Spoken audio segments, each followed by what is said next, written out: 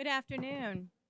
I'd like to call this meeting to order. It is November 14th, 2023, 1 p.m., a regular scheduled meeting. Thank you for joining us. At this time, if you could silence your cell phones, please. This morning, we're going to do a moment of silence for the Stalcup family and give them thoughts on their loss of their young son while at college. And then our invocation will be our invocation will be by Robin Shipes. She is the Director of Women's Ministry at Seven Rivers Presbyterian Church. And then the Pledge of Allegiance will be led by our own Bud Osborne. Thank you. So if you're willing and able, please stand with us and have a moment of silence.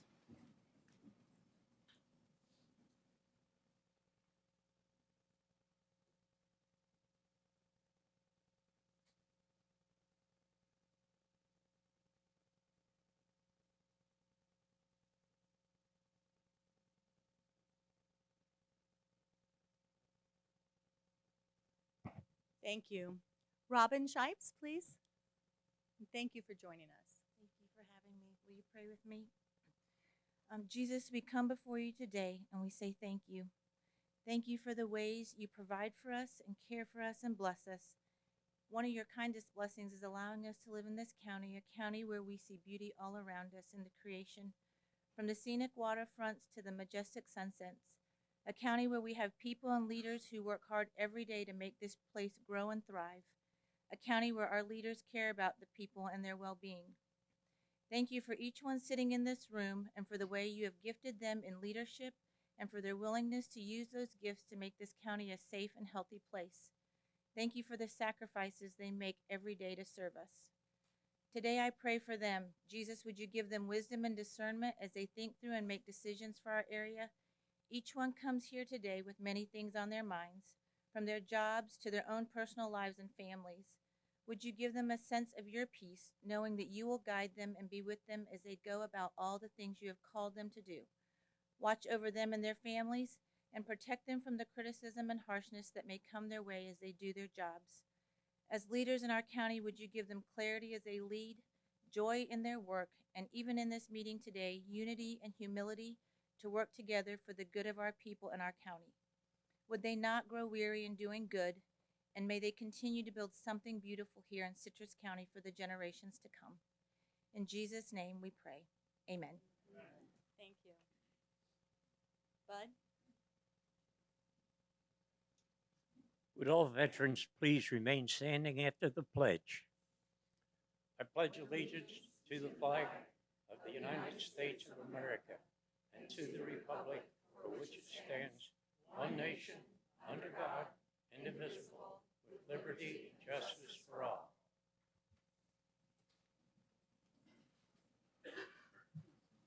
Thank you, veterans.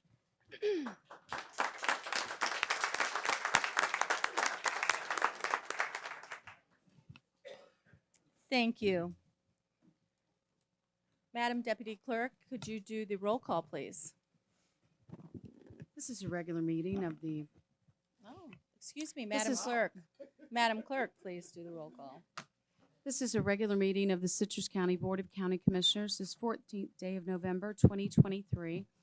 In attendance, Commission Chair Ruthie Schleybaugh, First Vice Chair Holly Davis, Second Vice Chair Rebecca Bays, Commissioners Jeff Kennard and Diana Finnegan, County Administrator Steve Howard, and County Attorney Denise Lynn. Thank you. This time it's the approval of the agenda. Mr. Howard, do you have any additions or deletions? Yes, E1P, to delete that, please.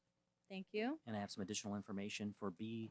The time for the airport workshop is changed from 10 a.m. to 11 a.m. due to conflicts. Additional item, information for E10. This agreement may be terminated by either party with 60 days notice for termination for cause, or 90 days notice for termination without cause or for convenience. That was in the agreement, it just wasn't in your agenda memorandum. That's just for clarification. That was brought up yesterday in a briefing. And then additional information is H3 is the IB4 presentation, preliminary plans, and preliminary drainage and citizen comments emails. Madam Chair? I thought it was just me not being able to Okay. hear him, but now I'm hearing it out here as well. We need a little more volume, please. Can you hear me now? Is that That's better? much Okay, better. better. I'll put this down. The first item is to remove E1P. And the additional information for B9 is the time for the airport workshop is changed from 10 a.m. to 11 a.m. due to a conflict. Additional information E10. This agreement may be terminated by either party with 60 days notice for termination for cause, or 90 days notice for termination without cause or for convenience. And that was just not in your agenda memorandum. It was in the agreement itself. And additional information for H3, the IV4 presentation, the preliminary plans, and the preliminary drainage and citizen comments email information has been presented to you. That's all I have. Thank you. Madam Chair, Yes. motion to approve the agenda with the deletion of E1P and the additional information B9, E10, and H3. Second. Madam Chair, I have something else I want to possibly add. Yes, Commissioner Finnegan. So the board was sent an email about the border resolution that I had promised to bring back after listening to the community and to Commissioners Kennard and Commissioner Davis. And I did so. It was sent to all of you. I do have another copy. There were two typos, if you will, scrivener errors. I added the word million because it was a number without the word million, and the word the in another place. I'm happy to give this to you. This thing's become quite a mess, and I would be happy to, and I am prepared to speak of it today if you would like to add it as an agenda item under my name. But I want to make perfectly clear that yes, indeed, because people were asking, I want to thank Maricel for helping me because she let me know how to, if I'm waiting on information, how to hold it in place, which I was not aware of that before. And I was late, but had another commissioner not been calling and checking on that item, no one would have known and it would have been out for the public. What commissioner called and checked on the item? That would be you, ma'am. Well, actually, I didn't do that, so. Well, and now we have another situation because you tried to approach me about it yesterday. And thankfully, I was viewed saying, I don't want to talk about this because it could be a sunshine violation. And now there's going to be a report about it. So I'm not stepping in the mud for all of that. But how would another commissioner even know this has happened historically, that commissioners and others would put things on the agenda? And I'm okay following the rules. I'm a rule follower, but we're all going to follow the rules if I am. Madam Chair. Madam Chair. Commissioner Kennard. I said at our last meeting when this was brought up that when there was a question posed at the end of the meeting that I, depending on how it was rewritten, that I was inclined to support it. And after reading the version that we had up until just now, outside of a couple typos, I fully intend to support it. However, I don't think that it rises to the occasion of an emergency add-on item. And I think that it needs to go on our agenda. Obviously, given the number of emails that we've all received for and against this, there's tremendous public interest, and things that are walked on the agenda or added as an emergency. I think that those need to be very time-sensitive issues. Now, have there been things in the past where maybe they haven't been time sensitive or had the urgency? I'm sure there have been. But I do think to try and get this thing back going in a straight line, I think that we need to hold true to the procedures that we have in place, the deadlines that we have in place, and when it's on our next meeting's agenda. Given the new one that I've got in our possession now, I will fully support it when it comes up. Thank you. So, Mr. Howard, Denise, how do we handle what Commissioner Finnegan wanting to do?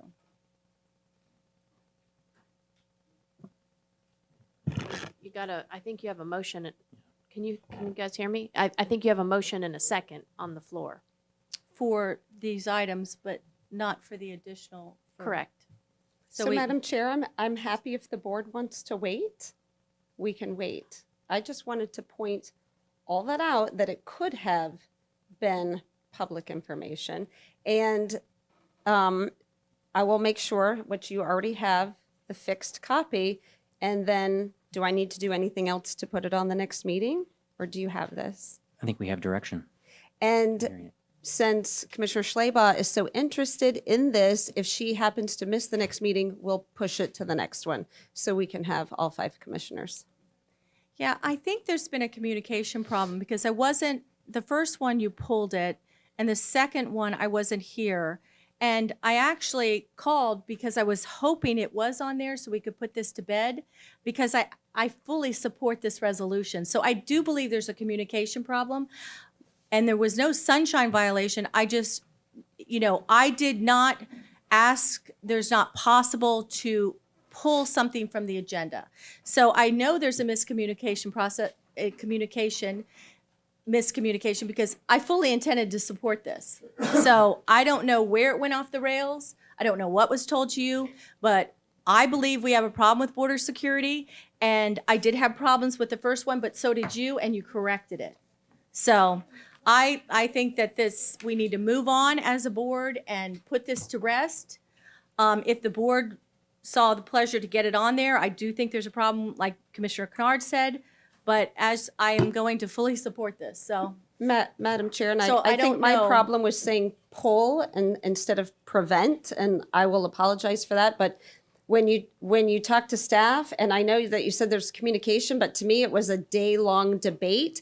And when you hand the administrator the rule and highlight it in pink, I think you fully know what you're doing. And it's went sideways for you, and I appreciate that, but the truth is No, the but truth. you're saying things that aren't true, because did I give you the rules? Actually, you gave me the rules. So could you please clear that up for the audience? I Because think this what- is getting ridiculous. Well, I've heard from the board the direction, so I think we should move forward. Okay. Strongly would recommend that. I didn't highlight anything Yeah. for them. I didn't give them the rule. They actually gave me the rule yesterday at my briefing. So, the AR, you're talking about the AR? That's not how it was presented to me, ma'am. Well, I'm sorry, but I'm telling you that I was given the AR yesterday in my briefing. So, I don't know why this has become a Commissioner Slabaugh thing. I wasn't even here when it was even the deadline. I was in a hospital, so. Okay, so can we move on, please, and put this to rest? We have a motion on the floor from Commissioner Davis and a second by Commissioner Bays. Is there any further board comment? Seeing none, all in favor say aye. Aye. Opposed, say nay. That passes 5-0. Thank you. Consent. I'm looking for a motion. You can approve in its entirety.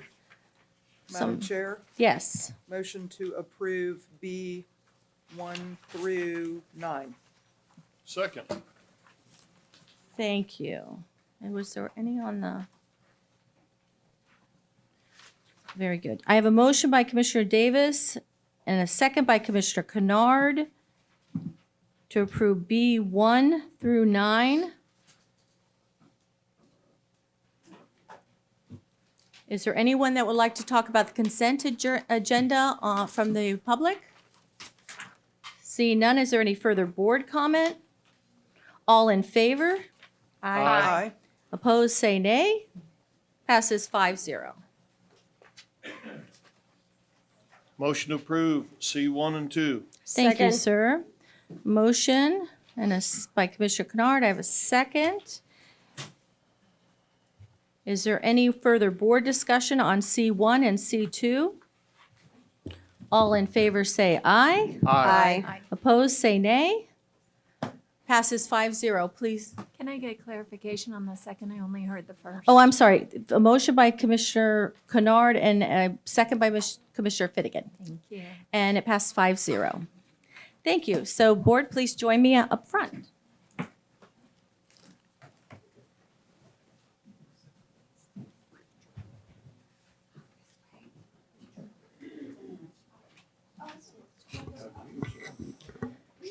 will those individuals representing National Hunger and Homelessness Awareness Week please come forward?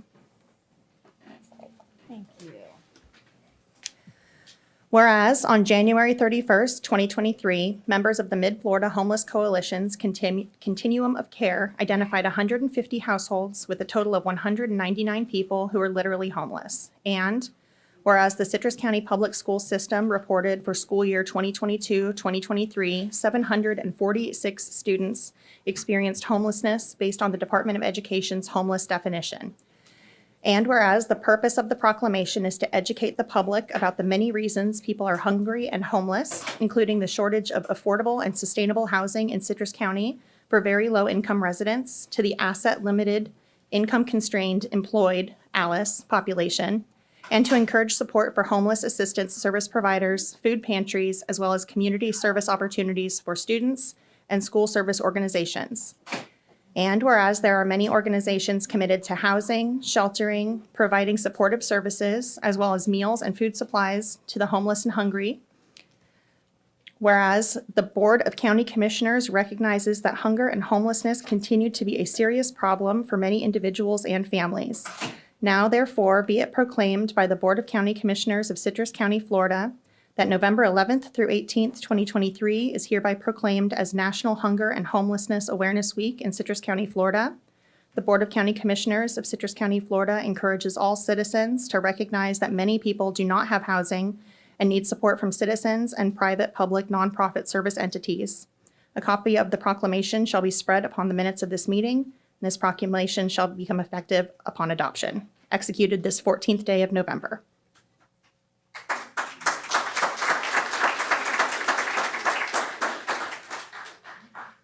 Commissioners, one, I would like to thank you for this. The week before Thanksgiving is a time that we just ask everyone to stop and think about those who are without housing or that have a hard time trying to keep food on their table.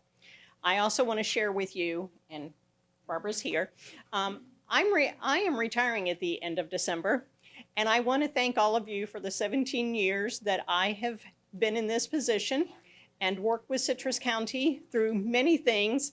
I hope to be able to continue to serve on the Affordable Housing Advisory Committee because affordable housing is so needed in our community and is such the issue that we have a hard time moving people from homelessness to housing.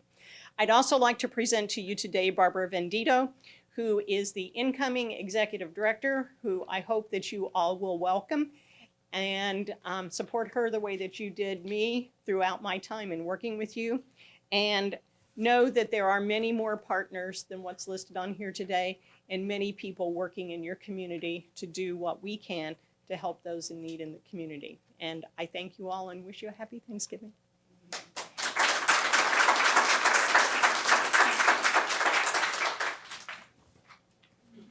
Would those individuals representing Diabetes Awareness Month please come forward?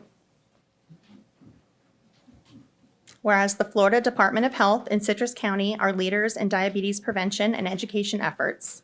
In the United States, 37.3 million adults have diabetes, and another 96 million individuals have prediabetes and are at risk for developing type 2 diabetes. And whereas diabetes affects Americans of all backgrounds and ages and is considered a chronic and debilitating illness. And whereas uncontrolled diabetes puts people at risk for serious medical complications, including premature death, vision loss, cardiovascular disease, kidney disease and dialysis, nerve damage, and amputation of toes, feet, or legs. And whereas proper nutrition, physical activity, diabetes screenings for at-risk groups, and self-management education are the cornerstones of treatment and prevention of type 2 diabetes and can effectively improve outcomes. And whereas Diabetes Awareness Month is an opportunity for Citrus County citizens to unite to increase individual and community awareness, change lives, and stop the diabetes epidemic. Now, therefore, the Board of County Commissioners of Citrus County, Florida does hereby designate the month of November 2023 as Diabetes Awareness Month, executed this 14th day of November 2023.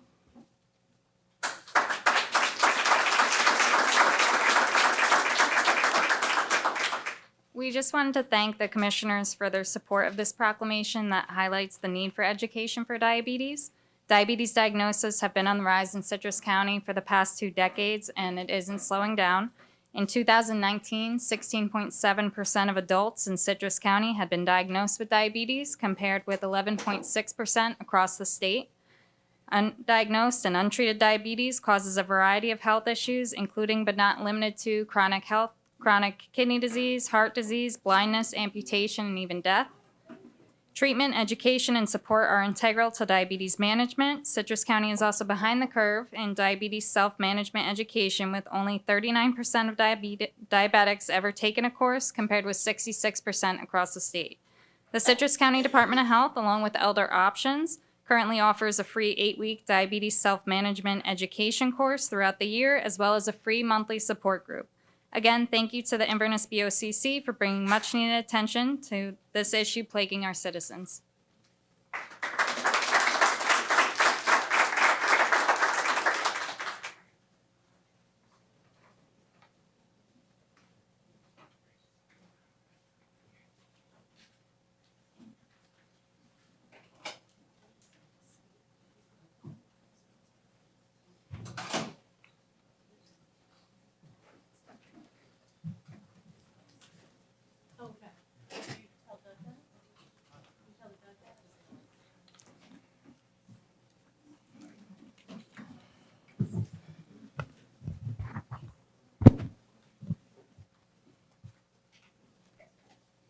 Thank you. At this time, we have a time certain, 1:15, and it's perfect timing for this meeting. Hopefully, we can all get back on track and do the work of the county. But Veronica, where's Veronica? Oh, do you want me to do this first or the video? Okay.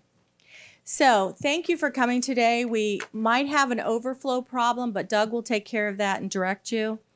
But I wanted to thank you for being here today and being concerned citizens. It's very important to us here that we come together as a county.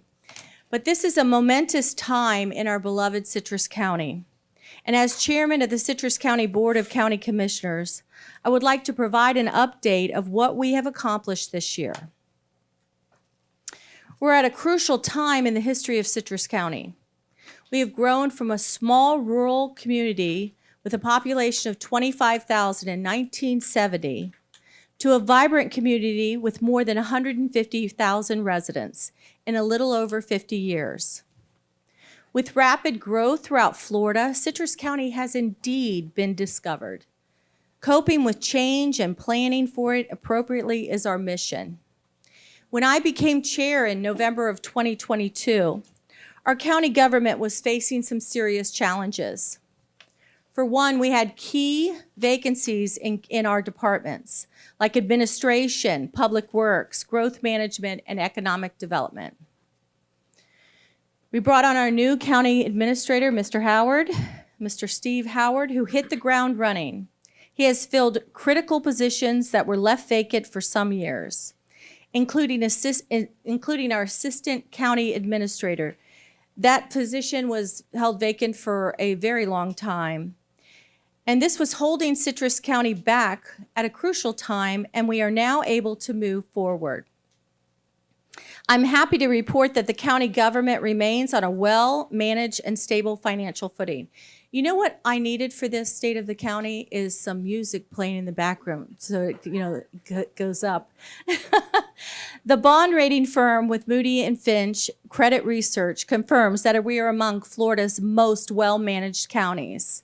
We received an excellent AA bond rating for fiscal year 2022-2023. This Board of County Commissioners remains committed to responsible, fiscally conservative values and governance. We have needed a space to replace our crumbling, overcrowded animal shelter for decades. But when a consultant told us earlier this year that we needed $20 million to accomplish this board gave a firm no and stuck to our plans of a $9 million shelter. It was the right move. In April, we committed to build a new centrally located shelter in Lecanto while staying on budget. Overwhelmingly, additional financial support came from caring and concerned residents. They knew we needed exactly a shelter that would have ample room to expand in the future, and that this partnership between the county and the generous community members is a big win for Citrus County. In fact, on today's agenda, there is a $325,000 bequest from the estate of Joan Knapp, specifically earmarked to be used for Citrus County Animal Services. $325,000. Finally, after years of delay, the Commission is moving forward with the widening of one of the county's most important central corridors, County Road 491 in Lecanto. Community leaders like the late Commissioner Dennis D'Amato championed this expansion years ago. As the Commissioner for District 3, I affirm that the long-anticipated project is a crucial response to our community's evolving needs.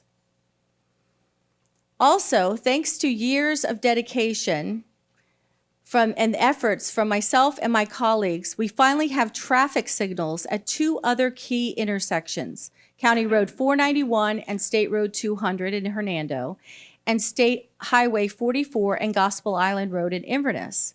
Improving safety for our residents traveling these busy corridors is very important. We also are improving public transit services in the county by preparing a key report that will help us make Citrus County Transit more nimble in meeting riders' needs. I have worked tirelessly for years to add bus shelters at critical locations, and those efforts are finally coming to fruition. When we talk with citizens about future growth in the county, again and again, we hear that we want us to protect Citrus County's natural beauty and environment. By working with then State President Wilton Simpson, we were able to secure a state grant for $3.9 million for septic to sewer conversions for Blue Water Cove to protect the waters of the Homosassa River, and a $1 million grant to refurbish the beloved Fishbowl Underwater Observatory at the Ellie Schiller Homosassa Wildlife Park. We have received a $4 million grant for wastewater reuse improvement at Sugar Mill Woods to help protect the Chassahowiska River, and a $10 million septic to sewer project for Cambridge Greens. We are sensitive to the overuse of our beautiful waterways and the impact of tourism. The number of tourists visiting our coastal community has skyrocketed. We have worked with concerned residents to address the issue with the creation of a quiet zone and noise ordinance on the upper Homosassa River, and budgeted for the Sheriff's Office to add boat patrols. Our Visitors Bureau has tremendous success marketing our manatees. The tourism bed tax collection is at a record high. But rather than using these funds to make overcrowding worse, we'll redirect marketing campaigns to focus on all of Citrus County, including our beautiful lakes, parks, and trails, not just our springs and coastal rivers. We want to see tourism funds distributed and spent more evenly across our communities so that tourism benefits all parts of our county. Our objective to build a stronger and more balanced economy that will provide better paying, skilled, and professional level jobs and lessen the tax burden on our homeowners and seniors. We have secured funds to move forward on key economic initiatives with a phase 2 of the Inverness Airport Business Park. We are also expanding the runway of the Crystal River Airport, and we want to change the current state of employment in our community, which will in turn help to bolster our local economy. Currently, half of our workforce drives out of the county each day for quality, higher-paying jobs in neighboring counties. That makes it harder to staff all sorts of crucial industries here, like healthcare, schools, and yes, even county government. That is why county commissioners committed to implementing a pay and class study to make Citrus County government competitive in attracting highly skilled professionals like engineers and entry-level positions that we sorely need to have to help build our future. Building for the future doesn't only mean building new things. It means maintaining what we already have and roads are at the top of the list. As you know, the commissioners voted to increase funding for roads this fiscal year, a historic increase to begin a 20-year cycle on road resurfacing. The state of our transportation infrastructure is one of the most serious problems facing our county. Historically, critical needs have frequently been deferred, burdening future commissions. Our board stands resolute. We will not perpetuate this trend. We will also work on rebuilding other infrastructure like the Beverly Hills Central Ridge Community Park. We are working on a master plan that will help make one of the county's most beautiful and least well-known spots into a thriving and up-to-date asset for the community once again. We have plenty of opportunities before us and many challenges. It's our duty to proactively find solutions. And that's precisely what this board aims to do. Despite navigating formidable hurdles during my serving as the 2022-2023 BOCC chairman, it has been my distinct honor and privilege to serve you. Thank you. God bless America, and may God bless Citrus County.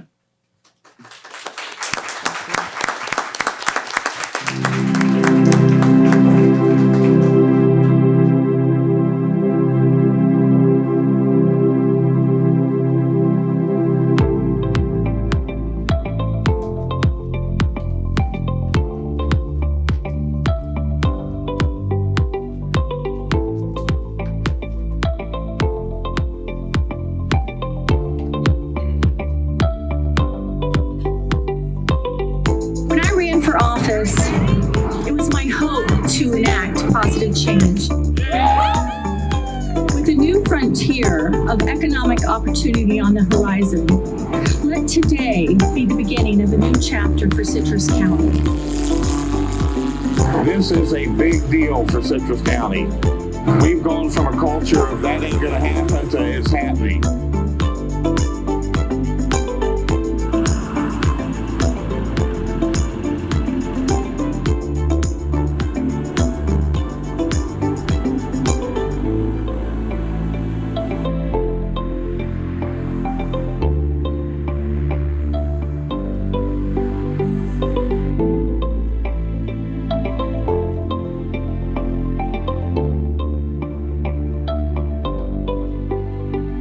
Citrus County has taken a step forward.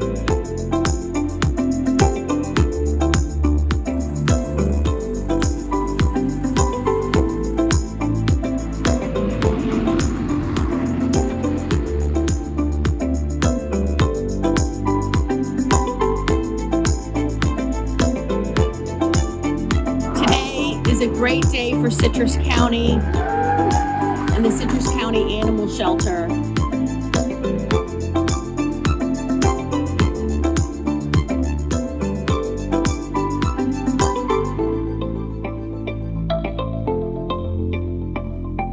This commission, this administration is bringing us to the point where we need to be. We're getting ahead of the curve, and I'm excited about the future of Citrus County. Thank you. And thank you, Veronica and Miles, for that presentation. Appreciate it. Okay, so 1:20, we have another time certain, Robin Barclay, Clerk of Courts for the 2023-2024 Visitor and Convention Bureau. Good afternoon, Madam Chair, Commissioners, Mr. Administrator. Thank you so much. Am I doing this? Oh, okay. It is our pleasure to present to you an audit for the Visitors and Convention Bureau. We partnered with Clifton Larson Allen to complete this audit, which was a review of the October 1st, 2020 through April 30th, 2023. The purpose of our audit, which will be displayed in the presentation that's going to run, was to evaluate internal controls related to VCB expenditures, that they were adequate, that there were any expenditures that were not in compliance, and also if there were any other opportunities for improvement.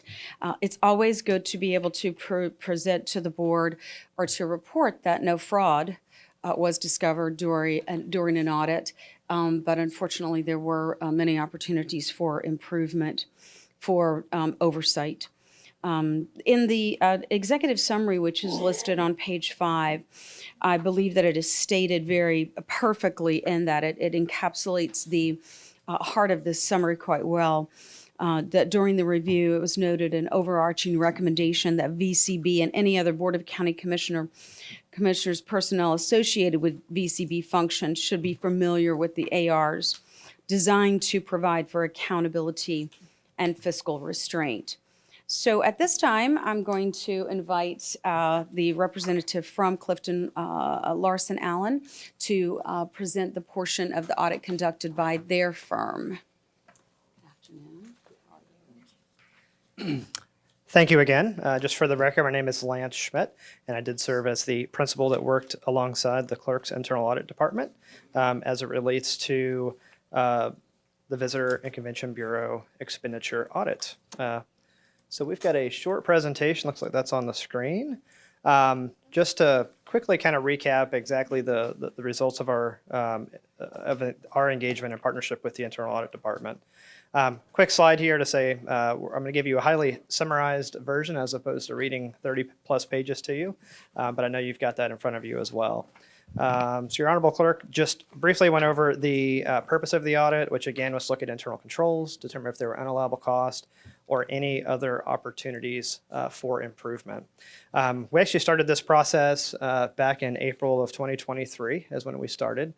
We did a kickoff before the period even ended, and then from there, once we were able to get information, we did a planning meeting in May, started working, got a lot of the information we needed in July, worked on it, a lot of back and forth with internal audit department, CLA, and the county, and then ultimately wrapped everything up in September, did our exit conference in October, and presenting today. And again, this was something that was identified in the 2022 annual risk assessment conducted by the internal audit department. And so as it relates to, why are we looking at some of these expenditures, I've got a quick slide here just to recap why. In the roughly 31-month period that we looked at, so the last 2 years, and then everything current through April, you're looking at approximately $5 million of expenditures within the VCB, totaling almost 3,400 transactions. So again, kind of paints a picture to say, is this worth even looking at? And then when we say, well, what is that $5 million of expenditures? You can see here the largest expense or expenditure category is that yellow category there, which is advertising, marketing, and professional, which you'd hope that would be one of the biggest, is actually doing marketing and outreach and trying to bring in visitors. The blue is your payroll and benefits. Green is everything that didn't fall into one of those two categories, and then there's a very small piece for travel at 1.6% and a little bit of utilities as well. And so, just to kind of quickly, and we just heard a great recap of this in the executive summary, was that the county has designed and implemented internal controls related to VCB expenditures that are appropriate. So good news there. Secondly, we did test a lot of different transactions. Almost 60% of all the expenditures in terms of dollars were reviewed, and those were spent appropriately for tourism activities, though we did have a couple of findings and observations that we wanted to quickly go over with you today. And so when we talk about the findings that we had, there were two findings that we had related to unallowable travel cost. We had charges for early check-in on a flight, which is not considered a necessary or required cost to be incurred. And there were also some in-flight purchases that were personal of nature and should not have been charged to a county P card. And so as it relates to those specific findings, we do recommend some additional training and also additional internal controls to make sure a timely review of those transactions are occurring. In addition to those two findings, we also had two findings as it relates to the timely and adequate review of allowable costs in general terms, specifically within P cards and travel vouchers. And you'll find within the report several other items that were also identified by the finance department as it related to the review of those transactions, and kind of details out what was discovered that was even a little bit beyond in addition to even our initial scope that are also put in this report as well. And so I can say, again, very similar to the other two, recommend some additional training and really just strengthening some of those internal controls. We had 3 other observations as well, because anytime we're doing an engagement like this, we want to make sure we're not only looking at just the compliance items, but although in addition to that, other opportunities for improvement that may exist. We identified 3 areas, and several of these are in the works or have been addressed already. So the first one related to establish guidelines for when alcoholic purchases as it relates to entertainment for tourism promoters should be used, what type of guidelines exist and guardrails. And it was a little bit light in terms of the guidance as it related to that. Glad to report effective September 20, 2023, the county has decided to no longer allow any county funds to be used for alcoholic purchases. So that has essentially been remedied already by doing a complete elimination of that. The second observation that we had related to travel is related to loyalty programs and some of the perks that come with that. The current travel policy was silent to whether or not benefits and perks that come from frequent travel should be those of county employees or should those reside with the county itself. And so recommended that, and I know that's currently in the works as a complete review of the travel policy. And then lastly, as we were reviewing a lot of the expenditures, one of the questions that came up and one of the things that we recommended was, are we getting the return on investment for the expenditures that we're incurring? And specifically, is that documented, cannot be evaluated? Do you have those kind of programmatic data that you're looking for to say, we'd like to do this again next year, or we're not going to do this again? And so I know that management is currently working on that as well, both rubrics, post-event reports, and other forms of data that can better help with decision-making into the future. And so as it relates to those 4 findings and 3 observations, I've kind of quickly summarized here management's responses, but again, you can see all that in detail in the actual report. Management did agree with all the findings and observations, and essentially all of the items and recommendations that that we have recommended are in some form of being addressed, in some manner. So I know that's going to be a process. We're not in a place necessarily opine on those corrective actions as of this date, but we do know that there is a lot of work going into these areas. And so with that, again, we do appreciate the opportunity to work with your clerk's office and the internal audit department. And anything else we'd like to add? Thank you so much for that. You'll find, Commissioners, on page 11 and 12, the additional backup information related to the other transactions that Lance referenced, and the deviations report that is actually compiled by the Finance Department helps to bring light to those opportunities for improvement. I believe that the results of the report, in our opinion, overwhelmingly demonstrate that the actions, the decisions that Administrator Howard has made in suspending the use of the P card, in pausing some of the travel that was taking place, was the right choice, to a good decision until such time as there was, a clear understanding of the operations that were taking place in the VCB area. And as Lance, to echo what he said, that is so true, that much of it has already been, there have been corrective actions already taken, and that's always encouraging to see leadership embrace, those things that need to be changed, even though sometimes it can be a little painful to adjust and pivot and change the way you've been used to doing things. So we are encouraged by that. And at this time, we would be happy to answer any questions that you may have related to the audit. Thank you. Board? Nice job. Thank you. Okay, thank you so much. Thank you. Madam Chair, Yes, sir. could be an appropriate time to give props to our administrator for stepping in taking the right steps and getting ahead of some of these things that were identified. Here, And we here. had a good team in place too, so I got to compliment staff, but thank you for the compliment. But it's a team approach, and I've got some amazing talent that helped and assist in that endeavor. Thank you. Anything further? Mr. Davis? No, nice job. Okay, thank you. H3, public presentation of the IV4 MSBU engineering study. This will be presented. It's additional information. There is no vote, informational only. And it says citizen comments through email. Correct, Mr. Howard? Is that what you're saying? That is correct. It was just information we wanted Okay, to provide. so that did Mr. come forward. Ken Ward, Burrell Engineering.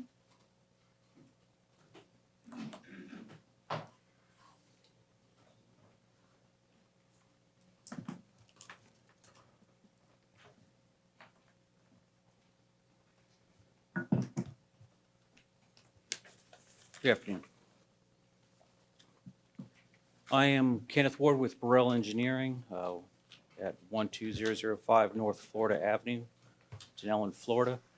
We were hired to conduct a preliminary drainage analysis and probable construction cost for the Inverness Village Unit 4 area. And we used a aerial photograph that was taken in March 23rd, 2023. And we did a analysis that determined the drainage basins where the water was going and designed some drainage DRAs for the water to be treated and flow off-site. This was going to include the construction of roadways and piping to make sure that the runoff was generated and sent to the treatment areas. As I said, we had a starting point of the aerial that was flown on May 23rd, the existing houses that were there. Our intention was to create the drainage basins in uninhabited areas or areas where there was no construction in place, and to make it available that we could capture all the runoff and treat it on site before any kind of discharge. Our analysis is in line with the standard practices for the Southwest Florida Water Management District, to make sure that we have treatment and can go off-site before that. I know there's a lot of flooding issues that have taken place in this area in the past, and this is a methods to try and make that adaptable. So our analysis come out with roughly 324 buildable lots of this area. So some of these areas or some of the lots are intended to be taken over by the county for the drainage purposes. Our analysis of the construction costs came out to be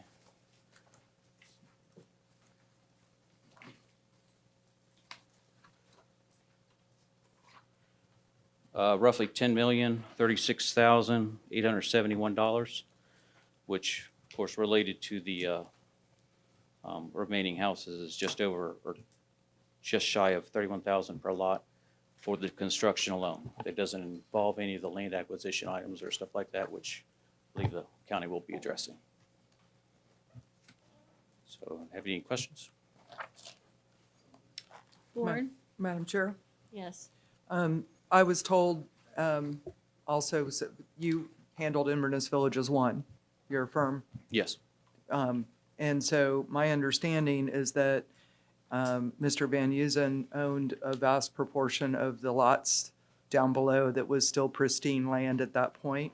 Yes. And when we put it forward, when a former board put it forward for a voluntary MSBU that required 50% plus one of the lot owners, it would have included all of Inverness Villages 1 plus the 324 lot or thereabouts lots below, and that was $11,000 per lot.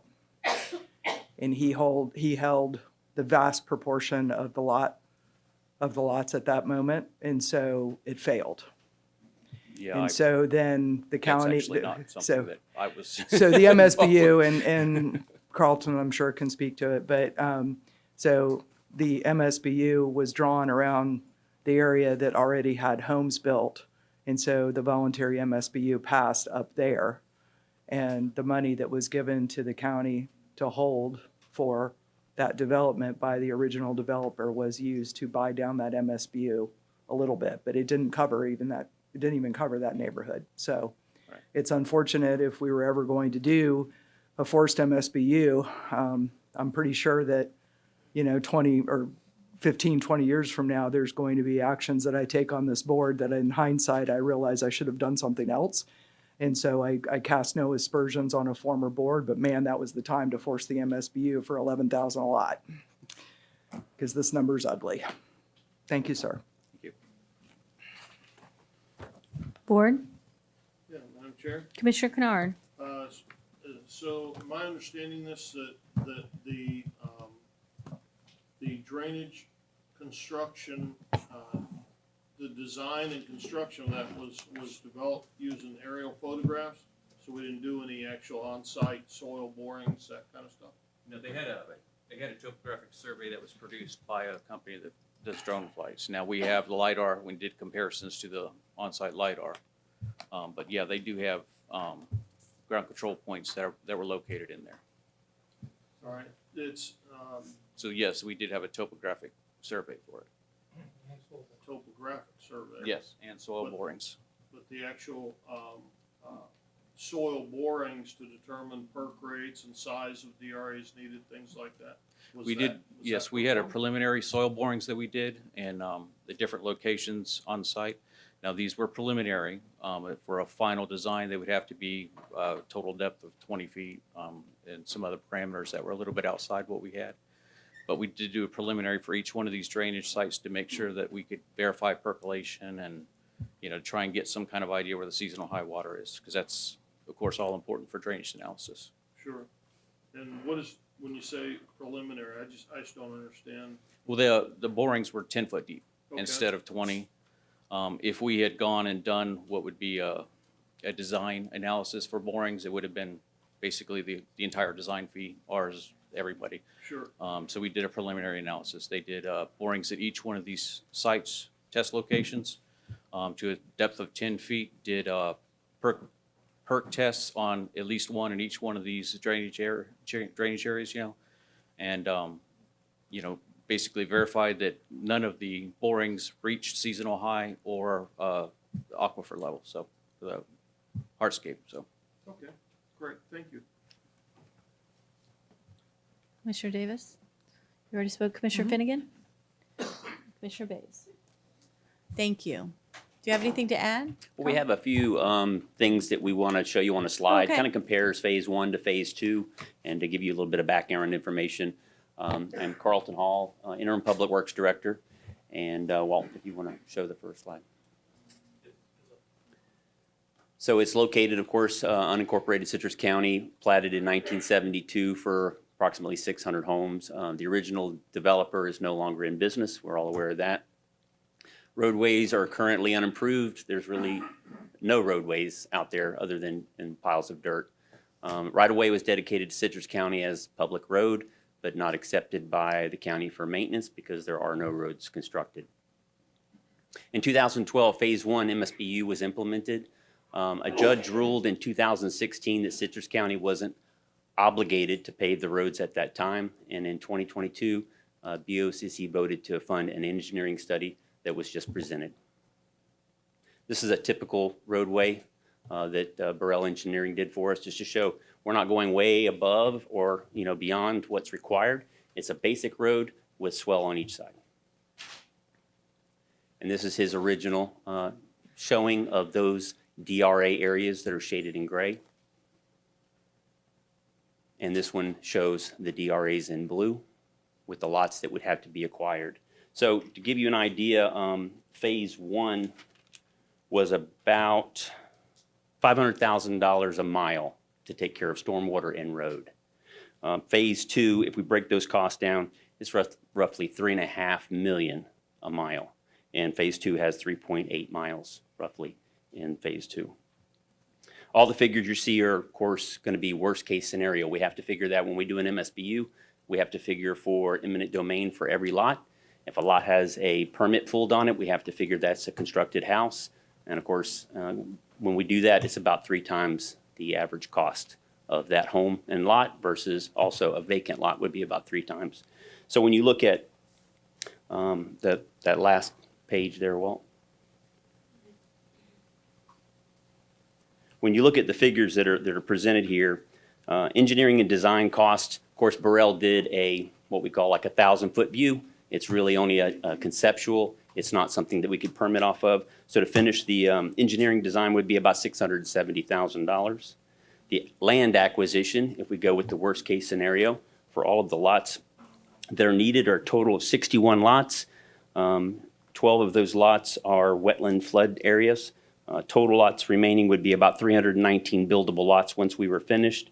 The DRAs that are needed, the lots that are needed that have a house or a permit pulled on the lot is 17. The DRA lots without a house that have no permit on them would be about 44. Construction costs, of course, are inflated a little here because we have to think about if we were to take on this project, it wouldn't happen tomorrow. It would be a year or 2 down the road. So we inflated those construction costs to include that. And then also other fees that would have to be included. When we do an MSBU, there are property appraiser fees, clerk fees, tax collector's fees that have to be added to that, as well as the county's portion that would have to be taken on to manage the MSBU. So when we get to the bottom of the page, it breaks down all of the costs that we just discussed. In the worst case scenario, we're looking at $109,000 a lot, which is more than anyone could ever have expected. We were in hopes that with this design of trying to get away from taking as many homes, that we would have a much lower number, but it's not the case. So we'll take any questions if you have any additional. Board? I don't hear any. Okay. Thank you. Thank you. Okay, moving along, H4, 145, time certain. Conduct a public hearing regarding the proposed county surplus property inventory list. This is also Carlton Hall.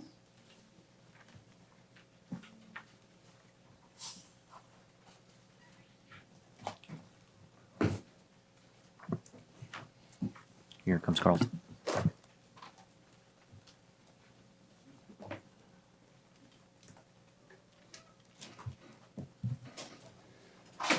So the next item, H4, would be to conduct a public hearing regarding the proposed county surplus property inventory list appropriate for use for affordable housing. We had land section go through the properties that are owned by Citrus County, and we have no lots that would be able to be used.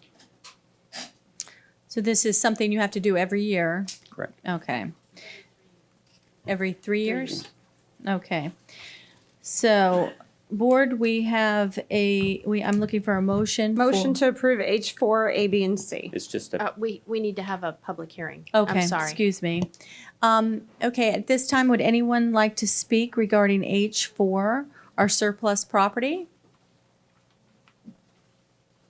Going once, going twice. Okay, we will close the public portion of this agenda item. Commissioner Finnegan? A motion? Motion to approve H4, A, B, and C. Second. Thank you. Can I have a motion by Commissioner Finnegan, a second by Commissioner Kennard?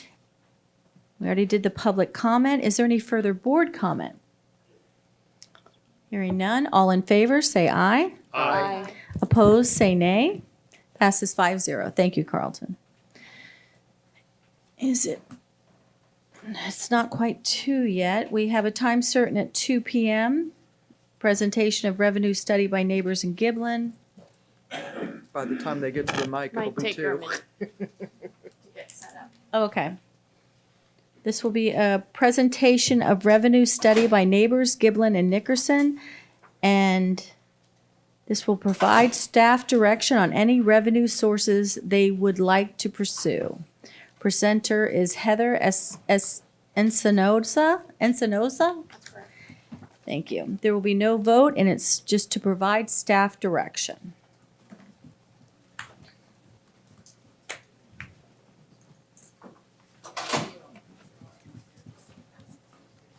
It's 2. Okay. Okay, and it's now 2 p.m.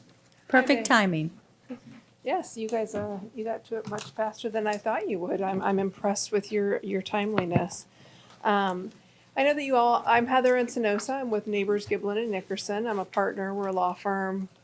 Few offices around the state. I happen to be based in Tallahassee. It's a pleasure to meet some of you all and be here today. I do have a presentation, but there are a lot of people here, so I'm going to cut out some of the front stuff, but which is basically just some basic legal constitutional stuff that kind of sets the framework for your ability to levy certain taxes and to levy certain alternative revenue sources. Basically, in summation to that, under the 1968 Florida Constitution, Citrus County is a non-charter county. You have broad home rule authority to take a lot of local actions at the local level in order to serve your citizens, provide public facilities and public services. But one area which is very relevant to this, where you are preempted by the state, is in the area of taxation. And let me find that slide.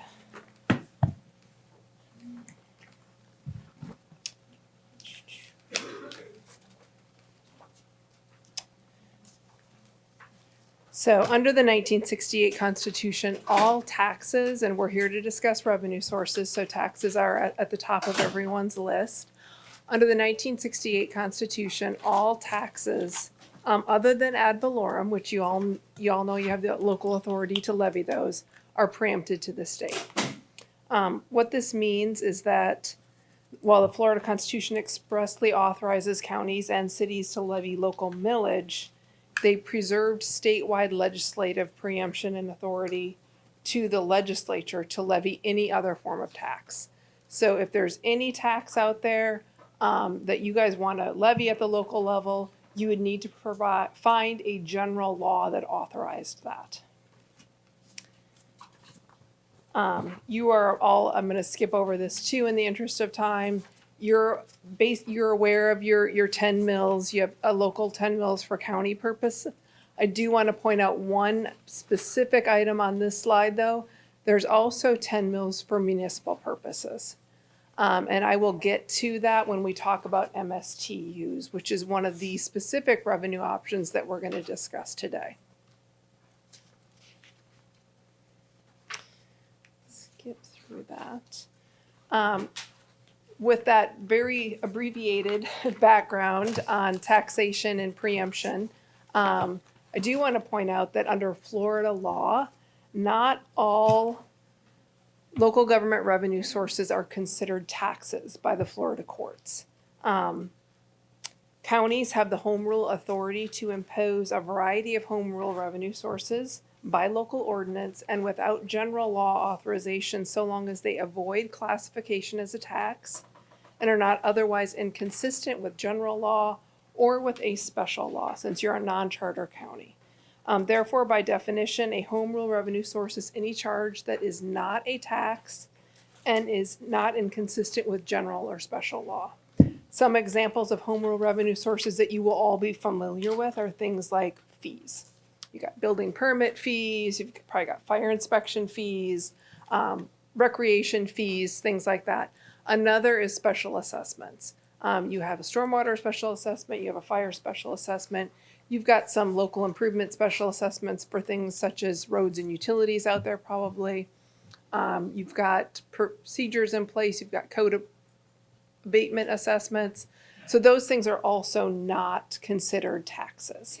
And again, when we talk about the revenue sources that we've identified for you guys to discuss and consider, I will be talking about a bunch of home rule revenue sources as well.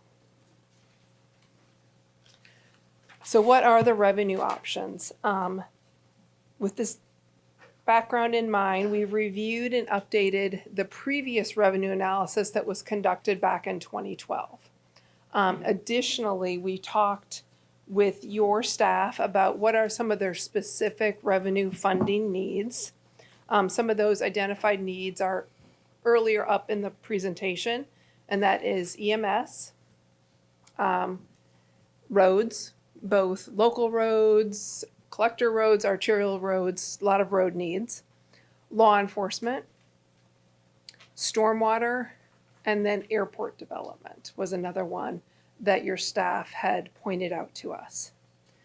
So with those needs identified, I'm going to spend the remainder of this presentation discussing the following options, which contain a mixture of both those tax revenue sources that are authorized by general law and non-tax home rule revenue sources that could be used to fund any or all of these identified revenue needs. The first one I'm going to talk about is local option sales taxes. As the name implies, this is a tax, so we have a general law authorization for this, and that is section 212.055 Florida statutes.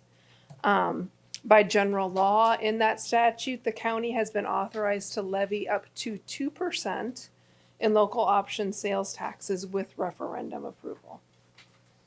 The local option sales tax looks a lot and operates a lot like the state level sales tax that's imposed on all of us. The local option is levied on the first $5,000 of the tangible personal property and certain taxable services. So the sales tax base between the local option and the state is very, very similar, except the state's is not capped at $5,000. If implemented, a 1% local option sales surtax in Citrus County would generate an estimated $24.2 million a year. This could be used to fund essential county facilities and services, all as determined by the parameters of those specific general law authorizations. Anytime you're dealing with a tax, taxing statutes are strictly construed. And so you do have to refer back to those statutes to make sure that your uses are specifically authorized. One particular attractive aspect of a sales tax imposed at a local level is that it is not imposed just upon people that live here. Unlike property taxes, it has a much wider tax base because everyone passing through, people who come here to visit and vacation, people who are just passing through and stop to grab something to eat or to fuel up or do any shopping, they also all contribute to those tax revenues. So you're able to grab a broader tax base. 51 of the 67 counties in Florida have some form of a local option sales tax in place. This chart shows the rates levied in surrounding counties and then some similarly sized counties around the state. You can see your neighbor to the north, Levy, has a 1% levied. Marion's got 1%. Hernando does not have a sales tax levied, so they're one of the minority of counties that don't have a local option sales tax today, but it is authorized for you. So local option sales taxes can only be levied on a calendar year basis. So if you decide to go forward with one, you adopt an ordinance, you have a referendum, it's going to go into effect on a January 1. If it's ever repealed or it ever sunsets on its own terms, it's going to be repealed or sunset on December 31. Heather? Yes. Can you explain to the audience the difference between the local sales tax option and the discretionary sales tax that is collected? We're the only county that doesn't collect a discretionary sales tax, the above, above the 6%. Okay, that is your local options. You have several local options available to you. And you do have the ability to impose up to 2% here, but you guys don't have anything in place right now, so that those revenues are lost. Sales taxes, the local ones are collected by DOR if it's imposed on your behalf. They're remitted to the county, so anytime you're dealing with DOR, there are various statutory and rule-based deadlines that you have to be aware of.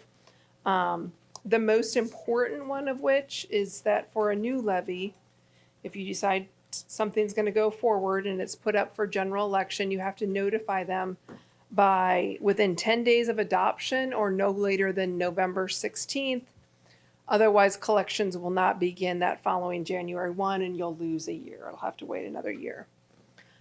In 2019, the Florida legislature amended the local option sales tax statute, which mandates that a referendum to adopt or amend any of your local options has to be put on a general election. You can no longer put them on a primary election ballot or even have a special election. It has to be on a general election, so that sort of guides some of your timing considerations.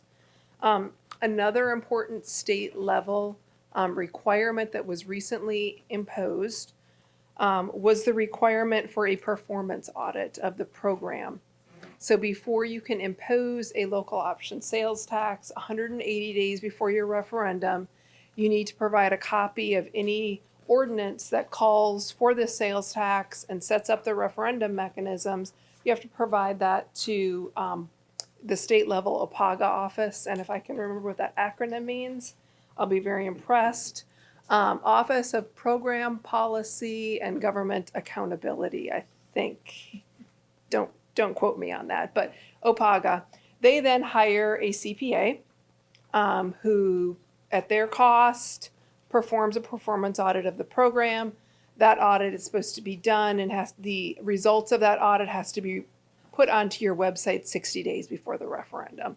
So that's a few more things that you do have to get lined up and in place before you can pursue a local option sales tax. So there are several local option sales taxes that are available. There's infrastructure surtax, there's a bunch of indigent care surtaxes. Based upon your identified funding needs, I'm focusing on two of them today. The first one is the local option, our local government infrastructure surtax. Citrus County has the authority to levy the local government infrastructure surtax. It can be levied countywide pursuant to an ordinance that is enacted by a simple majority vote of the board and approved by a referendum. The revenues may be used to finance, plan, construct infrastructure, and to pay for professional services and related costs required to bring public facilities into service. And the statutory definition, since this is a tax, again, we have the general law authorization. The statutory definition of infrastructure is quite broad. It is broadly defined as any fixed capital expenditure or capital outlay associated with the construction, reconstruction, or improvement of public facilities that have a life expectancy of 5 or more years. Any related land acquisition, land improvements, it also includes fire, EMS and law enforcement vehicles, and all of the equipment, provided that equipment has a life expectancy of 5 years or more, all of that equipment that is necessary to fully equip those vehicles for their use. Because this is a tax, the procedures and uses are dictated by statute. These are some of the main uses. There are some ancillary uses in there, such as certain percentages for economic development and things like that. Anytime you're going to use something for your sales surtax, any of those revenues, you need to just refer back to that statute because they are prescribed strictly by state law. The surtax proceeds, if one is imposed, are required to be shared with cities. They may be shared with a school district. It's mandatory for a city. And the way that those are shared is either through an interlocal agreement and a sharing formula that the county and the cities have come up with, or absent that, there is a statutory default formula in Chapter 218 that would dictate how those revenues are distributed among those jurisdictions. And it's basically based upon population and proportions of population. The local government infrastructure surtax can be levied at either 1/2 or up to 1%. One thing to keep in mind when you're dealing with any of those surtaxes, which are all set out in Section 212.055, they're all in the same statute, but several of them are capped at 1%. So you're allowed to impose up to 1%, and you can pick from a bunch of different surtaxes, but your maximum percentage of all of them is 1%. The fire and EMS surtax that we're going to discuss next is outside of that cap. It is not included within that 1% cap. Florida statutes do not limit the duration of how long the infrastructure surtax could be imposed for, but a county can always impose its own limited duration if that is the will of this board. So circling back to the funding needs that were identified specifically for this review, that transportation, EMS, all of those things that I listed earlier. Given the broad parameters that are authorized for the infrastructure surtax, these revenues could be used for any of the identified transportation and public safety capital needs. Infrastructure surtax is not allowed for operations. With proper findings by the board, these revenues could also likely be used to assist in funding any capital related to stormwater and drainage, or even county airport infrastructure. Additionally, the implementation of the infrastructure surtax may be used within the statutory parameters for other infrastructure needs that may then free up those revenues to be used for other legally available purposes.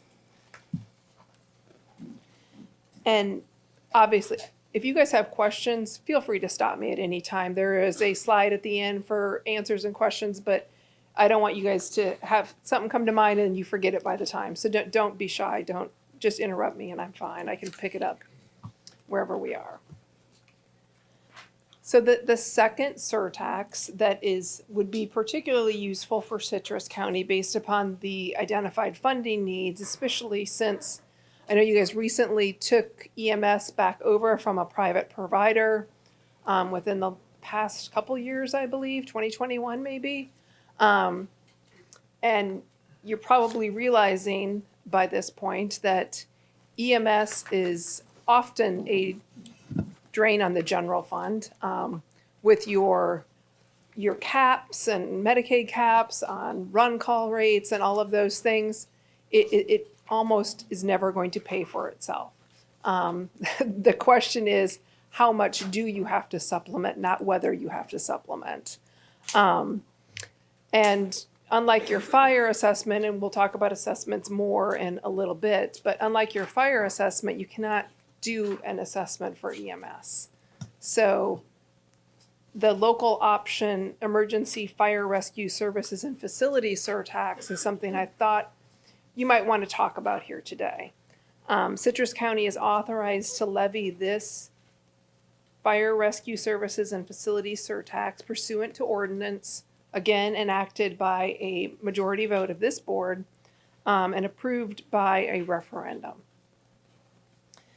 This, as the name implies, this surtax revenues must be expended to fund emergency fire rescue services and facilities. And this is, again, probably all you're thinking about: fighting fires, extinguishing fires, enforcing the fire prevention code, and then pre-hospital emergency medical treatment. So that EMS aspect of it that can't be funded by your fire assessment would be covered by this surtax if it was put into place. As with the infrastructure surtax, the surtax proceeds for this one must also be shared, and they have to be shared between the county and any other providers of emergency fire rescue services within Citrus County, based upon each entity's average annual expenditures for fire control and EMS services in the 5 preceding fiscal years. So, Chair, Yes. is this limited to capital expenses as well? nope, it is not. It is available for operations. So, and I don't know how many other providers you have here, but there is a funding formula that you have to adhere to. But Commissioner, it is not limited to capital. It is wide open to fund operations as well, which makes it particularly useful for EMS because it's one of the very few, aside from your fee revenue that you get, obviously fees for service, but it's one of the very few sort of alternative funding sources that are available for EMS. So with that, if there are no other questions on sales taxes, I'm now going to talk about. I do. I have a Yes. question. Ma'am. So I think you need to explain the difference between the local option sales tax and the discretionary sales tax. Because when you go to the Florida Department of Revenue, Hernando has a half a penny for their discretionary sales tax. And the reason why I've collected sales tax for 32 years, and we have to go by county, and there's a discretionary tax, anything over 6%. And we're the only county that doesn't have that half penny, 1 penny, two pennies collected, which would come back directly to us. So that is a little confusing. Okay, I'd have to look and see what DOR is calling discretionary, because the local option are discretionary sales taxes that you could impose at a local level, and they just may be using non-statutory language that I'm not familiar with, but I'm happy to look that up and get back with you on that. Yeah, it's a discretionary sales surtax information for calendar year 2023 from the Florida Department of Revenue. And Hernando has a half cent, and it was imposed January 1st, 2016, and it will sunset December 31st, 2025. Okay, I have to look up Okay. Hernando's information. Would Happy you to do please that. help me clarify that? Because we are the only county that doesn't get any. We're 66 counties have discretionary sales tax, and anywhere from a half cent to 2 cents. So, and it is confusing. So if it's, I'm glad it's confusing for you too, and you're going to look it up because it's very complicated. Happy to get back to you. Most, as I said, most counties do have a local option sales tax in place. And I can verify and see which one Hernando has. And I know that most of your surrounding neighbors also have discretionary surtaxes in It might be place. for the school board, that half cent. Yeah. I don't know if that would make And the the school difference. board does have a one that they can specifically target to their needs, and it is typically half a percentage. So I'd have to look at that. Thank you. Absolutely. And I will probably look it up and then just email you afterwards and provide whatever clarification you need. Thank you. You're welcome. Any other questions on sales taxes? Okay. I'm going to move on and discuss a different kind of tax, and that is a local MSTU tax. Recall real briefly, we talked, we're on the slide where it talked about your 10 mil county purposes, 10 mil municipal purposes. MSTUs, this is where we're going to discuss those 10 mils for municipal purposes that are available to the county. An MSTU, with regard to county providing municipal services and the utilization of the second 10 mils, Section 125.01, which is your very broad grant from the Florida legislature to the county of home rule authority. That is the main statute you would refer to. That statute includes an enumerated county power to create municipal service taxing units, and within that taxing unit to levy up to 10 mils for municipal purpose millage. An MSTU is not a special district. Special districts under the Florida Constitution are completely different creatures, and they have to have referendum approval of their millage. There is no referendum required for MSTU millage. An MSTU is purely a mechanism by which the county can fund a particular service from a levy of ad valorem taxes that is not necessarily countywide, but within all or a portion of the unincorporated area. It is really just a tax equity tool available to this board within its broad legislative discretion to place the burden of ad valorem taxes upon a geographic area that is less than countywide, potentially, if that's the policy direction, to fund a particular service and without the requirement of a referendum. So in terms of function and accountability, it is no different than any other revenue source appropriated and budgeted by the county. No referendum, again, is required for this additional millage. But you do have to, after the first year, so if you were to create an MSTU, say to fund unincorporated local roads within an entire unincorporated area, you could impose additional millage that is outside of your first 10 mills up to an additional 10 mills, assuming, and when I say up to an additional 10 mills, that's because if you have any other MSTUs out there, there is a 10 mil cap applicable to all of them combined. And so after that initial first year of levy, for subsequent years, the millage that is levied within that MSTU is calculated and pulled into your rollback rate. So it is subject to those rollback rate limitations and your either supermajority or unanimous voting requirements. Madam Chair, Commissioner Kennard. the MSTU, that millage rate would be applied to a property, homesteaded properties after the homestead deduction or the entire taxable value of the property? All of the exemptions for homestead or any of the other state level exemptions that apply to your first 10 mills also apply to your second 10 mills. Okay, thank you. Yeah.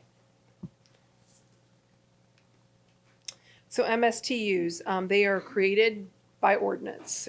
You adopt an ordinance deciding what the geographic area is and what you want to fund within that area that is particular to that specific area. And it can be the entire unincorporated area, as I said previously, or it can be just a portion of the incorporated area. With your first 10 mills, you do not have that option. That is levied throughout the taxing unit, which is all unincorporated and incorporated areas of the county. Under the Florida Constitution, it has to be levied, your first 10 mills has to be levied at a uniform rate within that entire geographic area. With an MSTU, you can say there's a particular area of the county that is demanding a large investment, or they are demanding enhanced services, or something else is unique about them. You can create an MSTU that is just that area, and they would be the only ones subject to the municipal millage levy. You would be legally restricted and required to expend those funds to provide the services or facilities within that area only. But because you can make a smaller taxing unit than your entire county, you're able to target millage without violating the Florida Constitution provision of uniformity. There are certain deadlines to be aware of for creating MSTUs. In section 200.066 of Florida statutes, which covers newly created taxing units, there are two deadlines. There's January 1 and July 1. If you are going to create a new area of the county that is not a currently existing taxing unit, you have to create that MSTU and define that geographic area by January 1 if you're going to levy millage in the following, through your following year's trim process. However, if it's already an existing taxing unit, so it's already the entire unincorporated area of the county, or the unincorporated area plus the incorporated area of a city, both of those are existing taxing units. If you were going to create an MSTU that covered those areas, then you have till July 1 to do that, and then to levy millage through your trim process. That leads me to the issue of consent. Because municipal millage is 10 mills, that's the second 10 mills. The cities, that also includes city millage. So if you're creating an MSTU that includes a city, say for example, you levy 2 mills in there, that city now only has 8 mills available to operate because it's a 10 mil cap on municipal millage. So what the Florida statutes prescribe is that if there is anytime you're going to create an MSTU that includes a city, they have to consent by ordinance to that inclusion because their general millage is going to be depressed by the creation of that MSTU. And once the MSTU is created, assuming you need consent, you have consent, at that point then, you're levying that millage within that MSTU in the same manner that you levy all your other county millage, and that is through your term process. So you would come up with a budget for what was needed to fund whatever service and facility was identified in that MSTU. You would set that budget and set your millage rate through your trim process, just like you do every late summer. An MSTU is available to fund the provision of municipal services and facilities.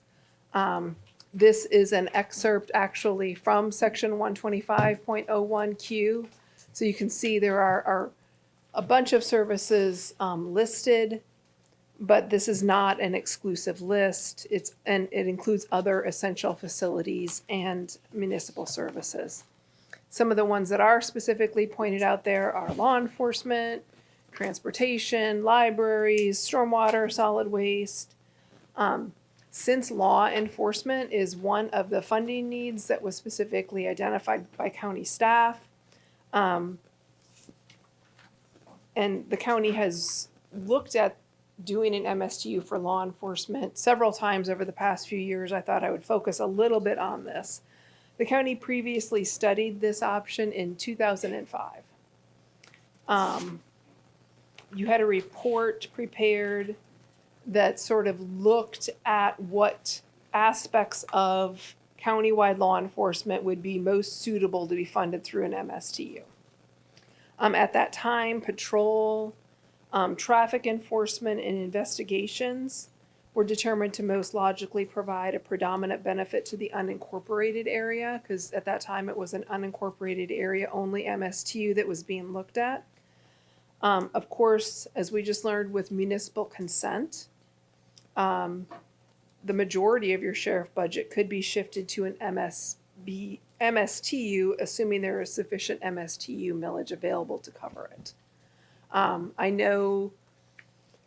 don't know if all of them, but I know a lot of the cities in Citrus County have special agreements that they pay the sheriff for basically police services within the city. If you went to and were able to get everyone on the same page and get municipal consent secured, those could potentially go away. And a countywide MSTU to fund law enforcement could be a path forward on a regional basis for all of you. Madam Chair, Yes, sir. I've been told in the past, and it sounds like what you're saying is contrary to this, that the only thing that we could fund with an MSTU would be road patrols. But it sounds like investigative could be paid for under an MSTU. What about administrative, secretarial, that type of stuff? Again, and I can try to unearth that 2005 study. I think I got a copy of it. I'm not sure if you guys do anymore. They kind of look, my recollection of it, I didn't work on it, but I remember reading it, is that they looked at, how these services were delivered, and it's not so much a legal issue, it's more of an equitable issue. And how much should be put on unincorporated area and how much should be put on a county-wide population. So for example, courthouse security, everyone in the county uses courthouse security. So funding that purely from an unincorporated tax levy could be potentially problematic because of that. So, but all of those things that you just mentioned, Commissioner, at least some portion of them, maybe not all of it, but at least some portion of it could be, if you came up with a logical means of segregating those costs, even in an unincorporated area only MSTU, you could probably come up with some way of shifting some of those costs to that. what it sounds like as well, that if we incorporated both of the municipalities in with the unincorporated, you could potentially fund all of it through That is an correct. MSTU. Okay. And then how that looks is, you've got your general county millage shown on your trim notice. There would be actual law enforcement MSTU millage that would be separately stated. Okay. And then be legally restricted and dedicated only to providing those services as well. Okay. Thank you. Madam Chair. Commissioner Davis. So currently, our two cities pay for essentially extra patrol. So, but if they were no longer doing that, and we had an MSTU that encompassed the cities as well as the county, are they paying? Is the individual homeowner paying the same as whether they live in the city or the county? In which case, I would assume they wouldn't necessarily get extra patrols. I can't speak to how the service provision would work, but if you had one MSTU that included unincorporated area and the two cities, the millage rate would be the same, yes. Right. So everybody in the county, no matter where they reside, would be paying the same for law enforcement based on millage of the ad valorem. So Yeah, not the same dollar amount, but the same millage. You're correct, yeah. Okay. Yeah, I was just gonna make that, but you got there before me. But that there's distinction. no provision for service levels or anything like that. That would be the under the direction of the chief law enforcement That's officer, the correct. sheriff. Okay. That's correct. Thank you. Aside from law enforcement, other potential uses for MSTU, millage, you can see on the slide, transportation, EMS, and stormwater are all some of those identified needs. As I mentioned, any revenues collected are legally restricted. They must be used to provide the identified service or facility within the defined geographic area that you create. One of the main advantages of creating an MSTU, which harkens back to my sort of description of how it would look on the trim notice, is not just tapping into extra revenues, but it is also to provide more transparency and accountability by clearly informing all of your taxpayers where those monies are going. So with that, if there are any other questions on MSTUs, if not, I'm going to move on to MSBUs. And one of the ways, and you guys probably already have gotten there, but one of the ways to tell the difference is T stands for taxing. So you're levying millage, B stands for benefit. So in an MSBU, you're levying special assessments, which have a benefit requirement. Counties and cities within the past several decades have increasingly utilized special assessments, or if they are collected on the tax bill, they're called non-ad valorem assessments. They're the same thing, they just have a different collection mechanism. As home rule revenue sources to fund certain services and to construct and maintain county facilities. In 2013, Citrus County adopted Chapter 86 of the Citrus County Code, which sets up your uniform procedures for imposing special assessments for either services or capital facilities in the event that is something this board desires to pursue. Since that time, the county has implemented special assessments for fire protection. That was put in 2013. Utility availability, that was put in 2019. Stormwater went in 2021. You have site-specific code violation abatement, which went in 2020, I believe. And then I know that you have some limited geographic areas within the county where you're funding things like utility line extensions and stuff like that. Section 125.01 Florida statutes grants counties the authority to create MSBUs for the provision of these services that are funded by special assessments. As noted on this slide, special assessments are charges assessed against the property of a particular locality because that property derives a special benefit from the expenditure of those funds. So, and it's important to focus on the property deriving the special benefit and not the people, because that is the focus of our case law and the court's interpretation of that.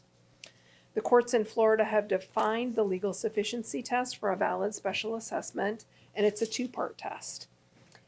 They have said that to be a valid special assessment and not an unconstitutional tax, because we're in the realm of home rule revenue sources here. We do not have general law authority for this. To be a valid home rule revenue source, the service or improvement provided must confer a special benefit to the property charged, and the assessment must be fairly and reasonably apportioned among all the properties benefited so that no one property is paying more than the amount of benefit they receive. That is why when you do a special assessment, you will typically have a methodology report from either, I guess, your staff or from an outside expert that recommends that method of apportionment. So unlike millage that is levied in an MSTU, special assessments imposed in an MSBU must provide a special benefit to property, not to people. There is no benefit requirement for taxes. It is the Florida courts and have historically indicated that that is not a requirement. But because of that, MSBUs are more restricted in their ability to fund certain things. Some of the potential uses that the courts have upheld for MSBUs or special assessments are fire, street improvements, parking facilities, downtown redevelopment, solid waste, sewer, water sewer lines, stormwater, and beach renourishment. And all of these are somewhat nuanced, and when the street improvements is on there, but we're going to talk about those in a little bit more detail because it's certainly not all street improvements. The courts have found that certain things do not provide the required special benefit to property in order to support a legally valid special assessment. And one of those things is emergency medical services. The courts have said that provides a benefit to people, not to property, and you cannot impose a special assessment for it. Another item that the courts have indicated, and it's in dicta, meaning that it's not necessarily legally binding, but it was an indication from the Florida Supreme Court as to how they viewed it, was law enforcement. So no special assessments for law enforcement either. So although Citrus County could use special assessments to fund any of the services or facilities listed above based upon those identified funding needs that we listed earlier, two of the most likely uses for a special assessment are local roadway maintenance and paving improvements, and then stormwater. And I'll just discuss each of these separately a little bit, and if you guys have questions, stop me. So local roadway paving and maintenance assessments. Many counties in the state currently use special assessments imposed within an MSBU or another assessment area to fund the costs of local roadway maintenance and improvements. And when I say local roadway maintenance and improvements, I am referring to subdivision roads. For example, Levy County currently has 56 neighborhood MSBUs in place that fund the provision of maintenance on a bunch of different subdivision roads. The annual special assessments there vary depending on the type of services provided, the frequency of the services, and the density. How Levy County has set that up is that they've come up with a cost per mile for things like grading and tree trimming and swale cleaning. And then that is applied sort of uniformly, but the costs are going to vary depending on how dense that mile is in each neighborhood and how often they're requiring those services. The implementation of a special assessment program to fund all or any of the county's budget for local neighborhood road maintenance and paving could free up some of your general fund or your gas tax funds that are otherwise used for those purposes. The funds would have to be spent within that specific neighborhood, and if there's any left over, they're carried forward next year. They continue to be required and restricted to that area only. If the county would elect to proceed with a roadway assessment, the budget for each neighborhood MSBU would be developed based upon local Citrus County data and costs. And you all would define the area, you all would define how much is spent. and you all would determine how long that would even Madam Chair. continue. Commissioner Davis? I personally, because the county is no longer accepting roads for maintenance, and we fund this largely, some through gas tax, but largely through ad valorem. Mhm. I personally would like to see both of those taxes go away and us look at MSBU's. I also think that it would have an efficiency aspect to it where we are doing one neighborhood at a time. So you're staging all the equipment and all that other good stuff. The problem is, of course, is that right now we are going into a neighborhood and paving one section of road based on density and condition of the road. And so is there some easy mechanism to, if you establish a neighborhood and then 90% of them are close enough that they need to go ahead and be done, but 10% of them are not, do you then just change the MSBU to include the other 10% 20 years from now when the whole neighborhood has to be redone? Or is there some fluid mechanism to get from where we are now, which is a patchwork of new roads, to going in and being very efficient and just handling one neighborhood at a time? A lot of that we'd have to, it's going to vary depending on the neighborhood and how the roads are connecting and, how people are ingressing and egressing. For example, if you have a subdivision with one way in, one way out, major roadway, really everyone should pay for the provision of that major roadway, including ones so that the aren't transition abutting. might be a little painful, Yeah. but once we get there, it's going to be good. Okay. But you can, and there's, if you've got one or two scattered empty lots, obvious, and the roadways going by them, empty lots would pay the same as an improved lot in most Yes. cases. If you're talking about entire phases that aren't developed sort of in the back, that's where you would eventually layer them in most likely as those roads were developed. Thank you.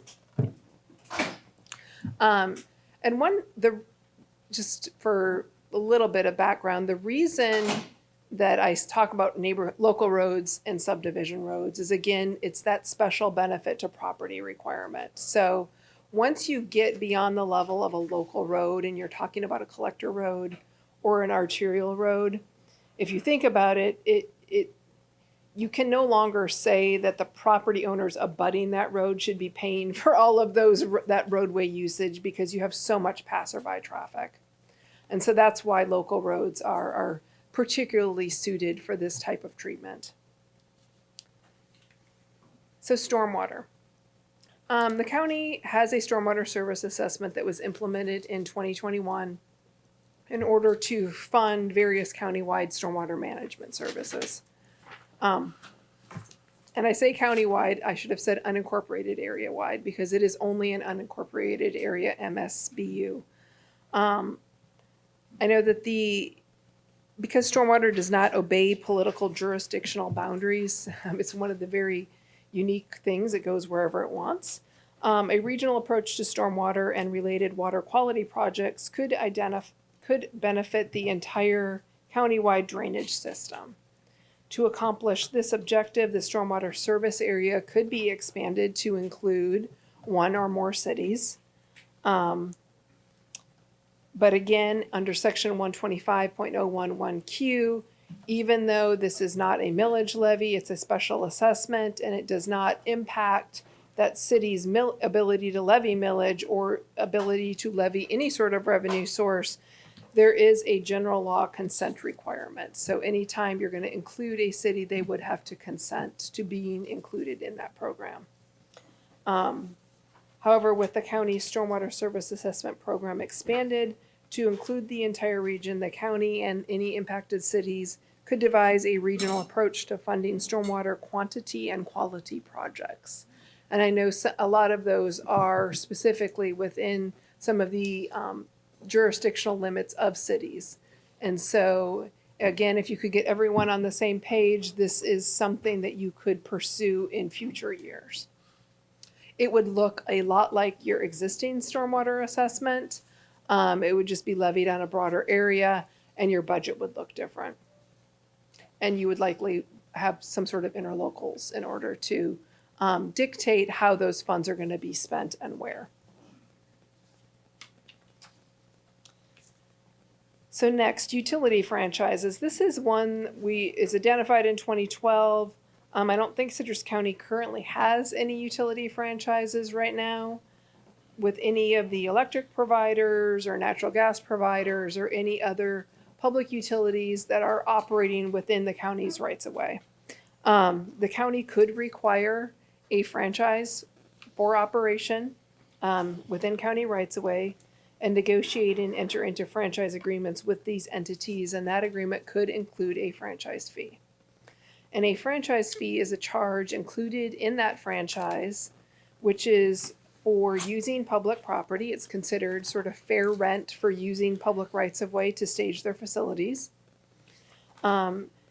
It's also generally included for the county agreeing within that agreement not to compete in the provision of those utility services. So it's fair compensation to the county for foregoing its opportunity to enter into that field. And it's also considered a charge to cover the cost of regulation.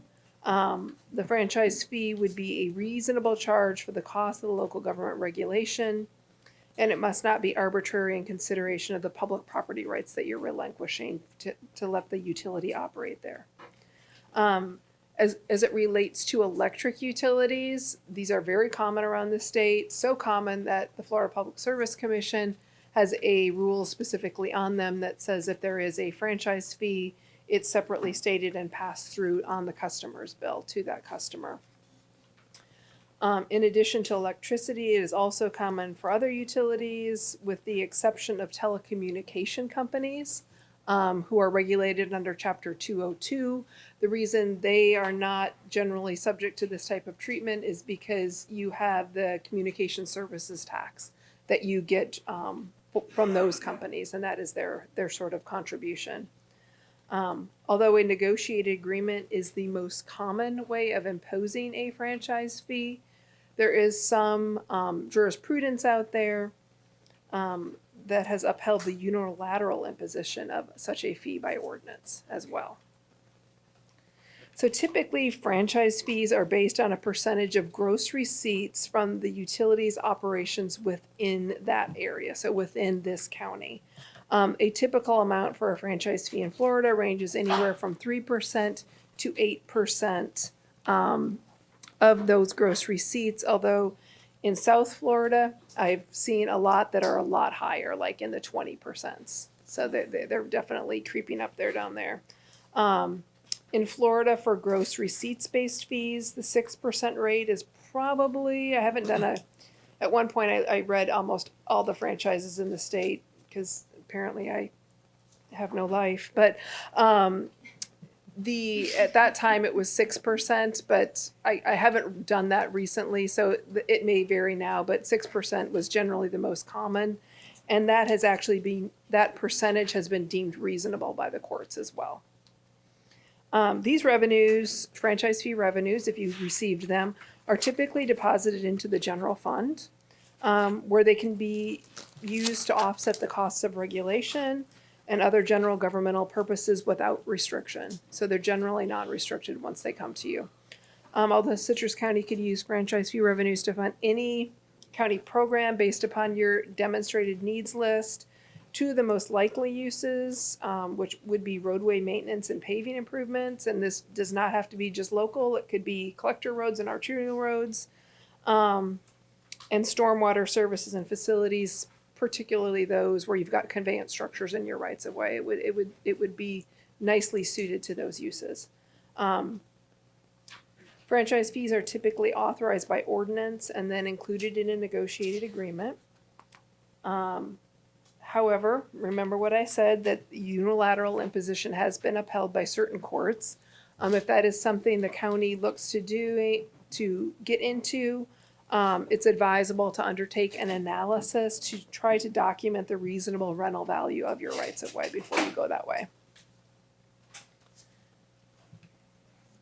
So now home rule tax increments. This is one that I threw in here specifically because one of the areas that had been identified was a desire to foster development, and particularly economic development, around your two airports.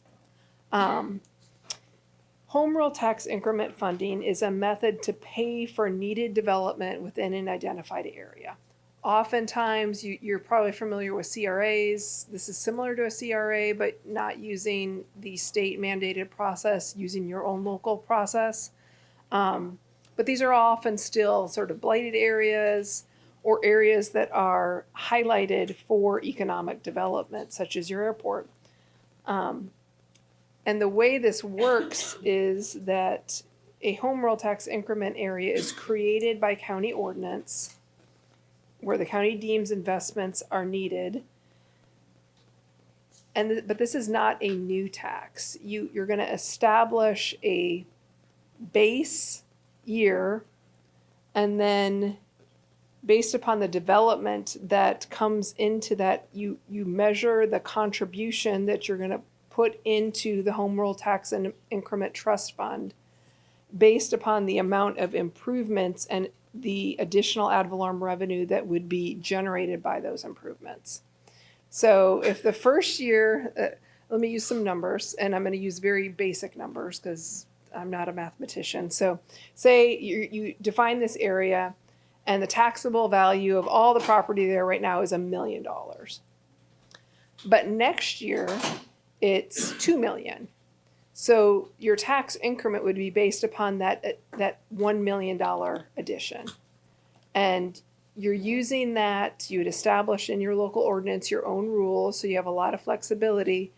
You would use that $1 million to determine how much of the ad valorem generated from that additional $1 million would go into a trust fund that would then be invested to providing infrastructure within that area or economic development for that area. And it doesn't have to be the full tax that it would be generated by the additional $1 million. It could be a percentage of that tax. It could be 10%, 90%, 99%, whatever this board decides. And so really a home rule tax increment is a way for you all to determine locally how much of your existing ad valorem millage, because it's not additional millage, the properties are going to pay the exact same that they would pay without an increment in place. You're using it to determine how much you're going to funnel back into that area to continue those economic development activities. Madam Chair. Commissioner Davis. So that sounds very much like a CRA, but if are you looking at total value of the property including residential and business though, in a particular area? And the residential may be under homestead, which would greatly limit, because it would still apply with 3% Save Our Homes, correct? Yes. Okay. Because all of the state level exemptions would apply because it is just millage. It's just a way to determine how much millage you're going to dedicate back to that area. I haven't quite connected the dots onto what the benefit of this is though. It is a way to create a trust fund and to bind yourselves to invest a certain amount of revenue in that area that could be used to provide capital infrastructure that would then bring more revenues to that area. So it's a like a binding savings goal, account. which then also tends to attract more business development in there because they know they're going to get Yep. the support. Got it. Exactly. And you can, some Dots places do these for downtown redevelopment, for example. And they may set up a local business group that would serve as an advisory capacity on how those funds should be spent. So it really is very much like a CRA then. It is, except Okay. you make the rules as Got it. opposed to having to run by the state statutory rules. Additionally, one added advantage of both CRA revenues and home rule tax increment revenues is that once they are transferred to that trust fund, the Florida courts have indicated that they lose their identity as an ad valorem tax. And so if you were going to, say, issue some debt to put in capital around your airport, a referendum is not required to pledge these revenues once they're in that CRA or the home rule increment trust fund. So that is one from a legal standpoint, that is an important distinction to point out. So with that, those are the major revenue sources that we have identified. They're included in your report. If there are any questions or comments, happy to take them. What my goal is after I get your all's input, the report is still in draft form. Go back, make whatever updates, changes, additions you guys want to see, and then we'll provide a final report. And if you guys, my email is on the very first page of this presentation. If you have any questions, feel free to reach out or to provide any additional input you may have after this meeting that way as well. Board, Commissioner Kennard? Yeah, I just, I want to give you props for the presentation. I've been up here for 7 years now, and this is by far the most comprehensive and digestible presentation on MSTUs, MSBUs, franchise fees, all of it. So thank you. Well done. Thank you. Thank you. Commissioner Bays?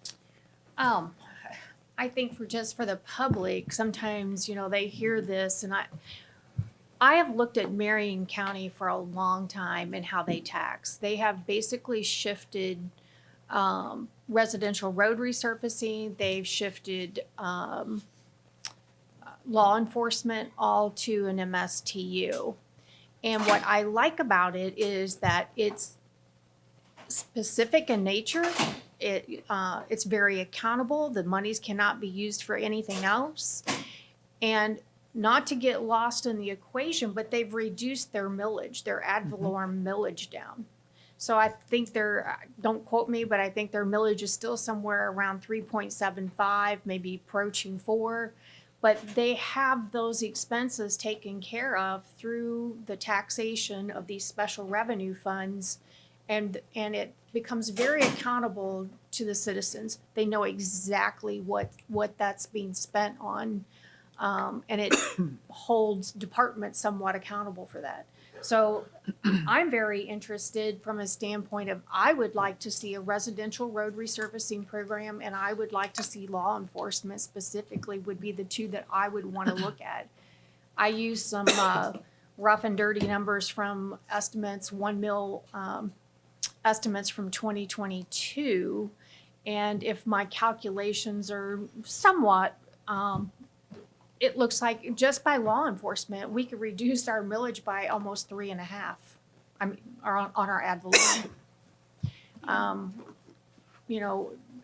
And I think that's where I would like to see this transition, because I think that now you have, when law enforcement wants to go out, and it concerns me that we have a grant that none of us anticipated coming forward. I don't know how we would ever fund that through what we have currently today, because that would put us almost at 10 mils. And I think whoever runs law enforcement, whether it's your current sheriff or your future sheriffs, they need to go out to the public and they need to demonstrate the need for what they want and what that's going to look like for the burden to be put out for how you're going to pay for it. So that's my 2 cents. And I appreciate those comments. I mean, I skipped over a lot of those first slides since there's a lot of people here and you got a lot of things on your agenda. I didn't want to take up a whole bunch of time.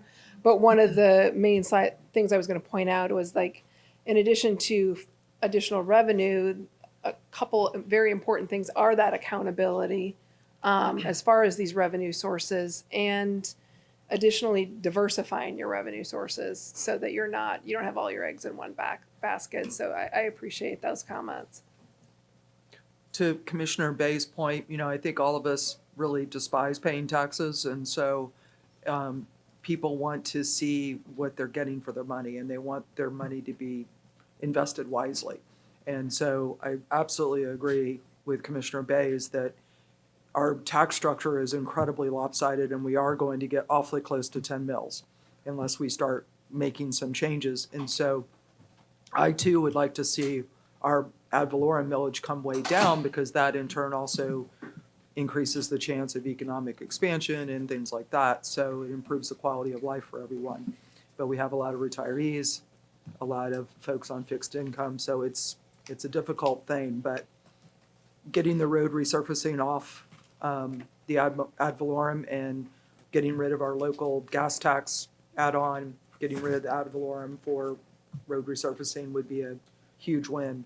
I would agree with Commissioner Bays on law enforcement, but also EMS was quite interesting to me. The advice I've been given is sales tax should be not for one thing. It should have 2 or 3 things in there that are gated for those different funds, and that way it ends up appealing to a larger swath of the population. Also, I like to say that it's basically a 25% discount on everything that we have to pay for as a county, because we're already paying for 25% of the bill in all the neighboring counties when we shop in their counties. So, they should return the favor when they visit ours. Yeah, and I think I have seen at some point some statistics that estimate how much of a sales tax comes from outside of your population, and I don't remember what those are, but Ours is about, I think, 25% Okay. because of the heavy tourism that we have Yep. here. which is a lot. I mean, that's and your visitors, they're using your roads and they're using all of those facilities, but right now they're not really contributing. Back to you. Well, and on that point, our citizens haven't necessarily embraced that idea, but they are going outside the county and spending it anyway. They're giving it to another county, and we could use it. So that I'm sure you've already said that, but it would be nice to keep it at home. Absolutely. Thank you, Madam Chair. Denise Lynn. Thank you. Heather, this issue of road patrol, the question that Commissioner Kennard brought up, it's been discussed back and forth in the county for a while. And I would like some clarification. So could it have been, he asked you the question when you were talking about MSTUs, but could it have been that someone was referring to an MSBU would be more appropriate to use for road patrol because MSBUs can't be used for law enforcement? You couldn't use an MSBU for road patrol either. So I'm not. I could only guess what the source of his information was referring to. But do you guys have the 05 study? I don't have the 05 study. I have the 2012 information. Yeah, the 05 study was, the county had a study done that looked specifically at law enforcement and how that budget could be split in order to do an unincorporated area MSTU and what services. I can look for that. I can't guarantee you I still have it. I but mean, we can look also. It's just, I mean, I've heard the same thing that he's saying. So I'm trying to figure out where. And I think it's because road patrol is countywide. They go everywhere. But even then, you could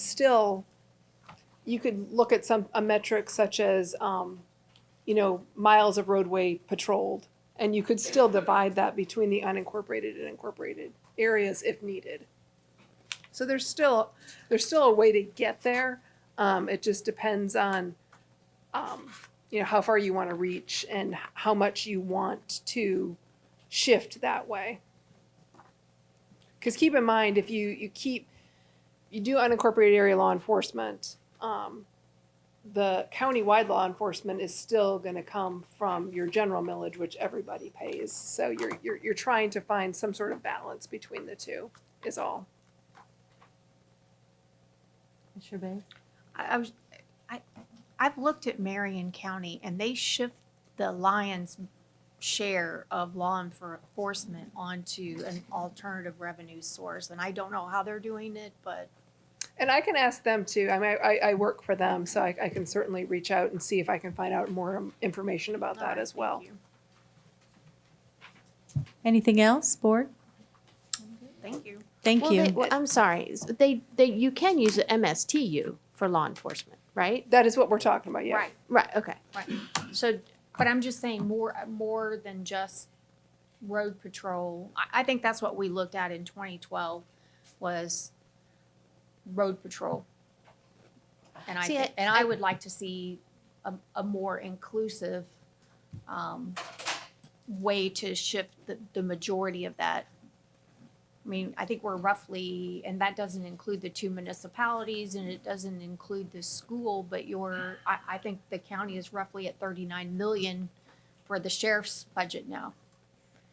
And if we were to add this grant on, that number gets to be pretty significant compared to what you collect. I mean, it would be approaching 45% of what you're collecting in ad valorem. Yeah, and I actually did look at those numbers, and and I could be off slightly, but it looked to me like law enforcement is about 45% of your millage budget. So, I'm sorry. So, Commissioner Kennard and I had the misunderstanding that an MSTU could only be used for road patrol. Correct? Like, that's a misunderstanding because it can be used for the lion's share. It depends. Yeah, it depends on the geographic area, but yes, because you use MSTU revenues to fund the service that you've identified it for within the geographic area that's paying. So I think that's probably the nuance. I don't think they use the term law enforcement. Actually, I think it says law enforcement, which would be encompassing a lot more than just patrol. That is what the statute broadly refers to it as law enforcement. You're correct. So that's good news. Okay, thank you so much. Thank you, Madam Chair. And I will, is it okay if I email you on the sales tax issue? I will get that I sent something to the administrator, and he can also forward that. Okay. Thank And if you have any other questions or any other comments that come to you after this, feel free to reach out or reach out through Denise. Madam Chair. Yes, ma'am. I do have one other thing, and I think this is just a great opportunity for those that are in the audience and for those that listen at home. Can you explain what the legislature has imposed that local governments can and cannot do about educating the public on a sales tax? Sure. So if you were going to go forward with a local option sales tax, you would have to put that up for referendum at a general election. You are allowed to share factual information for the purposes of educating the public, but you cannot advocate or engage in any electioneering communications with regard to that using public funds. A lot of times, you know, if there's a specific sales tax that's up and there's a use that a nonprofit may be fully in support of, they may go out and use their own private funds to sort of encourage people to vote yes, but the county is not allowed to do that with public funds. And I think it's important, the takeaway is if we could get to a law enforcement and we could get to a residential road resurfacing program and shift those out of the general fund, and of course reduce the millage, but a sales tax, there's a lot of controversy about the growth that's coming. And we talked a little bit about our last meeting about concurrency. The legislature's almost made it impossible for a county that does not have concurrency to get back to concurrency. It's not ascertainable by funding mechanisms. And over and above our residential road resurfacing program, if we need to add capacity, generally speaking, counties are responsible to come up with 50% of whatever that is out with their district FDOT. So we've done just some scratchy numbers for Pine Ridge Boulevard to 200 to complete that expansion to 4 lanes. That would roughly be about $170 million in today's dollars. And we haven't done engineering, design, we haven't acquired property. We don't know what that's gonna look like in the end when we get there. So we would need 50% of that. There's no way. There's no possible way to fund that the way we currently are set up for taxation, to collect ad valorem taxes. We've got to kind of rethink in broader terms, and I've said this at a previous meeting, I really hope as a board, we're probably, I mean, we're gonna be over $400 million.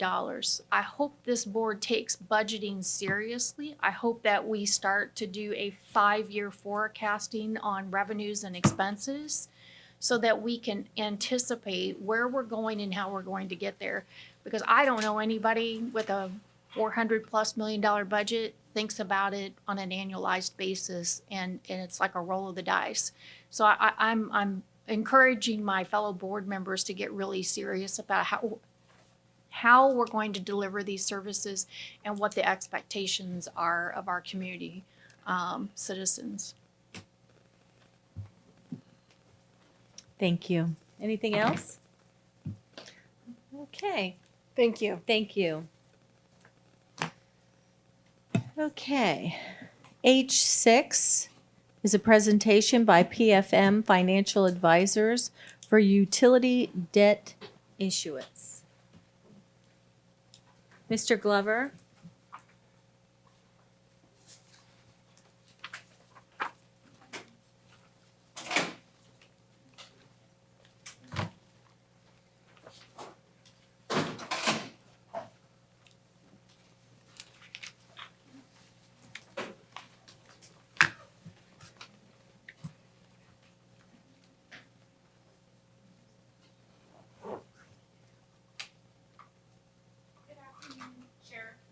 Yes.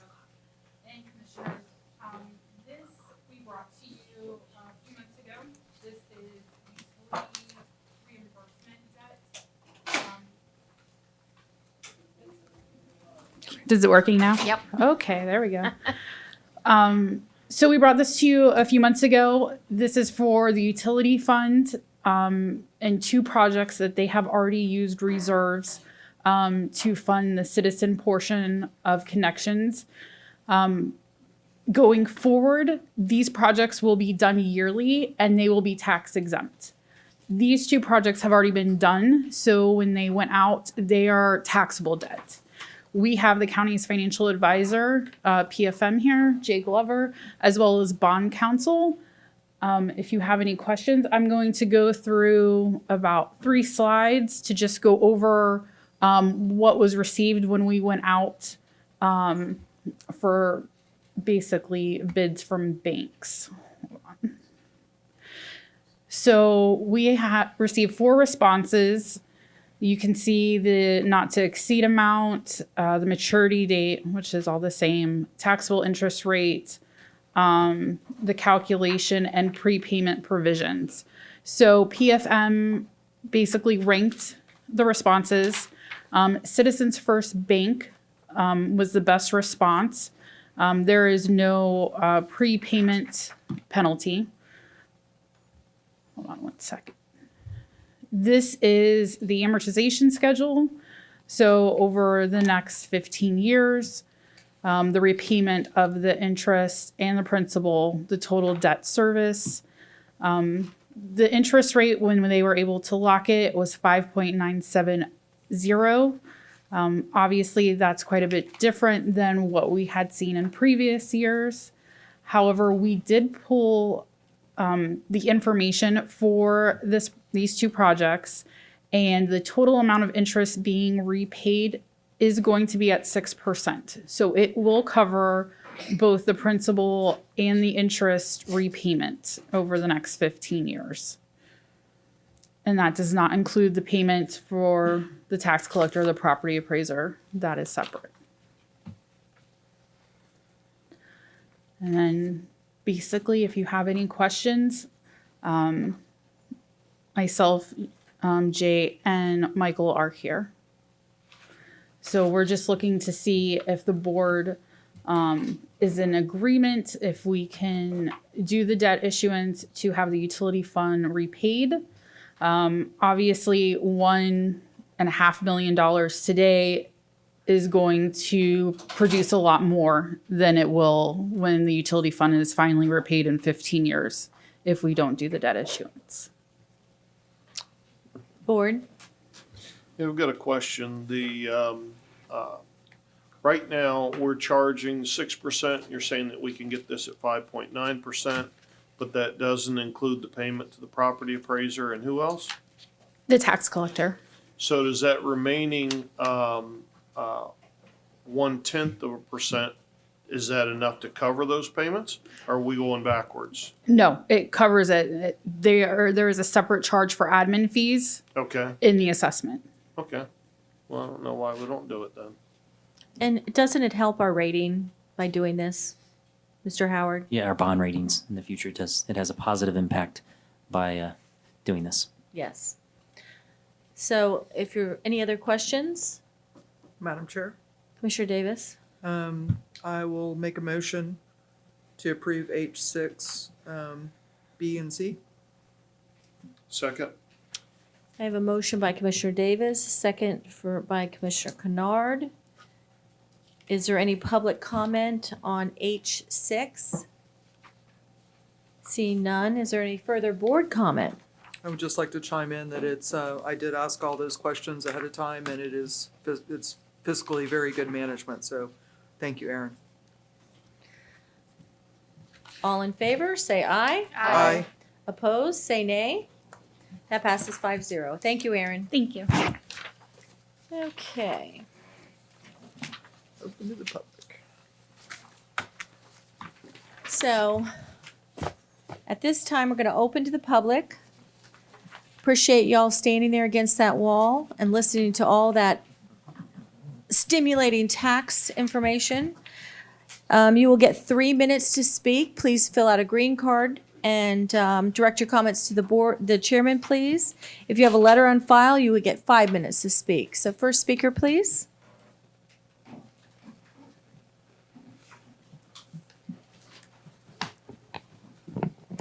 Hello. My name is Carlene Semper. I'm at 4477 East Maryland Street in Inverness here, and I'm here to talk real briefly about IV4, the proposed MSBU. First off, I would like to thank all the commissioners for diligently working on some sort of resolution to the plat problem that we have. Yesterday, I sent all of you a land analysis spreadsheet and also an adjusted amendment proposed MSBU that was included with that. Within the land analysis spreadsheet, those were all of the properties that were are to be acquired for the drainage area. It included all the sales that have occurred recently for those properties, any permits that have been taken out, which have been issued recently, and the sales data showing roughly $35,000 per lot for those lots that have been sold recently to individuals. The elephant in the room that we're having a problem with is not the roads, it's the drainage.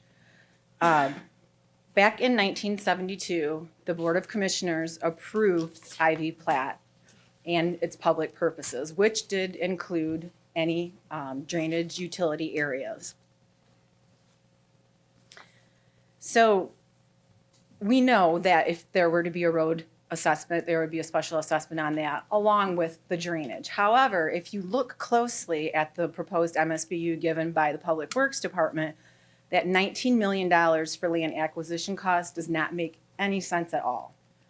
Those, I think, I counted 57 lots. There were just a few that were in the bottom left-hand corner that weren't in the picture of our presentation that we were given last Thursday. Redoing that calculation nearly cuts the MSBU in half by that land analysis itself. We have not seen any support documentation to support almost $400,000 per lot in that drainage area. Upon doing further research, I did notice that in the properties north of us, the county acquired 2 properties in 2012 buyback for drainage in that proposed district. Those prices were $28,000 for one of the lots and $30,000 for the other lot. As permits continue to be issued for and construction commences, more and more runoff will incur, and it will eventually get to State Highway 41.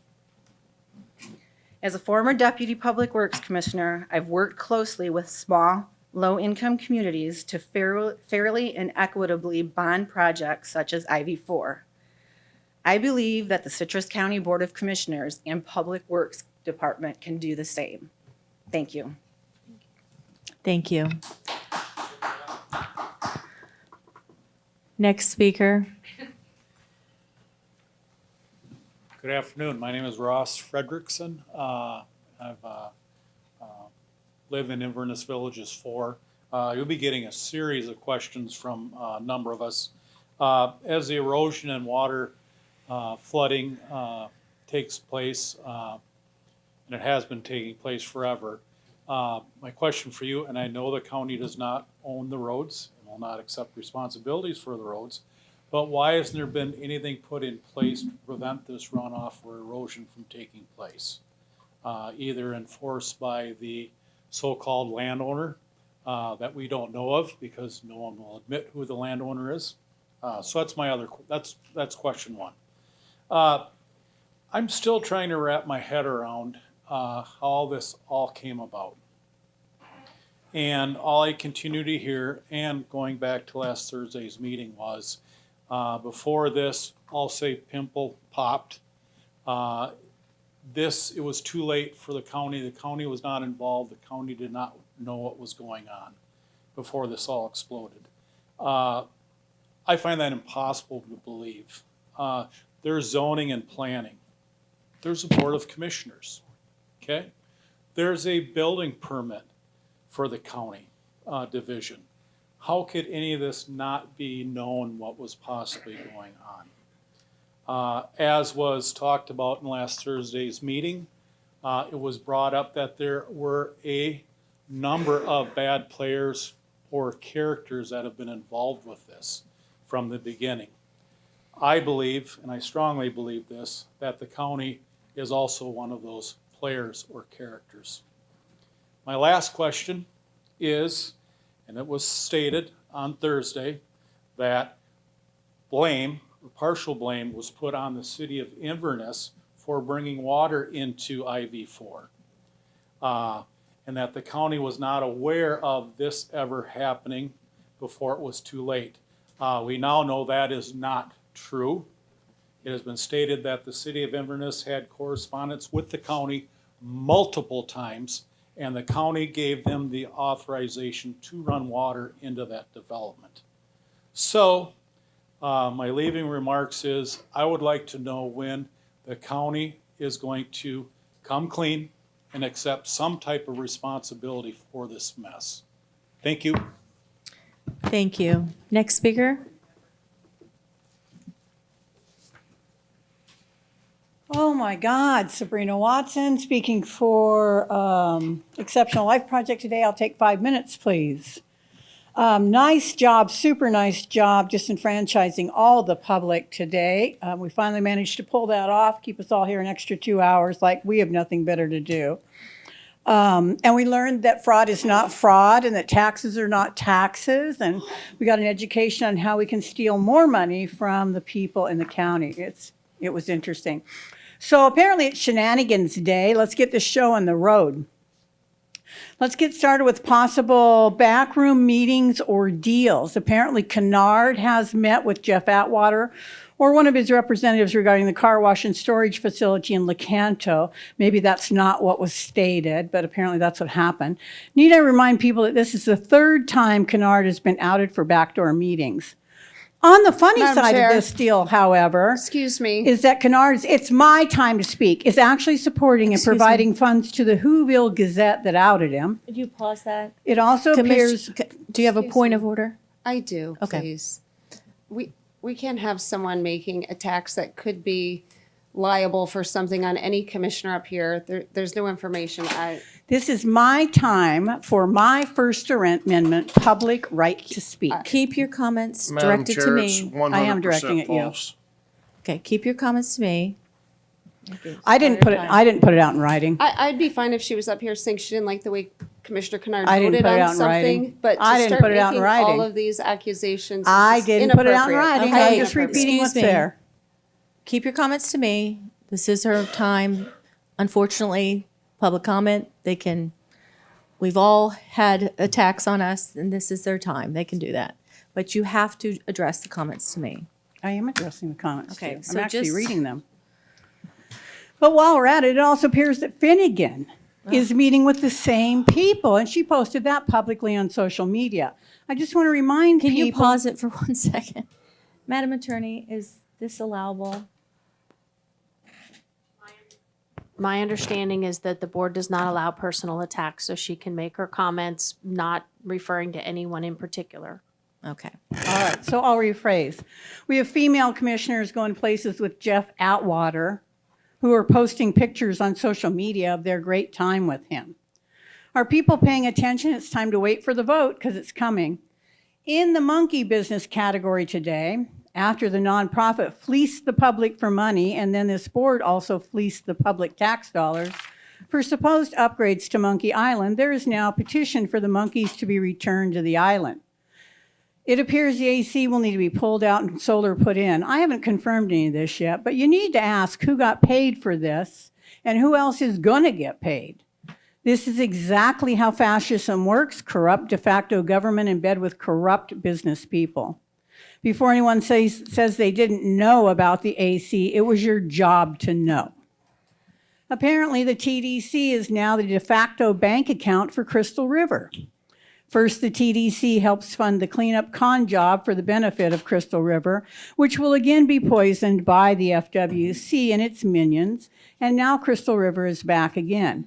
This time asking the TDC to fund a $350,000 bathroom at Hunter Springs Park, and it's an emergency. Do we now have other TDC games happening? Here's the problem with the most recent request by Crystal River. When you jump on the bandwagon to add something to the agenda, you in fact deprive the public of being properly notified. We actually witnessed that at the beginning of today when a commissioner tried to get something on the agenda without properly notifying the public. Maybe this was the intent of the TDC also. Luckily, the TDC, whose job is actually to promote tourism, not Crystal River remodels, has not as yet approved this. There does not appear to be any kind of money coming from Crystal River for the $350,000 bathroom either. Let's see. And then we've got the Citrus Comical writing about Commissioner Schleba, but we all heard that in the beginning. I do want to point out that there are rules for the agenda. I'm not a commissioner, but even I understand the rules to get things on the agenda. And as for the agenda item itself, is this a bait and switch? Actually, instead of doing a resolution regarding something that would matter, like the corrupt DC police in Tampa, which our Chinese extension REC did not pass either, instead, we are hearing, look over here for something that we know the governor isn't going to do anything about. In fact, his busing the illegals doesn't even seem to be in the news anymore. Is that because it's no longer happening?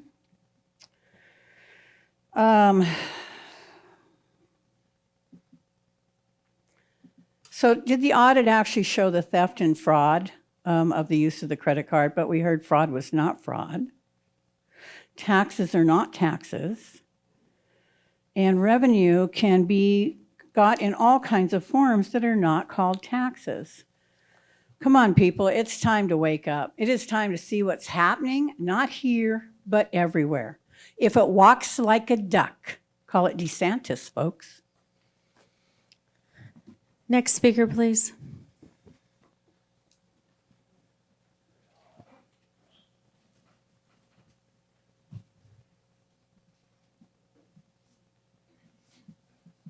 Afternoon, Don Martin, Inverness 4. Been coming to the meetings for a while. A few of us, when we first started coming down here, we hear from the board that they didn't know that the development was going on out there where this road situation is. But once it was brought to the committee's attention, I personally think that they probably could have came out there and inspected and had to do the proper steps to maybe stop what was going on. Then you wouldn't have as many homes out there now and as big a mess as we're in. And now we're hearing these astronomical numbers that's going to create a severe financial hardship on a lot of people. And now the new road, where a lot seems to be where a lot of these lots are located, there's new road names, so that means there's more roads going in. And probably the same landowner that owned the land that when we bought like he's getting rewarded for being a bad actor. Yeah, I mean, he's been called a bad actor or a bad person. And I think that, if it is Van Heusen, then there seems to be a big problem there, that he would be able to get so much money if that land acquisition figure was to become it was to happen in the real world. So that's my thoughts, but I do have a question. Since IV4 is a plotted subdivision approved by the county, this means the roads are public, therefore making them county-owned, yes or no? Thank you. Thank you. Next speaker.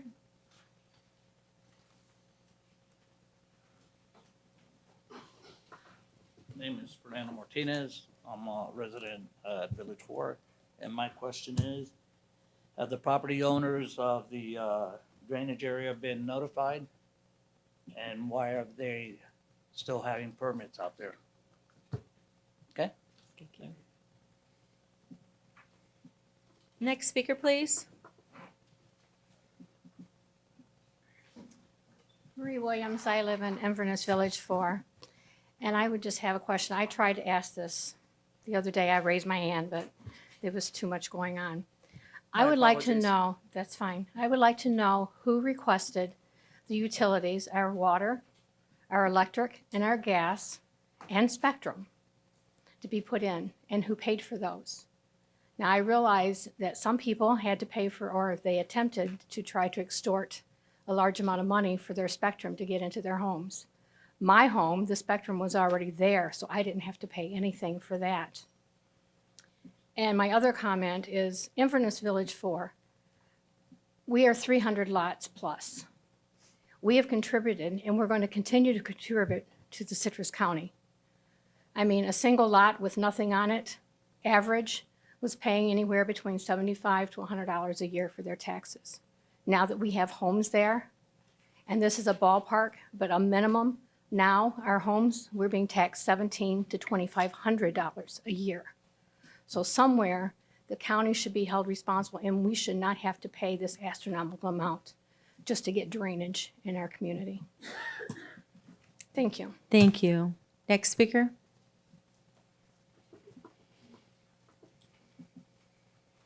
Good afternoon, Commissioners, Madam Chair. I attended the meeting. Could I have your name, please? Oh, I'm sorry. You know who I am. Dr. Carmen Kubitschek, Inverness Village 4.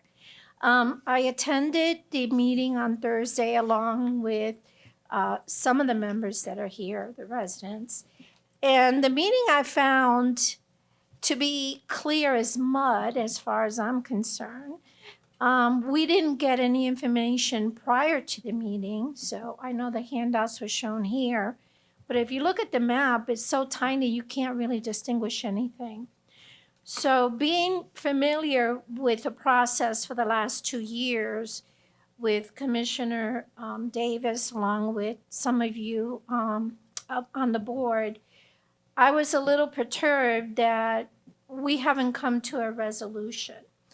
Now, my question to you all is, why is the acquisition cost over $400,000 per lot when the county bought the lots on Amsterdam for a mere $28,000 to $30,000? And I think the lots now are going for $40,000. My concern also is the water and the drainage. We haven't even addressed that. I was really disappointed that Mr. Howard, our administrator, did not show up for the meeting, just like he hasn't in the past. I think maybe he attended 1 or 2 meetings previously. But I think, you know, as residents, as taxpayers, my taxes doubled. I'm paying more taxes here than I did in my home in Louisiana. And my home was twice the size and twice the land that I own now. So I'm a little disappointed in the way the direction is going, and I'm hoping that something can be done, especially about the drainage. Thank you. Thank you. Next speaker.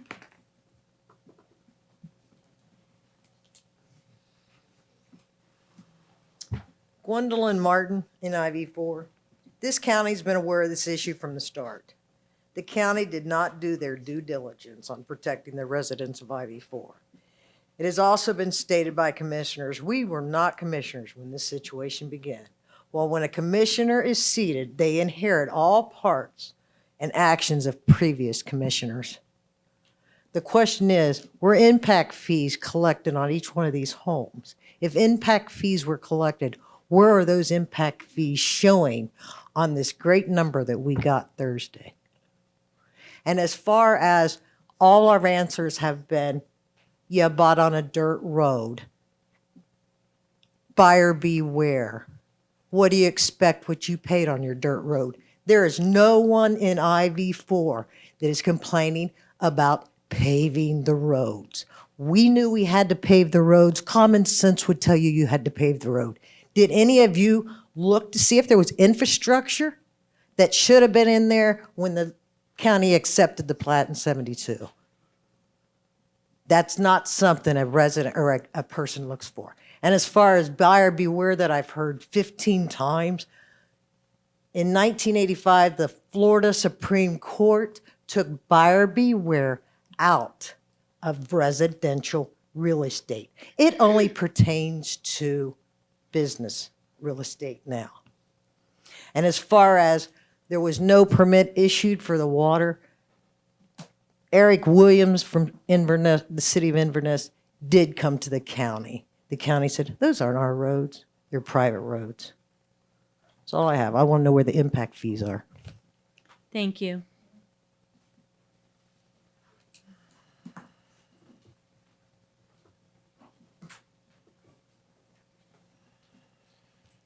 Hi, my name is Jay Hugan. I'm a resident of IV4. And a question that been asked to ask the board is, were any funds set aside for IV4 used for the villages of Inverness MSBU? Thank you. Next speaker.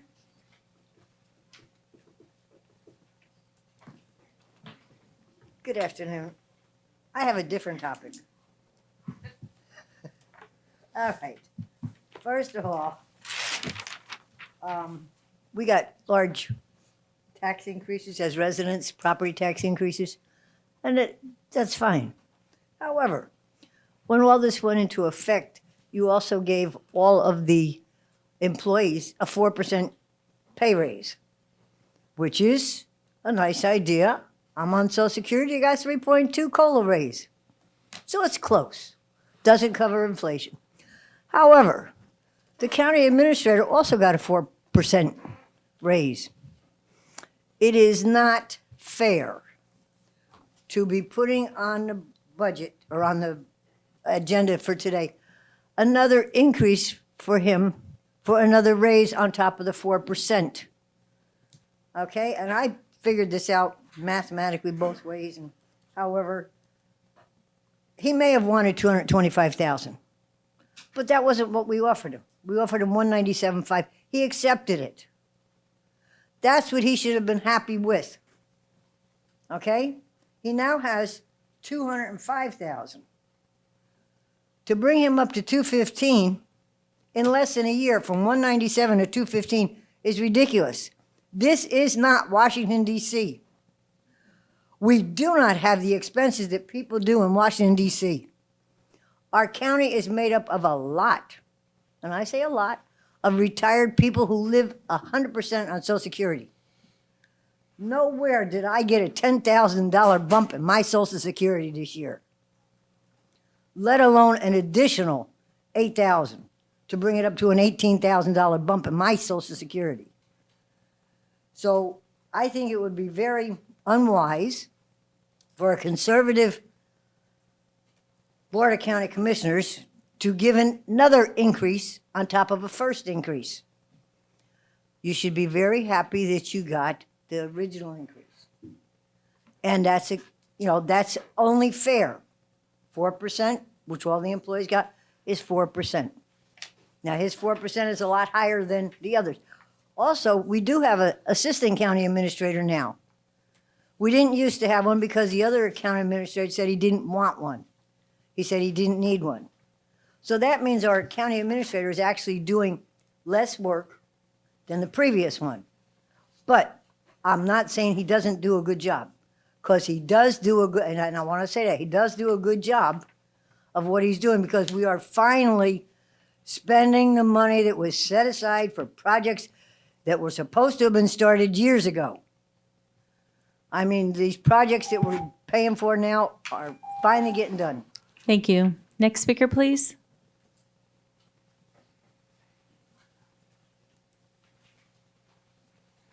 Hello, my name is Amy Pennard. I'm really off topic because in listening to everyone's discussion, I kept hearing you guys are concerned with safety and law enforcement, budgeting law enforcement. The sheriff needs more law enforcement money. In doing a little bit of research and talking with some people, I found that the sheriff has indeed getting quite a bit of a budget. My issue is his officers not enforcing it. I don't know if any of you are aware of the incident that happened on the trail about 3 weeks ago where a biker was run off the trail by ATVs. That was me. To this day, no one has been held accountable. I went on social media. I found out who these people were. I gave the information to the sheriff's office. You know what's been done? Nothing.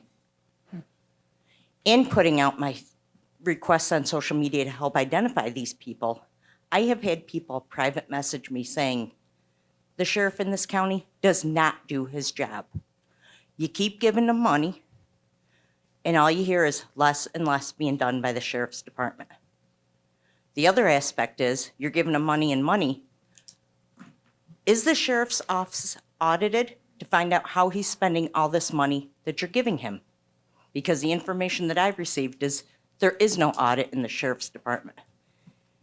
And that makes you wonder, where is all this money going? Because every time you talk to a deputy, you hear they're so short-handed. Well, they've been given all this money to hire deputies. Why aren't they hiring them? Another issue is we had problems with ATVs, UTVs by our residents, which when I reported it to the sheriff's department, they said, call, report it. If we don't know it's a problem unless you report it. Until one day a deputy showed at my door and said, you know what, did you ever think maybe you're the problem and you're a complainer? And yes, I did get a copy of that report. And yes, those comments were in the report. So I think someone needs to take a better look at the sheriff's department and maybe do some audits. My biggest thing is these kids on these ATVs. They're gonna get killed. These are not unpaved roads I'm referring to. These are paved roads, and they're not doing anything about it. And all you hear is ATV accidents. Nationwide statistics, 62% of kids that get injured and killed on ATVs are on paved roads. And yet our sheriff's department does nothing about it. Something needs to be done. I've reached out to representatives who said, go to the commissioners, because the sheriff's not doing it. So even our elected officials are saying he's not. Amy, what area of the county did you say you lived in? Hernando. Okay, thank you. You're welcome. Next speaker. Wait, just, Doug, can you get her information for me, please? Stephen Schwartz, Pine Ridge. Commissioners, welcome back, Commissioner Schleback, and I hope you've made a full recovery. First, I would like to thank Ms. Bays for the suggestion of creating a town hall meeting where residents can have the opportunity to give input on future development in Citrus County. When will it start, and how will the residents be notified of the meetings? With two large plazas at Lecanto Highway and Norval Bryant, the exit and entrance ramps to the Suncoast on Norval Bryant, and the county's desire to make Lecanto Highway an evacuation route, I would hope that the homes in Central Ridge will all be 1 acre lots. On another note, I would like to tell you of a horrific experience my family had with requesting medical help for someone who passed out and was unconscious on October 27th at 3:08 in the morning. It took over 10 minutes for a fire truck to arrive at my driveway. The fire rescue ambulance arrived 5 minutes later, and they all entered the house at the same time. So getting the proper help took over 20 minutes to enter my house.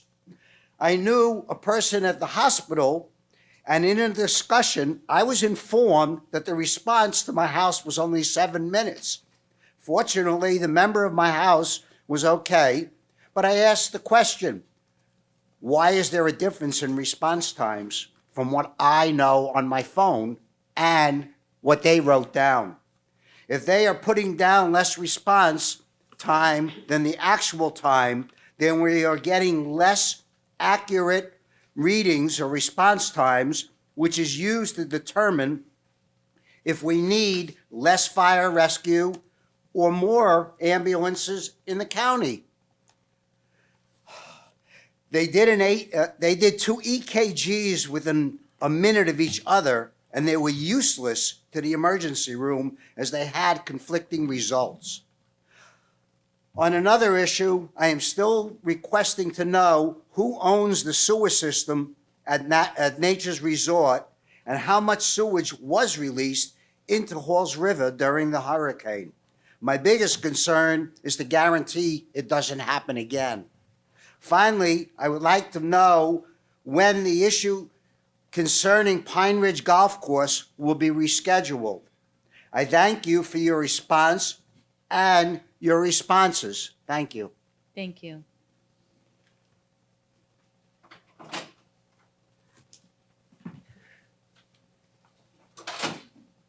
Todd Cloud, Homosassa, Florida. I'm going a little bit early, but I'm not going to be able to hang around for 0.1, which is the raise for Steve Howard. Personally, he doesn't need a raise. He makes enough money already. Thank you. Thank you.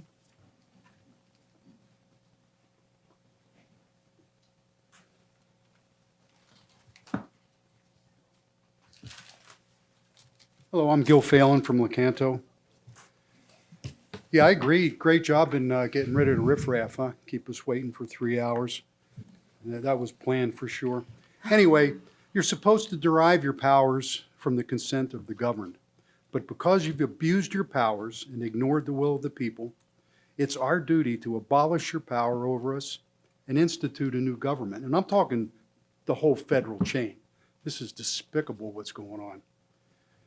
And I'm giving you notice. I withdraw any consent for you people to govern me. I'm not going to be governed by lesser men and women. This is absurd. You know, we hired you to conform to our will and to think critically.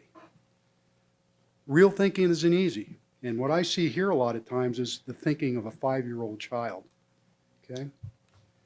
For example, when tabling the immigration resolution, one board member told us she has Democrats that she has to consider. That means what these fools and traitors are doing at our border deserves any level of thought or respect. That's crazy. The next infantile example is even worse. Our country's being invaded by terrorists, jihadists, drug dealers, murderers, and lunatics. The other 5-year-old thinker wants us to continue letting our enemies invade, but make sure that we don't insult them or get them mad or hurt their feelings because, you know, they might target our nuke plant and gas lines. What about the hundreds of thousands of children that our government, you know, the best business partners the cartels have, are selling into slavery, raping them, murdering them? And we're actually delivering the children to the perverts' homes and then losing them. But yet we have so many other important things to talk about. You know, it was amazing to watch the hour-long discussion with 5 doctors about scallops. Oh, you're all in a deep discussion about that. Very important. These people, really, they knew nothing. They solved nothing.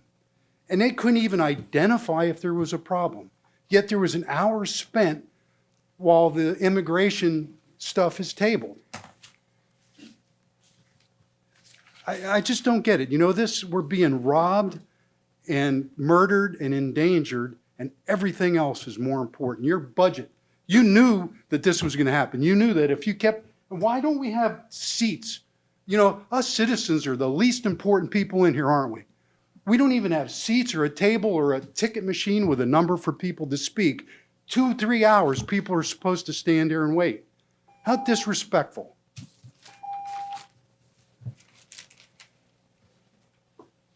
Seats are a good idea. Next speaker. Good evening. My name's Paul Darty. I live at 3481 West King B Street in Lecanto.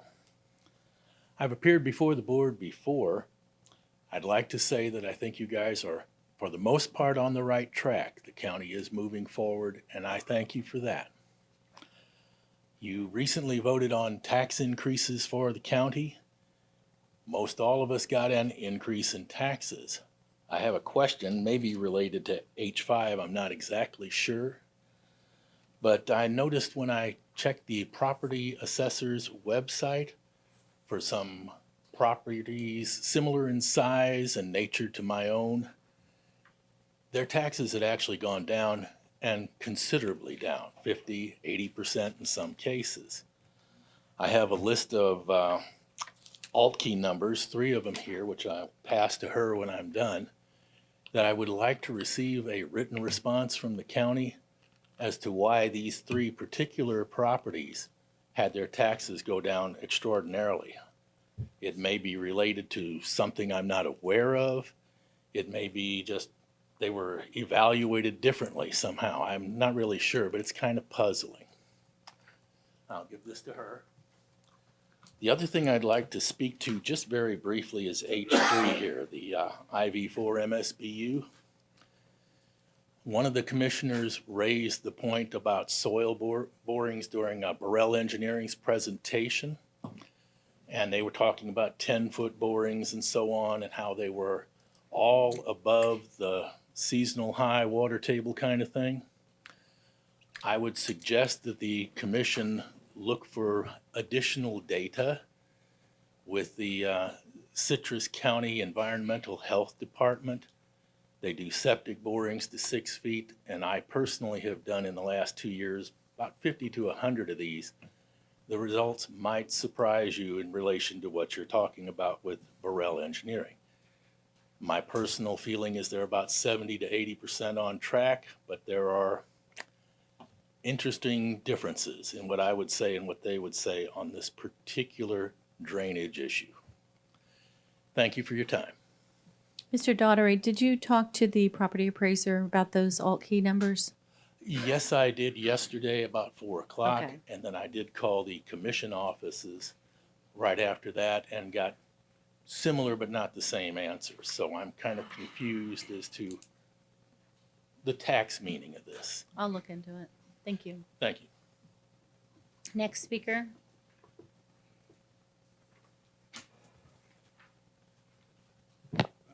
Good afternoon, Commissioners. My name is Don Hires, and I'm up here as a private citizen solely. I live in the unincorporated community of Homosassa. I don't approach you today with any criticism, and I'm only going to have one request, which I'll address at the end. I am up here to extend a couple of thanks, and that's to this county commission as a whole. It is my opinion that you are more focused than previous county commissions have been. And notwithstanding the earlier verbal discourse today, there's less public divisiveness amongst you as a group.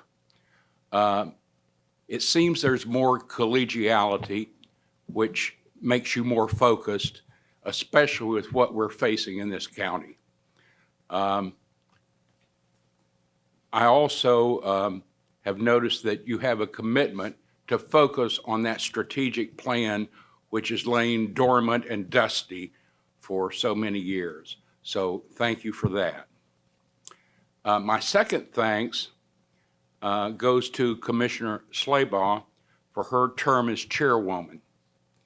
I thank her for her commitment, to the environment, to animal rights and their welfare, and to county growth amongst many, many other objectives. And I also commend her for bringing forth the state of the county. You identify successes, and you also identify the challenges that we all face here in this county. So I'm going to circle back to what I had said about a request, and I hope that the state of the county becomes a trend for future chairpersons. Thank you. Thank you. Next speaker.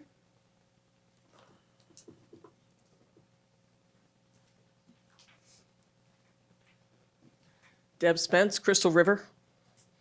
There was a discussion earlier today regarding border security proposal. I have not seen the motion. It wasn't attached to anything. But I think that there are more serious issues that are not being addressed in this county. We have a serious drug issue.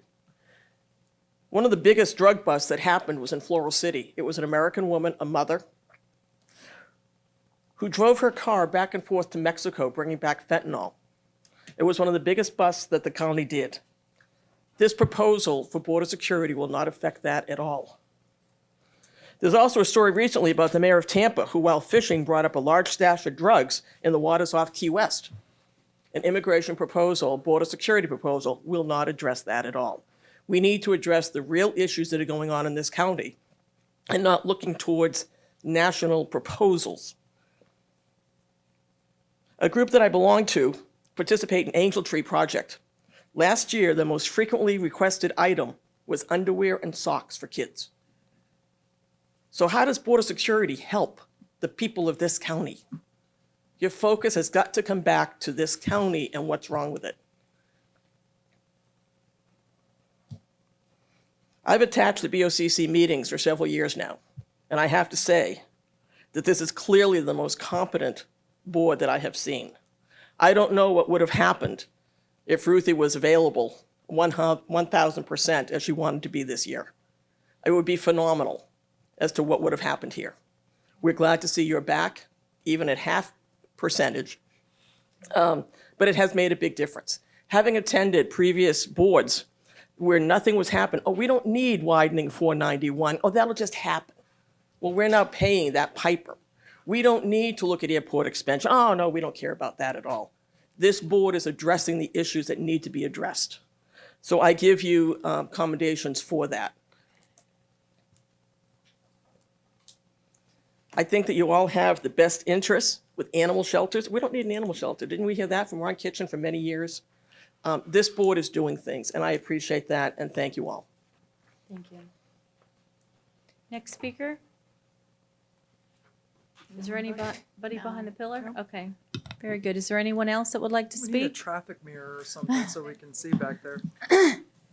Okay, we're going to close the public portion, public comment portion.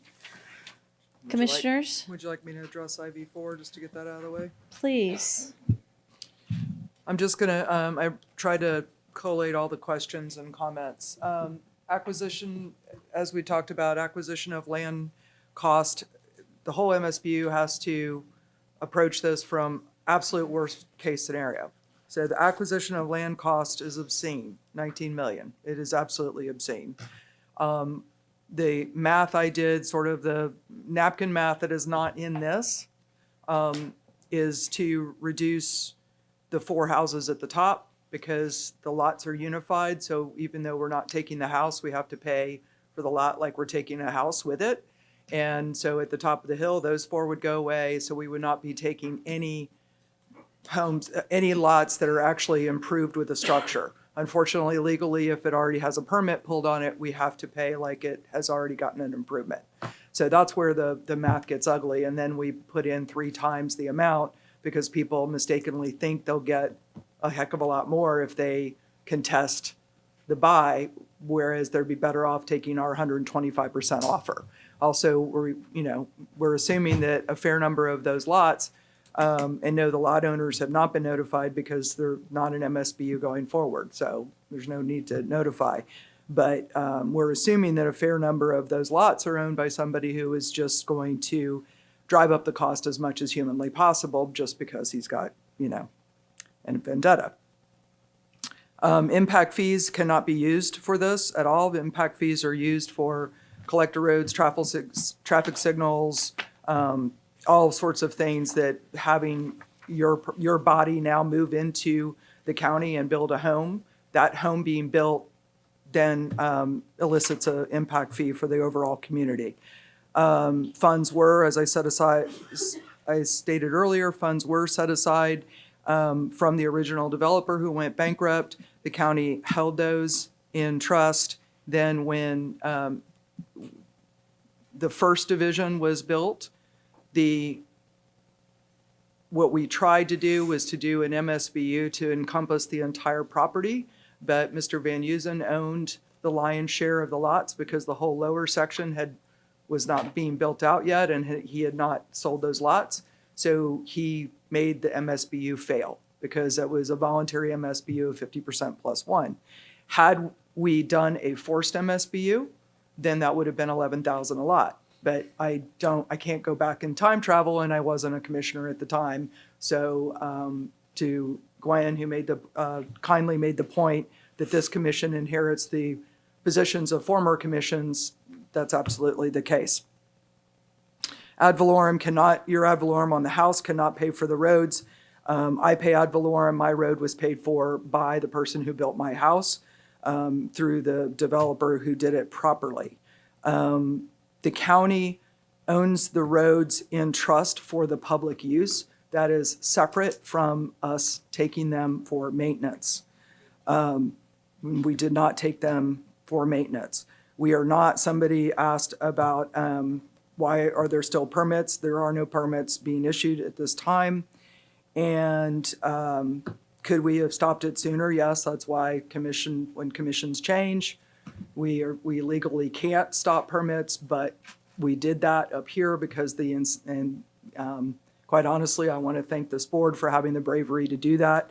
The last board did not want to take that step.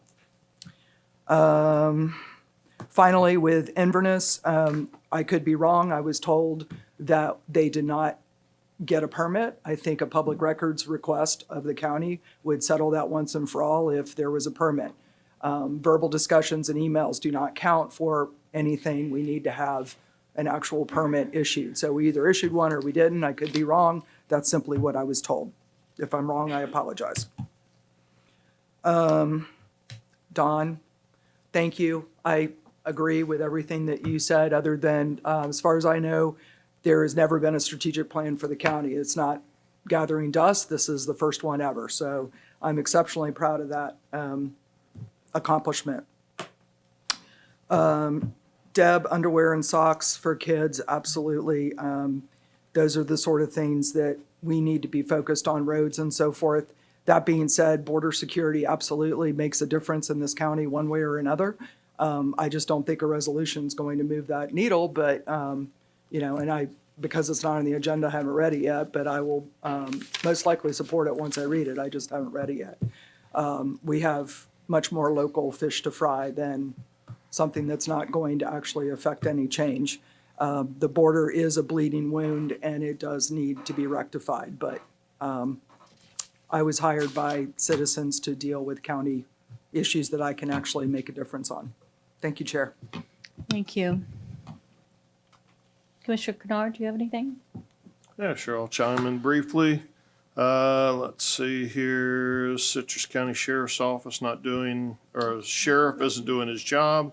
It's an issue to take up with the sheriff. Our job is to fund them as they require, and not to dismiss her concerns, but that's a sheriff's office issue. We don't control the sheriff. I want to talk briefly about the meeting that occurred with Inverness Village's 4 folks. Mr. Howard wasn't there. I hope that no other staff was there. This was not a meeting that was directed by the Board of County Commissioners. County resources should not be spent on those meetings that individual commissioners decide to go on their own. I mean, I understand the motivation that Commissioner Davis wanted to meet with you on her own. But quite frankly, I found out about the meeting in the newspaper. That's why Mr. Howard hopefully was not there, nor I hope no other staff was there. This was not a county meeting. It was an individual commissioners meeting. So no notice was given, no notes were taken.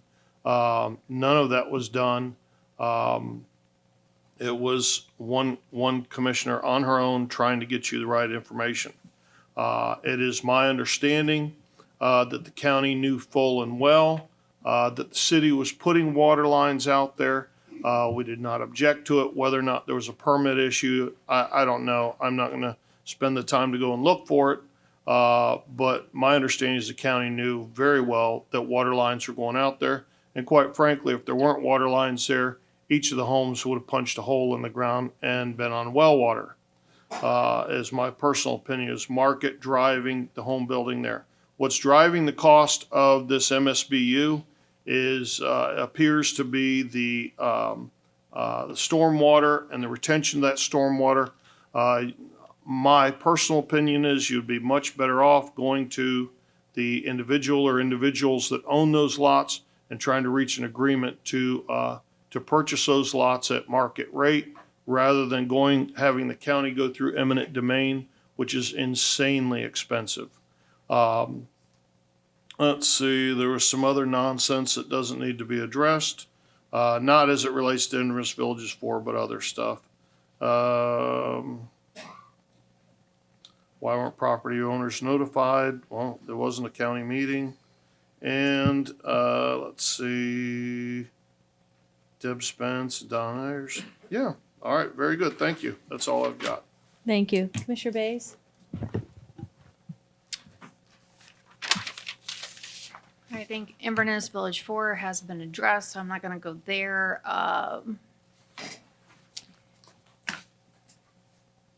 The lady that was on the trail. Actually, FWC is the law enforcement over the trails and not the sheriff's office. So if you'll get with me, I will help get you directed to the right law enforcement over the trail system. It's already been addressed, and from what FWC told me, the sheriff's office has to take it back over. Really? Because I received a phone call from FWC making me aware of that issue. So Doug can get your information and you and I will get together and try to flush it out.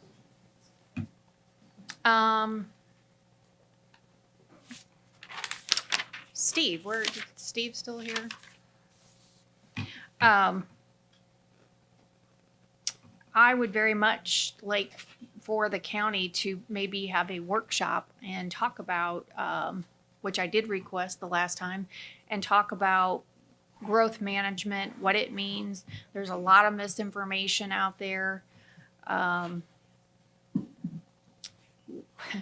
What we can and can't do. I don't think we're at a place where we can probably get back to concurrency. I don't think we could ever afford it. The state requires us to grade every road, and any piece of the road that is failing, including state roads, we have 5 years to bring it within a passing grade. 491 fails, it's an F. So that's just, I'm not even sure that was a direction that we gave Eric Landon from Growth Management to kind of do an analysis to find out by the time we could even implement concurrency, would the majority of the growth be here? What's the affordability of that, and how could we make that even possible? I do want to say that, the state, in the legislature, many times when we go to them and we want funding for something, they want to know what tools we have in the toolbox and what we're utilizing. But then on the flip side of that, they handcuff us. And one of those would be impact fees. They only let us readdress impact fees every 4 years. We hear you loud and clear. I do. I hear the growth management and you don't want this place paved over and we have to do certain things. Yeah. I do think that our comp plan, as much as we readjust it and tweak it from time to time, I believe it's archaic. It was written in the 80s. We need to readdress it. That's a huge undertaking. But I do believe that we need to get ahead of it. We have all this growth management, we have water quality, environmental issues, and we need to be planning for transportation nodes and how we're going to deliver the services to the people and preserve the nature coast. Sheriff's Office. I've been told, I have not qualified it yet, but I have been told that I guess a few years ago with the sheriff, once we approved the funding, which we're responsible for, we no longer can go back and request how they use their funds. We give it to them, we approve it, and then that's done. If there's a dispute between the county commission and the sheriff and how funds are being used, it gets sent to the governor's office and the governor makes that decision. I believe the sheriff probably does their own internal audit, but it is not something that the county is responsible for because they are an independent constitutional officer. I hope that answers most of the questions that I thought that haven't been addressed, but again, I always appreciate you coming. I never lose sight of the fact that you are the constituents, you are the taxpayers. But always, I hope that you will always be mindful that the people that work for the county are also taxpayers and people that we sit on the church pews with and they're in the grocery store. So I hope that your kindness will flow over to the people that also are county employees. Done. Thank you. Commissioner Finnegan? Thank you. I think most everything's been addressed. After one constituent had great displeasure with us, there are some good ideas. You know, in other places, they give the green slip to the clerk and the clerk would make a list and everyone would just sit down. Maybe that's something we could consider, is let them do that. And then the clerk can call the name one at a time. I mean, possibly we could do chairs. I feel like we'd have to ask the fire chief about that. But I feel like if we just had a running list, they could all just stay seated in where they are and then call them up. So something maybe we can look into and consider. Deb Spence, I don't know if she's still here. Your heart is always in the right place, and I appreciate that. Socks and undies and border security, you know, some people see this as only a national issue. Others, and I would guess the majority of the county see national issues are local issues. Local issues aren't always national issues, but national issues are local. All the fentanyl, I've been told, comes from Mexico. An American may have brought it this time, but we have very open borders, and it does affect people locally, and if nothing else, taxed approximately $1,000 per taxpayer. So people really care about that. So as a commissioner, as far as that, they want a voice and I'm happy to give it to them. Socks and undies, not my role as a commissioner, but you'd probably be happy to know that already this year, I've already purchased a bunch of those for kids and I'm not done yet because we as you do, like to give back.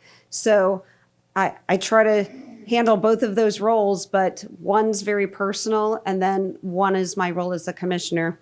But again, and I mean that with a sincere heart, even I feel like and there's been other issues, maybe we don't see eye to eye, and maybe that's just where we are, maybe politically, maybe not, but I know that your heart's in the right place, so I do always appreciate your comments. Thank you. Okay, I think there's only a few questions or answers for IVF 4. The permits, we have talked about that a lot. The county couldn't stop permits from being pulled, at that point, but this board did put a moratorium on that. So as far as I know, there's not any permits being pulled. There was a question about how could we have not known about this? Well, the county knew about this development, and there are plenty of developments that have dirt roads, but they also have drainage and retention. And where this one just wanted to sell all the lots and not care about the drainage. So yes, the county knew that these houses were being built on dirt roads, but I didn't know how awful it was until I came into office. Let's see. Permits. I agree that the price of the lots is ridiculous, and eminent domain is ridiculously expensive, and look into that more, but there has to be some kind of starting point. Address the water and drainage, kind of all talked about that. Where are the impact fees? We already addressed that. And the sheriff, once the money's given to the sheriff, as you know, the sheriff doesn't have to answer to anyone but the governor.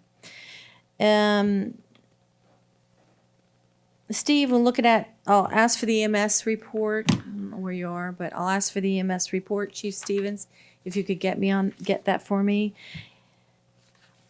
Septic to sewer system at Nature Coast Resort. Who owns this? Mr. Howard, do you know that answer? I don't. Yeah, I'm sure we can find out or look into it, research it, get back to you. And Mr. Howard, Todd Cloud said you don't need a raise. And just so you know, Todd Cloud's running for office. I don't know if you're going to give him his vote. So other than that, I think thank you, Deb Spence, and for all that you do. Don, thank you. Okay. Madam Chair, Yes, ma'am. before you get started, can I just get a point of clarification? When we were striking things out, and I apologize for not asking, did we strike out E1B as in bear or E1P as in Paul? P is in Paul. I had that wrong. Thank you. Okay. What was that? We ran into the column waving goodbye to Madam Chair, Yes, sir. I'd like to make a motion that we pull E1C for discussion and that we approve E1A through U except for E1P, which was pulled as well. Second. So you said E1C for discussion, what else? Yes, E1C for discussion, we'd already pulled E1P. Okay. So it would be E1A, B, DEF, GHI, I wasn't going to go through the whole. JK, LMNO, I was. Can you sing it, please? QR. S, Yeah, TUV. GUV. Okay, thank you. We have a motion by Commissioner Kennard, a second by Commissioner Finnegan. Is there any public comment? Is there any further board comment? All in favor say aye. Aye. Opposed, say nay. That passes 5-0. So, Yes, Board. Commissioner Kennard. Yes, E1C, I understand that they may be used to dealing with one particular mental health counseling organization, but I don't like the optics or the public policy of no bid and sole source contracts. I'd like to see that go out for bid. Madam Chair? Yes. I hear your concern, but I will tell you, the person that does this works numerous hours. They've been covering this for a long time. They've provided very good services. I think you could go into the court system and ask Judge Helm about this service, and you could probably talk to a number of people, Assistant State Attorney, what's your neighbor's name? Patty Diaz, you could talk to her. They have proven to have excellent service. I will tell you, even there was a phone call today with Livestream that a meeting that they had online.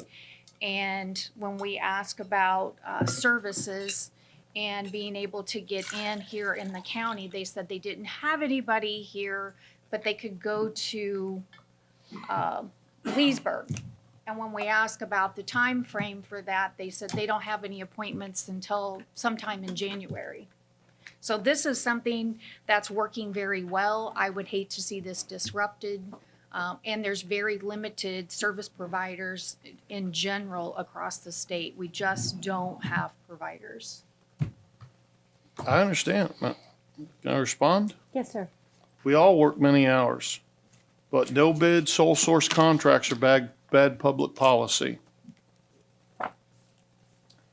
And I agree with you completely. And I'm going to tell you something, and I don't mean any disrespect, but I brought this up actually in July about our lobbyists.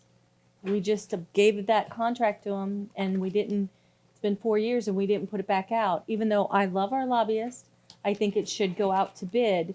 And so I agree with you, but we have to be consistent in that. We can't pick and choose who we do sole source servicing with. And I think during that discussion, if I recall, I may be mistaken, but I think we agreed that at the end of this renewal period, that it was going to go back out to bid. I don't remember that part, but I appreciate that. Okay, Commissioner Kennard has a motion on the floor. Is there a second? Did he make the actual motion? He made a motion to put this out to bid. Second. Got a second by Commissioner Finnegan. Is there any public comment on this? Seeing none. Is there any further board comment? I do have a question. Yeah. Can you tell me exactly what our procurement policy is? I'm gonna look to Erin. She can come forward. Depends on what the item is, and there's a lot of variables, thresholds and things. Is it on? Okay. So Mr. Howard's correct. It depends on what it is and the amount. So after like 35,000, or after 25,000, we have to have a contract regardless if we get quotes or we go out to bid. For a single source, they write a memo and basically state why that would be a single source. So if there, say, is no other provider of that service, I believe on this memo, it stated that they had contacted Livestream before and were either not able to provide that service or it was more expensive. And then they stated there was not another provider, I believe, in this county. Eric's here. He may know exactly what that memo stated. So. But in general, what is our procurement policy? We see a lot of bids come through. They have, sometimes there's a bid and then we're just renewing it. It might be a 3-year with a 1-year renewable or 2 1-year renewables, or they get on there. And, even in the beginning when I was a commissioner, I would question, it's like, why are we just seeing these now? I mean, they're either past due or they're right up on the, knocking on the back door. And do we have a policy for procurement? So in general, between anything under $5,000, if it's budgeted, the department can choose the vendor where to purchase it. Between $5,000 and $35,000, they go out and get quotes. We ask that they at least get 3. If not, they'll write a memo and state why they were not able to get 3. Over $35,000, they're going to go out to bid. Sometimes it's, ITB, which is just the invitation to bid, and that's usually just based on cost. Then we have RFQs and RFPs. So either based on qualifications or the product, we go out to bid.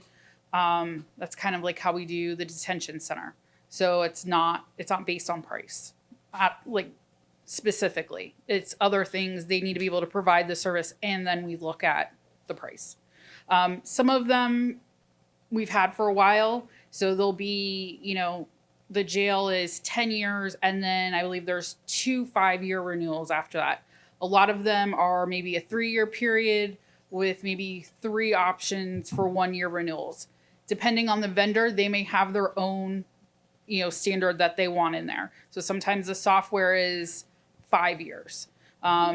So we will look to the department to see when it's coming up for renewal, if there's a renewal option, if they want to renew, is that working for them? Do they want to go back out to bid? Do they want to end this contract? We usually also have standard language in the contract that we can end the contract with 30 days written notice. That comes to the board for approval. Some of them are longer. Later on in this agenda, you'll see the EMS billing. That one's gone back and forth with Pasco County. And so that one, it's 60 days for cause, 90 days for convenience. So we do have to work with the vendors, and we have to, sometimes it's not maybe our standard, but we try to keep it as standard as possible. Sometimes we'll have bids just for specific projects, like utilities projects. So obviously once those projects are finished, the contract will end and we will let that happen. Sometimes we'll reach out to the department and say, hey, do you still need this? And maybe we don't necessarily hear back right away.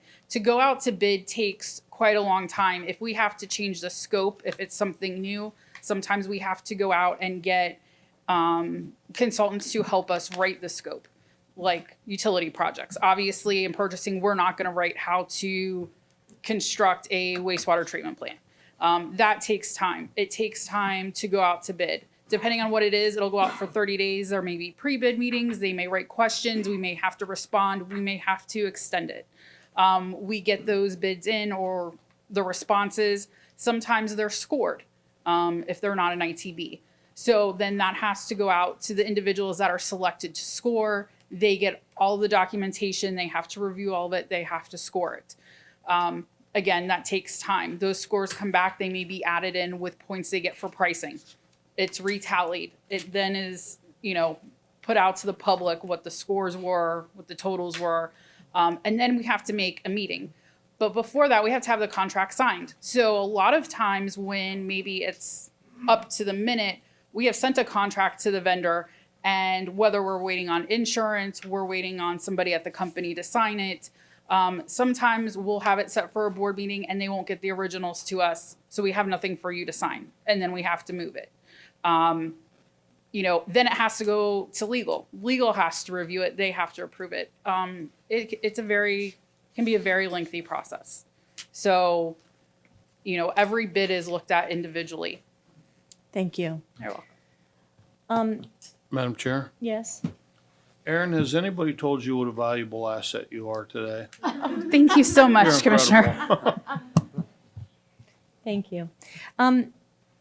Commissioner Kennard, I'm not going to support your motion because doing my background and talking to, I sat on the Public Safety Committee, and, reading through this, speaking, with the Court Alternative Supervisor Program Director, Graham Poobah, they said they've worked very closely. They've developed a system that works very well. They've actually seen success. I do agree that we should put things out for bid, but maybe we look at this next year. Let's not rock the boat right now. The judges have weighed in on this. Magistrates have weighed in on this. And, for the $34,000 and the time it would take, I just think that we need to go with the suggestion from Kelly Kell, and so I'm not going to support your. Madam Chair, will you mind if I use that quote next year when we talk about our lobbyist? Yes. Because you just made a great case for staying with a system that works. Exactly. I think, again, I don't have a problem with the person they're using. Maybe they win the bid, maybe they don't. But no bid sole source contracts are not good public policy. It can come down to who's delivering over the top crazy good service, or it can come down to who's friends with who's getting treated to dinners, who's getting treated to those things. Absolutely. And that's how we end up with a sole source, no bid contract. So No, I absolutely agree with you. And I had the floor. Sorry, so sorry. Pardon me. So I completely get it. If you're not going to support it, I'm respectful of that. But I felt when I saw this letter in there, it looks like we're doing business with somebody who they like to do business with this person. So we're just not going to put it out to bid. And I disagree with that. Yeah, and I do want to say that I absolutely am glad to hear that you are interested in doing that, because we don't want it to look like we're just giving jobs to our friends. I didn't read it that way. I read that they are having success and that they're getting responses. So that's why, but I definitely think it needs to be looked at next year and put out to bid, just as every other contract is put out to bid. Madam Chair. So thank you. Commissioner Bays and then Commissioner Finnegan. Is it possible, as opposed to, can we do this on a month to month until we put it out to bid and see can we do that?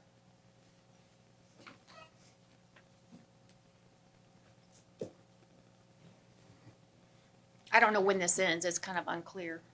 Yeah, I don't know. I've not been in contact with the vendor. So I don't know if Eric or Lindsay know if they would do a month to month. So when is this actually renewed? Good afternoon, Commissioners. I think it was supposed to renew the beginning of this fiscal year, and it was delayed a little bit. In the past, SMA was underneath the $25,000 threshold, so we were able just to do business with them on a PO, but they were losing a lot of money, and we were going to lose them as our provider, and we wanted to prevent that. That's why I worked really hard, negotiated with them to only go up to the $34,000 and see all of our clients on that. So I don't see it being an issue going month to month, as long as we can continue to issue the PO and pay them. That's more of an OMB question, but I know SMA wouldn't have an issue with that. Thank you. I guess the question would be, do you want to do month to month while we go out? Is that the intention? Because under the $5,000, they can pick whoever. And then under 25, under 35, they can get quotes. So as long as they're the lowest, and they can go month to month. But is that the intention, is to go out? Well, I think this is satisfying Commissioner Kennard and the board, and this goes back to my point of saying, what is our procurement policy? We're waiting to get things on at, they're due or they're past due. I mean, we should be looking ahead, because in a case like this, if we don't agree with it, our back's up against the wall. So that's why I'm saying I think our procurement policy needs to be addressed, and maybe we put a book together that has all the different contracts and timeframes when they're coming up, so that we're looking in advance and we know and we have some idea if what's happening, as opposed to doing them at the last minute and then having a situation like this reoccur. We can get you a list of all of the contracts and what's coming up. So if you, but I think I think this would be a great starting point. We could go out for bid, bring it back, and continue. So we're not without a service. We continue with them if that's agreeable, instead of just shutting it down. Madam Chair? Commissioner Finnegan, sir. look, Commissioner Finnegan has the floor next. Thank you. Yep, I'm good, Aaron. Thank you. The reason why I am supporting Commissioner Kennard's motion, because of matter of policy, the point was actually just made. The dollar amount went up and there were no quotes. I have full respect for Ms. Kell and the work that she's doing. And no doubt, maybe this will be the one that gets the contract. But matter of policy, when we talk about this contract and the lobbyist contract, the two don't compare to me. And the reason why is we as a board, the five of us, decided to not bid out for the lobbyist contract. And that was discussed out here, or collectively. Maybe some of us didn't, but the whole of the board, we operated as a unit, but it's out here for the public. It's just dangerous ground for a department head just to say this is working and we don't want to put it out for bid. So just as the matter of policy, I think those are two completely separate issues. And for that reason, we should go to bid, and I'll support it. Commissioner Kennard, and then I'll come to you. Yeah, I pulled this out for discussion separately because I would like for us to establish either these things are going to go out for bid or they're not. And I certainly don't want to get into a situation where they're not sure who they're dealing with next month or the month after, that type of thing. If the support is not there for this motion, and we're gonna go with no bid sole source contracts, I think it's, again, I will reiterate, I think it's terribly dangerous. But that's whatever the pleasure of the board is at this point. If the board decides that we're okay with it and going this route for another year, then okay. Or it's time to say, no, our policy is when it reaches this threshold, then this needs to go out for bid. But I agree with Commissioner Bays. I don't want them to be without a service. That's, that I don't want to get in the way of that. That's what I'm afraid of. Commissioner Davis. It's always fun when you have contradictory ideas that you agree with both. So I'm not going to support it as the motion is done. However, I completely agree that it's very poor policy. And so hopefully we can come up with a way to be in agreement going forward, even on this vote. Absolutely do not want the services not rendered. I don't want them interrupted. I do think that our Community Services Department does an outstanding job. However, again, it's poor policy. There can always be a bad apple in the bunch. So I would be comfortable putting it out for bid as long as it is clear that we are going to go forward. So say the bid is due, we could just say that we're going to continue for 6 months or 4 months or however long it would take to actually officially put this out for bid. If we do something like that, I'm totally comfortable. Okay, so Madam Chair, Yes. we're walking a fence here, and there's no need for it.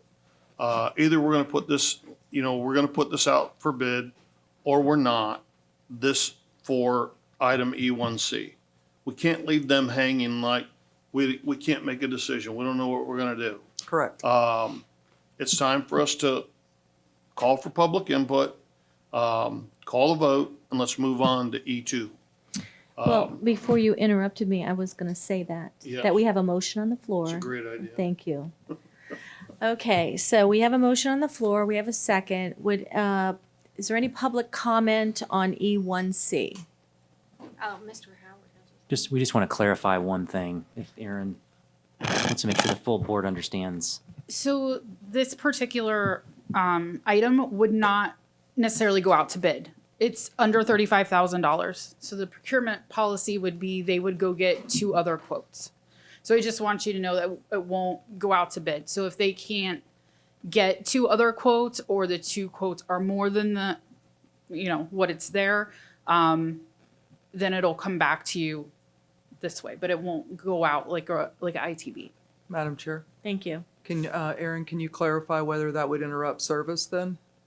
Well, they could still do month to month, but staff will just have to call Livestream, try to find other providers. In an instance like this, when there's not maybe another provider or maybe one that's not available, we ask them to reach out and then provide us feedback, whether it's an email or something written that they contacted provider ABC. And a lot of times it'll be they don't want to give a quote. They don't want to do this. They're not available. Okay. So I'm just letting you know it may come back and there may be one other quote. There may be several that say they don't want or they are not able to provide the service.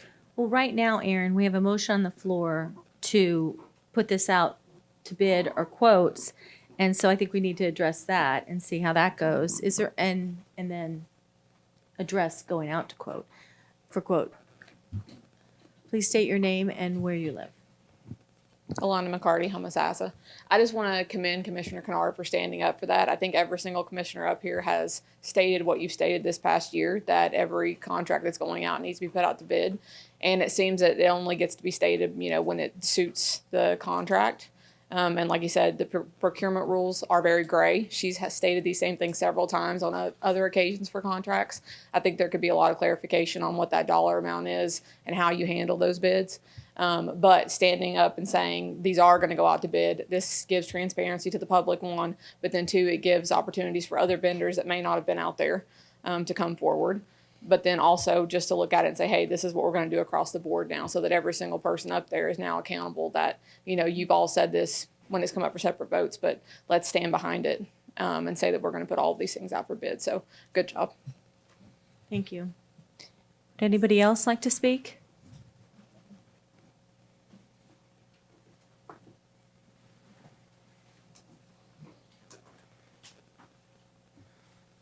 Stephen Schwartz, Pine Ridge. From being on a board of directors of a homeowners association, I've always known that you put things out to bid because it keeps it on the up and up, as they say. And in doing that, it's important. But you also do have to look at the fact, are there other available bidders? So in looking at that, you don't want to cut your nose off to spite your face. So I would suggest that for a period of time, and make a specific period of time that you're going to keep it this way, and then move forward, that almost all things most probably should go up to bid, just to keep the openness of people that are going to look at you that you're doing something wrong underneath the table. Thank you. Thank you. Any other speakers? Seeing none, any further board comment? Madam Chair, Yes? based on Aaron's explanation that this is going out for quote and that service would not be interrupted, then I am prepared to support it. For this to go out to bid? Yes. Okay. Okay. Quote, not bid, quote. Well, your have to- motion was for I'll bid. modify my motion Thank you. to go out for additional quotes. Modified second? Thank you. There you go. That's the key Thank you. word. Okay, any further comments? Okay, all in favor, say aye. Aye. Opposed? Say nay. That passes 5-0. Aaron, thanks for clearing that up. Okay, E1D. E2. E1, E2. Oh, I'm sorry, thank you. Motion to approve. Second? A and B. A and B. Second. Thank you. A motion by Commissioner Bays, second by Commissioner Finnegan. Is there any public comment on E2? Chair, is that A and B? Yes, Yeah, I they said A and B. yes. Yes. Is there any further board comment? All in favor say aye. Aye. Opposed say nay. Passes 5-0. E3. Motion to approve E3, A, B, and C. Or Motion- A and B, I don't have my glasses on. Motion by Commissioner Finnegan, second by Commissioner Kennard. Is there any public comment on E3, A, and B? Seeing none, is there any further board comment? All in favor say aye. Aye. Opposed say nay. Okay, that passes 5-0. E4. Motion Madam to, Chair, Yes, Commissioner Bays. go ahead. I'm going to make a motion to deny this, and it's not because I don't believe in the program, but I think it's setting a very poor precedent to pay for rent as opposed to programs. That's, and I know it's splitting hairs, but I just want to, I don't want to get in a habit that we're going to do things like that for nonprofits. I think it's important what monies we have, we actually put towards programs. Okay, we have a motion to deny E4. Is there a second? I will second for discussion. Is there any public comment on E4? Is there any board comment? Madam Chair, Yes, sir. I would wholeheartedly agree with our colleague if it were a rent on a monthly basis. You know, if it were to rent a facility on an ongoing basis. This is to rent a one-time a location for a one-time annual fundraiser for them to be able to operate the rest of the year. So in that instance, I completely agree that this money is to be used for programs. And I think this enables them to run their program to do this once a year, so I don't have an issue with it. That's basically what I was going to say, that this goes to rent, and that means that $1,100 isn't taken from the program. So in essence, I respect the commissioners, looking at that, but it is one time and that will funnel all to programs. So I'll support it once the motion's made, or I'll make a different motion if this one doesn't pass. I'm fine with it. I would not deny it. What comes to my mind in this situation is, I can't remember how long, when, were you on the board when they took over the forfeiture funds? Okay, so how long ago was that? Years ago, it's like the Stone Ages when I first got here. No, I don't recall. But I'm sorry. because it was taken back, that this is one of the issues that we have to approve. And so, do we want to go through each item and approve each item? That's what this board, that's what previous boards asked for. So, I do see the problem. I actually had a little bit of rub about it because it's given to us after the event also. So, why wasn't it given to us before? But I'm going to go ahead and not support this motion, and I'll withdraw my motion, but I think it was worthy of noting. I don't want to put us in a position that Okay. people are coming to us to do things like this. To me, it's about programming. So I'll withdraw my motion. Okay, I'll withdraw my second for discussion. So board E4, I'm Motion, sorry. looking for a motion Motion to approve E4. Second. and a motion to approve by Commissioner Finnegan, second by Commissioner Davis. Is there any public comment? Seeing none, all in favor? Aye. Opposed, say nay. Passes 5-0. E5. Motion to approve E5, A, B, and C. Second. And a motion by Commissioner Kennard. I heard Commissioner Davis first. For a second, is there any public comment on E5? Seeing none, is there any further board comment? All in favor say aye. Aye. Opposed say nay. Passes 5-0. E6. Motion to approve E6. A and B. Second. E6 is, I just see nothing. Is it A? Yeah, There's an A and Okay. B on it. It's not on this one. It's not on my agenda either. Let's see where- It's the script versus the agenda. Holly? Yeah. You wanna see? Thanks. And this traffic signal maintenance, right? Yes. Okay, mine just says that. Okay, so motion by Commissioner Davis for A and B. Yes, ma'am. Don't have that running. And a second by, who made the second? I think I did. Commissioner Kennard. Is there any public comment? Seeing none, any further board comment? All in favor say aye. Aye. Opposed say nay. Passes 5-0. E7. Motion to approve E7. Second. A motion by Commissioner Finnegan, second by Commissioner Kennard. Is there any public comment? Seeing none, is there any further board comment? Hearing none, all in favor say aye. Aye.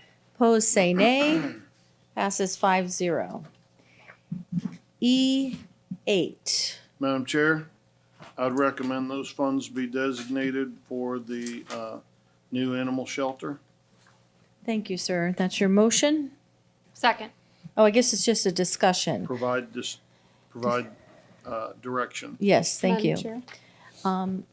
So you said for the new animal shelter, Commissioner Finnegan. I would also agree the new animal shelter, but God forbid something happens between now and new animal shelter. I would like it to first be dedicated to new animal shelter, but it could come back to us for permissible use if our current animal shelter was in need of something, Very good. Commissioner, if that's agreeable to the board. Commissioner Davis, anything? That's fine. And by animal shelter, we mean the add-ons. It says No, new. just, I New. think we keep it simple. It goes towards Okay. the construction of the new animal shelter. Okay. What I was gonna recommend is, if there was a piece of equipment right now that the shelter needs that could be moved to the new shelter, was basically saying what you're saying. You know, there's many suggestions. There's property equipment, That's a great idea. specialized clinic equipment for surgeries, computer workstations. I think that we would just have to target what it's gonna be. New shelter or a piece of equipment that could be moved to the old shelter. I would strongly suggest that we just allocate it towards the construction of the new shelter. Madam Chair. That's, I'm sorry. that is, that's a legacy that will live on for decades. Yes, ma'am. I agree with that. And to your point, that's why if we kept it simple and saying to the new shelter, but if something comes up, piece of equipment's a perfect example that would be needed in both, it would have to come back to this board. I just don't want to X out if some equipment's needed and there's a really good deal and it's like, well, we had this money. I just don't want to X out the possibility of using that in hopes that all would go to the construction of the animal shelter. Very good, and look at us getting along. Okay, so I think we have a consensus of 2 right now. We've I'll got a give you the- consensus of 2 here. Yes, sir. I'll give you the argument against that, is that this money tends to disappear, not go where it shouldn't go, but into, we want this, and we need this, and we need this, and we need this.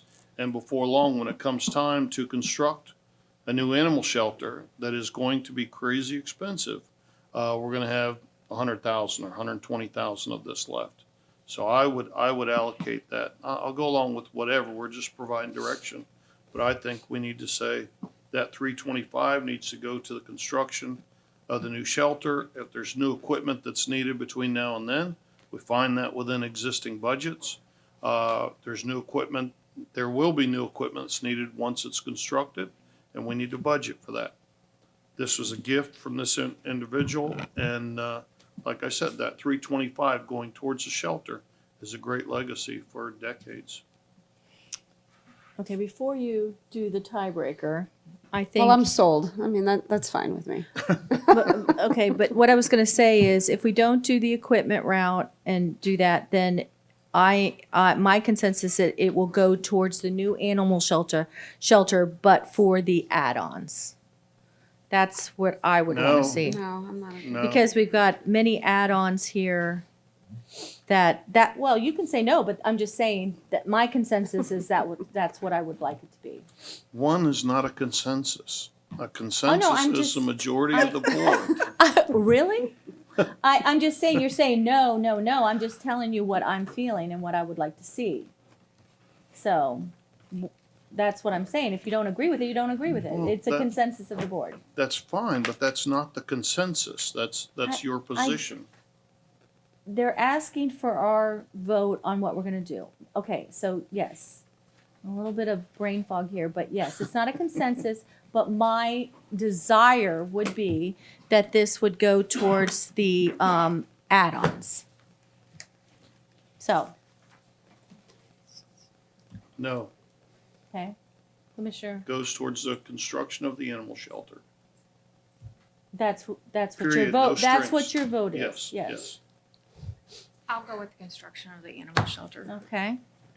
You went- Construction. I'm fine either way. Well, give them their consensus. Well, Well, you already got it. You got 3. Yeah. There you go.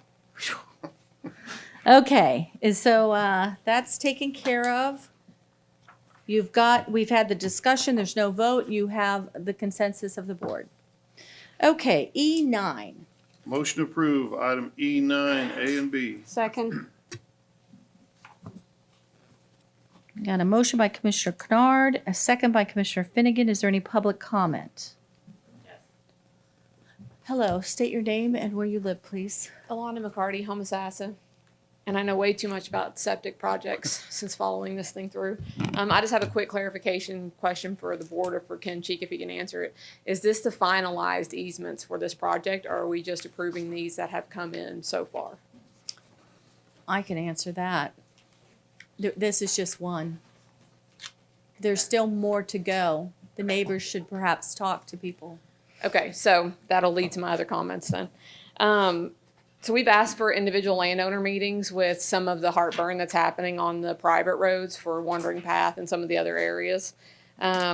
We've read the letters that have been sent out for these easements. This information's been sent out prior to any engineering plans. You're asking a landowner to essentially sign an easement over when they don't know what the project even is going to look like, how much of their property it's taking, what the road's going to look like, how much equipment's being brought in.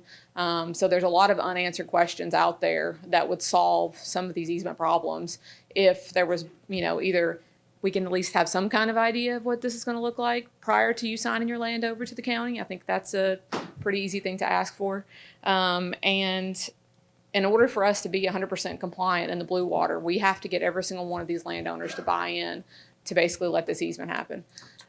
If not, then we're going to go back to Tallahassee and say that although we asked for this money to be 100% compliant in blue water for septic to sewer, we did not achieve that goal. And that's going to be on our shoulders as the people that asked for that funding and also as the county. So I think there could be a lot more effort being put into this. Part on staff's part. I know as a landowner on that road, I've talked to each individual landowner. I know what their heartburn is. I know where their questions are, those kind of things. And I'm not sure that that's actually been done with the county yet.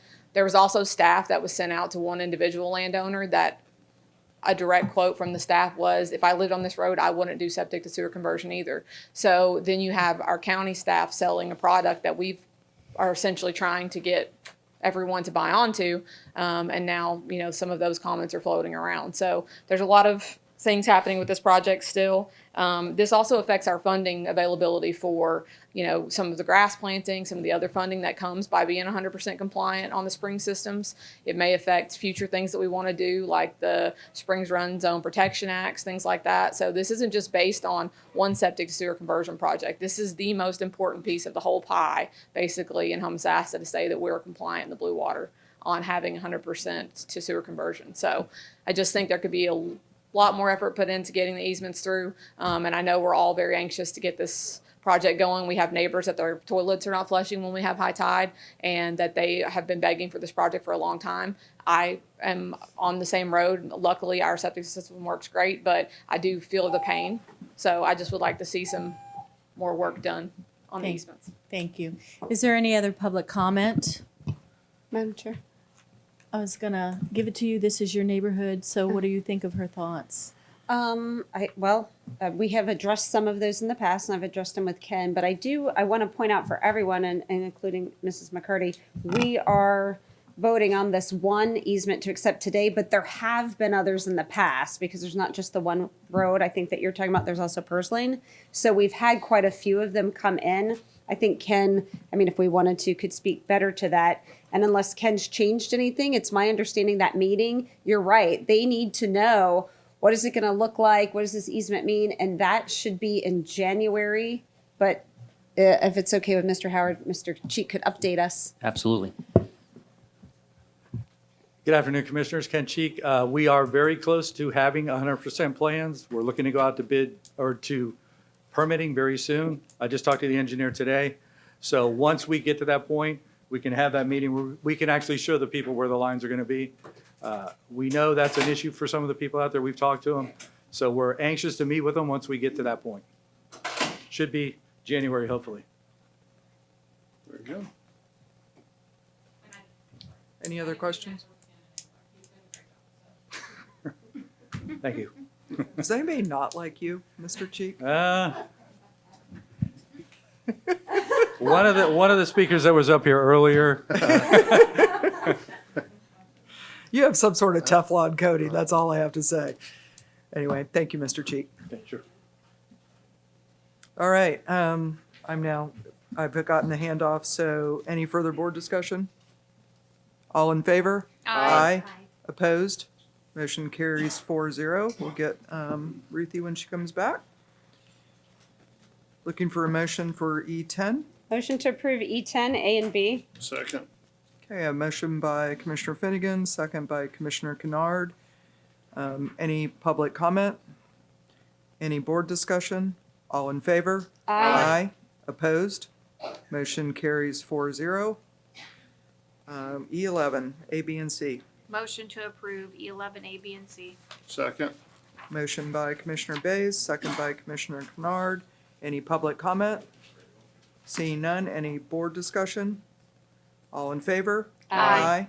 Opposed? Motion carries 4-0.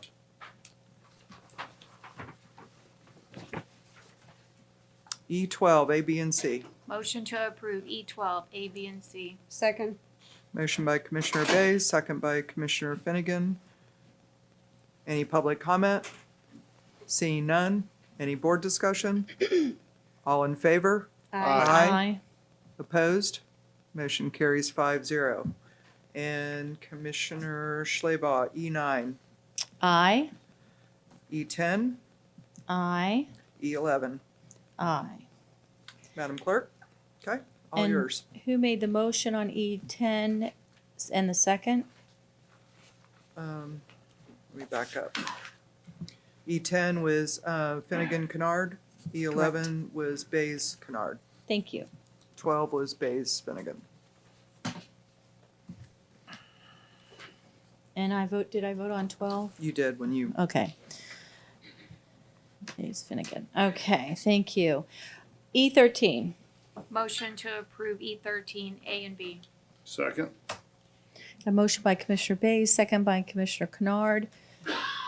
Excuse me. Is there any public comment? Any further board comment?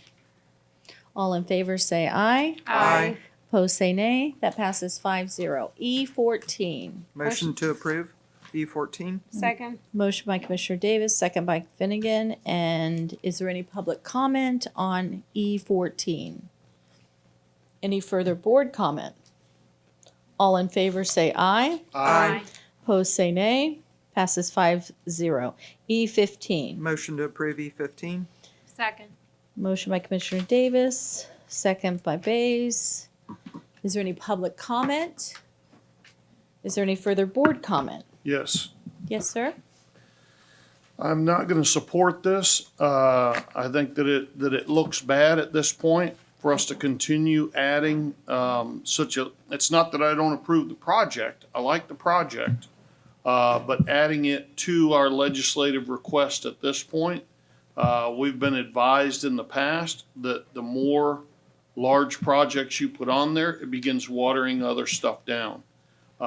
My suggestion would be that we look for grant funding for this money, see if we can go straight to what is it, Department of Economic Opportunity or a department like that to get a grant directly from them rather than a straight appropriation from the legislature.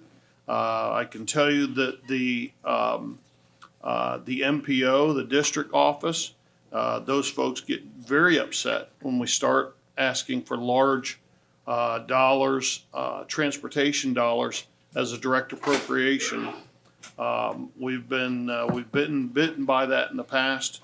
I believe it was last year, most notably or the previous year, when the legislature approves it and then the governor vetoes it, that still comes out of the district's money. So my suggestion would be, let's see if we can get this, keep the importance on the issues that we asked for, and bring back an agenda item to direct our lobbyists to seek a grant funding for this money. If we're not successful in grant funding, then we can look at maybe making this our top legislative priority for next year or something like that. But I think adding it at this point is not a good look.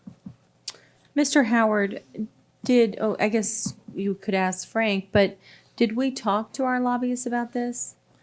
Yeah, we had some discussions. Yeah, we had some preliminary discussions, but I'll ask Frank maybe to come forward if he's still in the audience, hopefully. His thoughts, I think he had some discussions too. Well, now's our chance to see what a good salesman he is. There we go. Let's see if you can sell us. All right, so did talk with Gene about it, and we updated the form today, so Okay. It's pretty much ready to go. Did he have heartburn about it? No, I think he understands that this is linked to the airport business park and also to the development of the airport. Again, when you go after multiple things, it's, not likely you're going to get all. What I would say is that, I did apply for the hangar grant through Job Growth Grant Fund earlier in the year. So that got launched at the end of June, and it's November, and we're still not hearing anything on that. So that process is normally awarded in October. It's not moving as quickly as possible.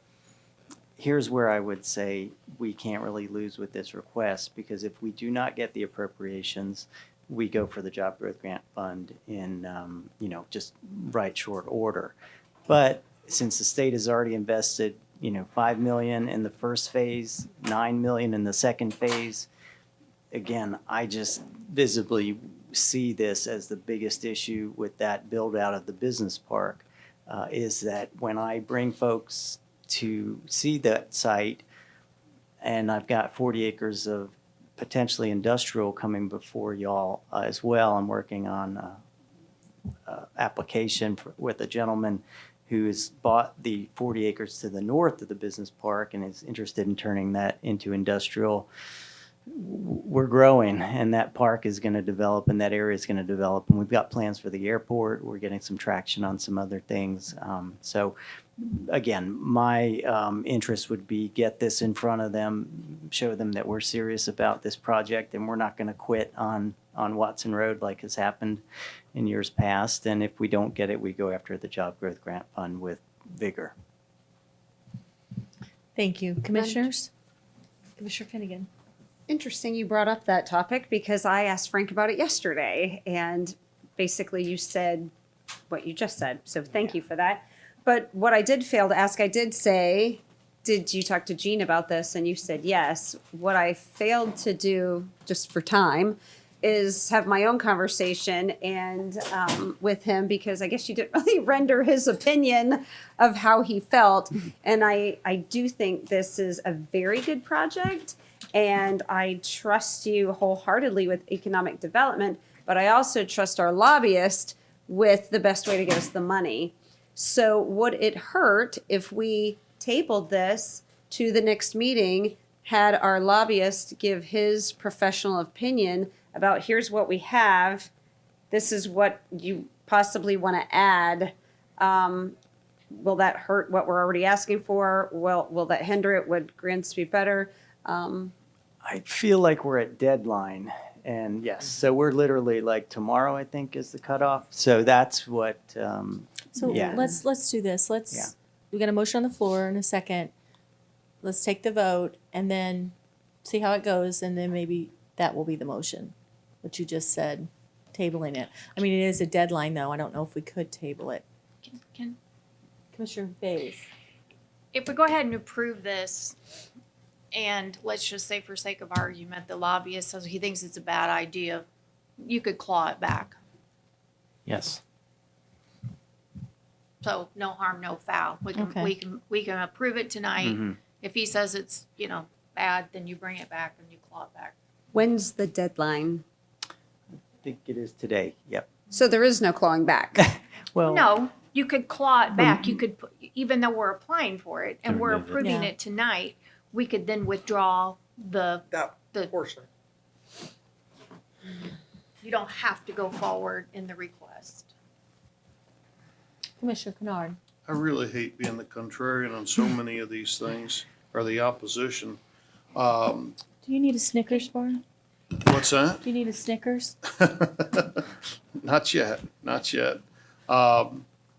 We've been very successful the past, I don't know, 4, 5, 6 years in our legislative requests, because everybody's been on the same page or very close to the same page. And what I mean by that is the county, both cities, the chamber, very organized effort, and then the lobbying that the chamber and commissioners do with our legislators up there. It's all the same song. It's all the same tune.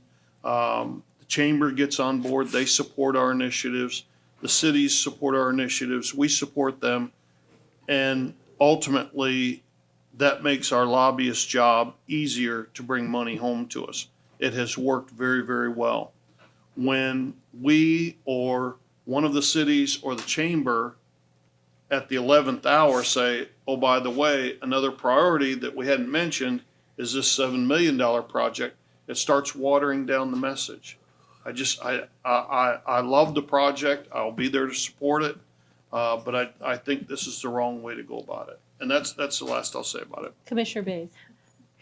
Well, oddly enough, I got a call from our MPO director, and he made a request that we asked for an additional $22 million for 41 to move that up.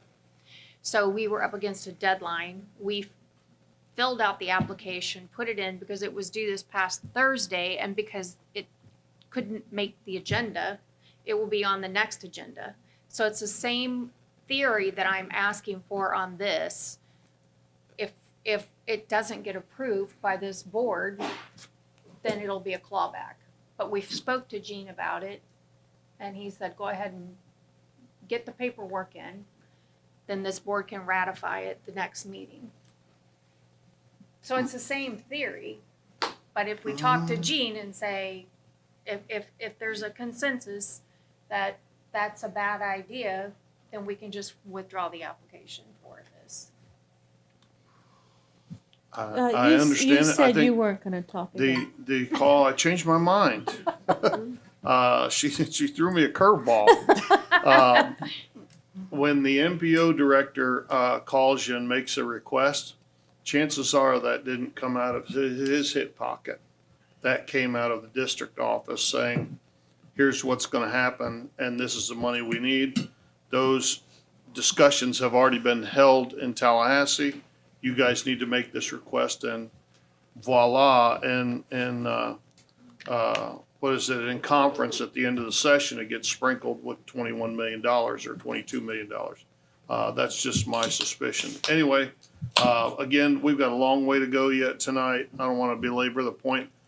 I think there's a better approach to this $7 million and us still get our priorities funded and then get this thing loaded to get this funded as well. I'm going to support this motion on the floor. I trust you, Frank, and I appreciate what you're doing. I actually I had a little absence, and when I did the delegation presentation, I'm like, why isn't there anything on there for the Inverness Airport? And I talked to you about that yesterday. So I thought our ask was light to begin with. So I am going to support this motion on the floor. And we already went to public comment, right? Is there any further board comment? Just maybe a question. So, I'm really in between for the reasons I stated before. You, and I'm assuming Mr. Howard, talked to the lobbyist. I don't know if any other board members have talked to him, but I want an honest, he's not here. I'm assuming he's in Tallahassee. Did he have any intrepidation about moving this forward? And I want an honest answer. I have actually asked him to come on the 28th to discuss what Commissioner Bays had mentioned, and I'm sure he can discuss this one too. The discussions I had with him was, I think he could go either way. I think Commissioner Kennard made some really good comments because he'd actually mentioned that you got to be careful with that. But I think he thought there was still an opportunity to remove it if he wanted to. I was going to have that discussion on the 28th when we talk about the other subject. So if that helps a little bit.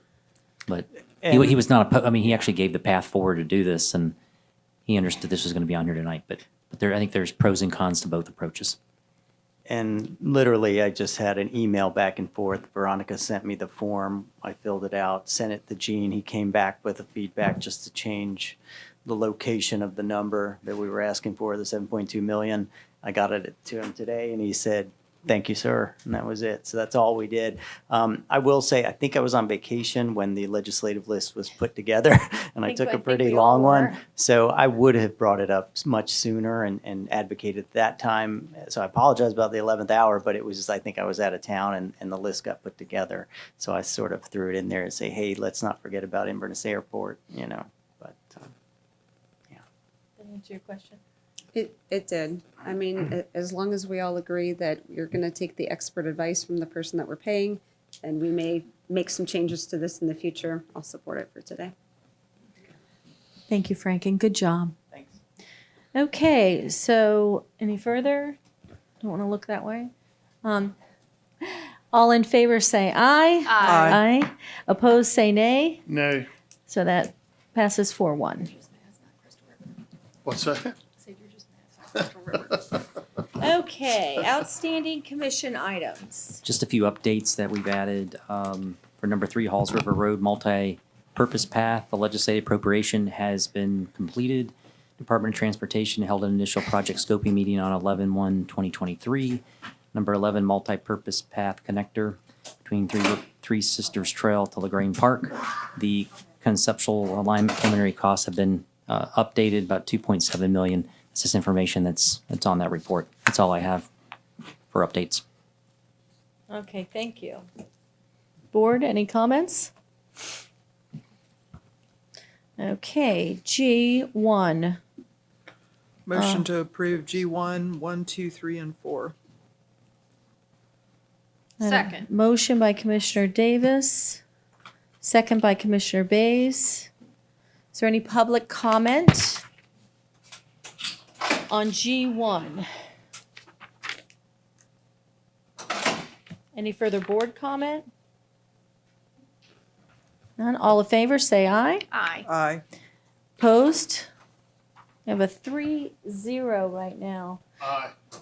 4-0 right now. Okay. Come back to that. Aye. Mr. Howard, I-1.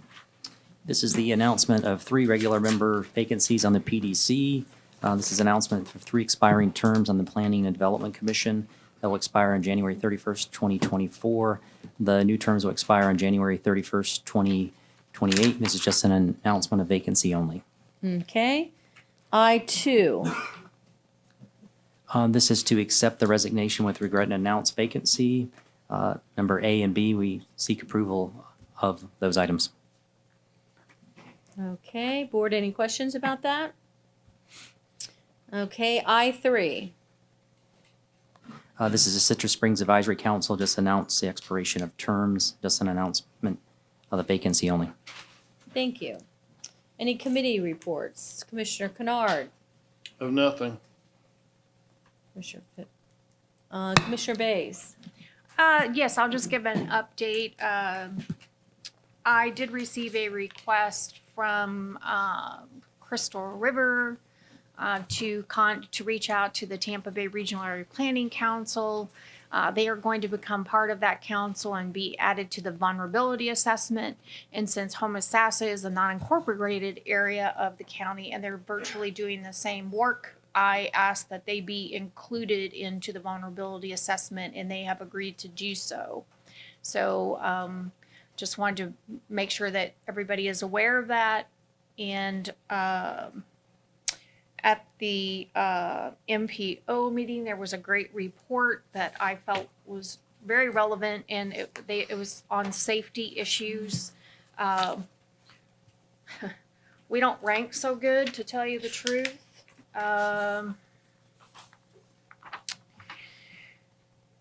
It's done in population groups from 50 to 200,000. And Citrus County, we ranked number 2 on aging road users, drivers over 65. We ranked number 1 in distracted driving, number 2 in impaired driving, number 2 in motorcycles, number 3 in occupant protection, number 4 in pedestrian or bicyclist, number 3 on speeding and aggressive driving, number 3 for teen drivers, and number 2 for work zones.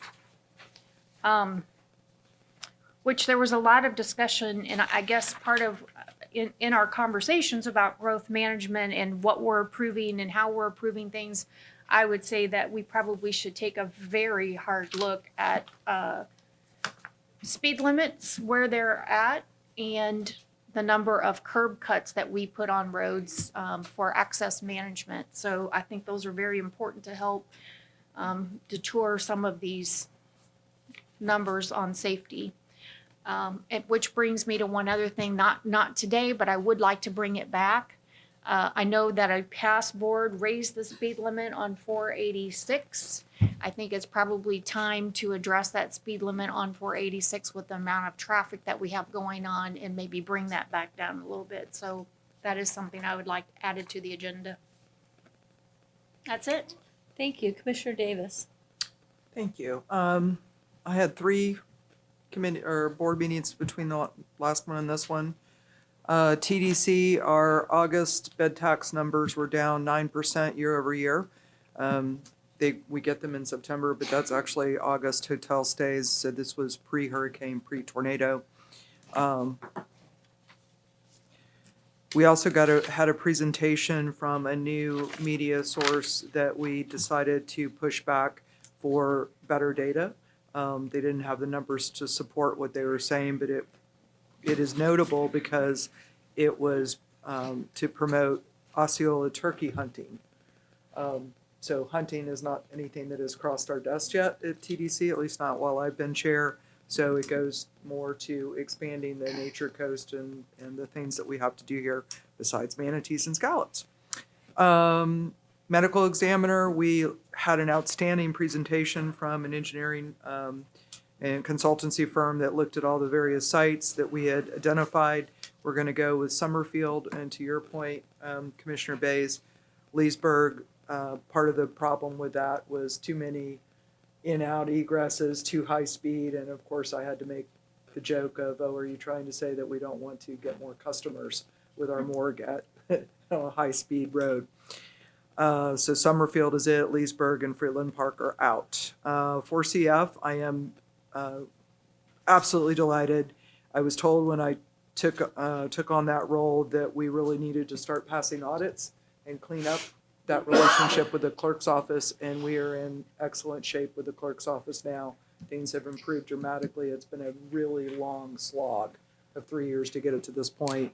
And kudos to our new executive, she's not so new anymore, but our executive director for cleaning all that up. So that's all. Thank you. I have nothing to report. We'll come back to Commissioner Finnegan for her vote and her committee reports. Commissioner Kennard, you have something on the agenda.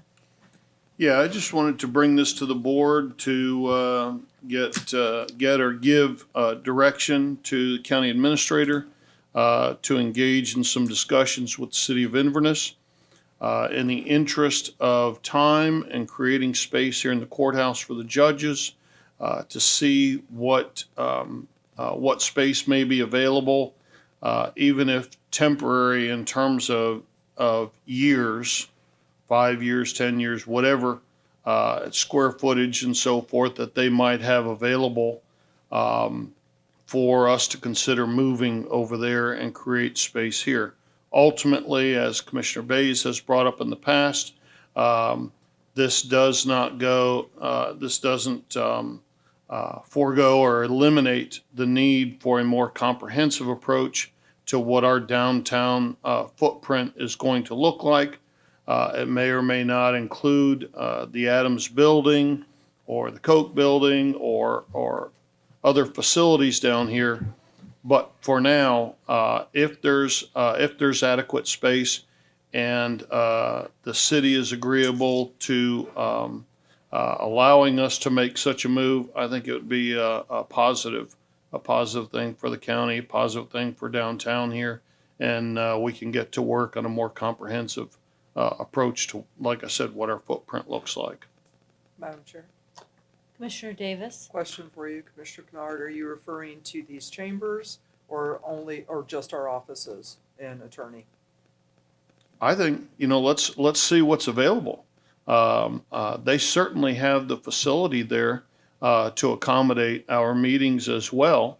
But let's take a look at I would give Mr. Howard the direction to sit down and have those conversations and see where it leads. Maybe there's only room for county commission offices. Maybe their chambers, stay booked or busy enough that they wouldn't be able to accommodate our meetings. And if that's the case, then we continue to use this one. Or in the interest of efficiency, if we can move everything over there where we've got our offices and move right downstairs and use their chambers, that would be very handy as well. Madam Chair. Commissioner Davis. Since I am a very practical sort, and I don't see any reason for us to have offices over here other than one office for the person running our meetings. So we need some sort of very small satellite commission office here to go along with our meeting space. That's all we need. I think we need to have offices over at LGB, which is where all the work gets done, and we can actually have meetings with staff that much more effectively and have much more of a team spirit, kind of collegiality going on. I understand as a full-time chiropractor, you wouldn't really be there, but I personally, since I work a lot from home, I would be working from LGB a lot more because I don't really use the office here except for commission days. I would strongly disagree with that. The county needs to have a footprint here. We need, I've said for a long time that I rarely use my office here, but I do not want to see us establishing offices out in Lecanto and moving the county commission operations out there. You have two staff members. We have the county administrator and we have the county attorney. We should not be going directly to staff. That has been repeated over and over and over and over again, that they are not our staff. They don't need to be following our direction. They don't need to be under our influence. Their boss is Mr. Howard. So I 100% I've got agree the with you. floor. Well, I would strongly oppose that move. This is simply giving Mr. Howard direction to engage in discussions with Mr. Williams and see if they have room for us there while we continue the broader discussion of what we're going to do long term. It gets us out of the second floor here, gives the judges the room that they need very, very quickly. Madam Chair? I would like to respond real quickly. I only go to Mr. Howard and Ms. Lynn. I absolutely respect not going to staff to pull them into things. So I'm fully in agreement with that. My point is that I do go over there for briefings. I understand you don't get briefings anymore. I go there for briefings. I do other things. It would be very helpful to have an office in LGB. You're either going to respect the limits or you're not, and that really has nothing to do with location. Are you done? I am. Commissioner Finnegan. Yeah, Commissioner Kennard makes a good point about maybe keeping us away from staff. That temptation's there. We should always go through Mr. Howard. But the reason I like LGB is simply because my constituents are in Homosassa. And I don't use this office a lot because when I do have meetings with them, I have met at LGB in the plum room and at Cattle Dog in Homosassa. They don't want to make the drive over. And I'm not going to ask them as their commissioner to say, hey, we're both here in Homosassa, but we're both going to drive over to Inverness, although we need a good space to meet. So it doesn't even have to be at that building, but I do like a building that's easier and more representative of the entire county where constituents can get to us easier. Commissioner Bays, any thoughts? Honestly, I've been a huge advocate of a space needs study. I think we are spending an extraordinary amount of money on maintenance and upkeep and being so diversified and the opportunity to put so many of these buildings back on a tax roll. But I know that's way out in the future. I still think we should have our space needs study. I have had conversations with Inverness as well about space. I think it's, as an interim, I think it's fine. I think no more than I really see our legal team here in this building. They were probably more suited to be in Lecanto and move their offices and then You know, commissioners can have offices either here. I mean, I use my office a lot. I don't know about anybody else, but I use mine a lot. So, but that's me. I don't really have a dog in this fight. I'll do with whatever anybody wants to do. I do understand that Lecanto is more centrally located for constituent meetings, but I will go with the majority. And I agree with so many points, but I do want to be cognizant of that just because some don't use the office, that doesn't mean the next commissioner won't use an office. So we don't want to give that away. We have to have those arrangements in place. And I like the Lecanto idea a lot. Obviously, our board meetings would still be in the county seat, but it's at the pleasure of the board, and I think I'm going to agree to, let him go further with the discussions with Inverness and see what you can propose. Big thing for me is don't give away the offices for the future and security. So, is everybody agreement to let Mr. Howard go further with discussion? Yep. Commissioner Davis? Is this consensus? Yes. Yeah, I guess. She's so strong with that. Okay, I'm going to back up a little bit. Commissioner Finnegan, G1, your vote? Yay. And do you have any committee reports? I do not. Okay. So, moving on.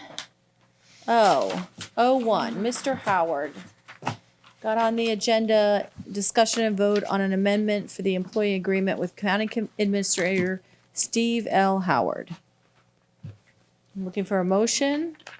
I'll chime in here. I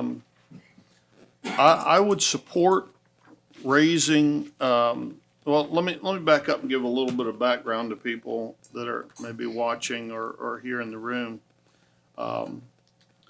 The discussion with Mr. Howard between the county attorney and the previous chair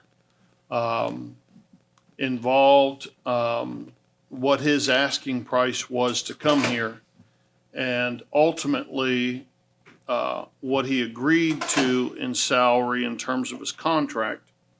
The comment, or a paraphrase, if you will, was come here for this, and if you're doing a good job in 6 months, I'm sure that that raises will be forthcoming. You're the guy that they want.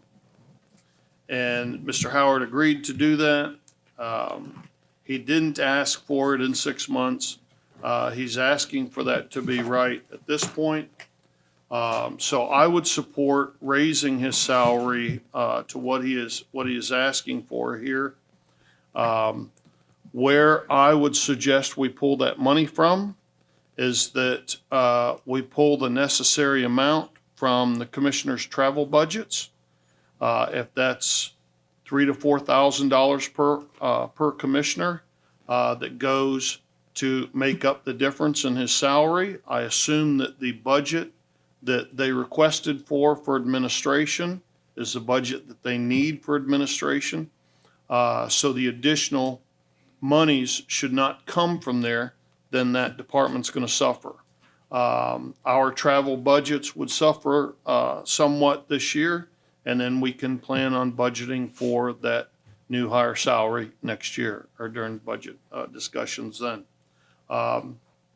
As far as the request to, what was the other stuff? Him being able to allocate money towards the 401, I'm fine with that. The vacation ask, I think, is essentially doubling the hours on vacation.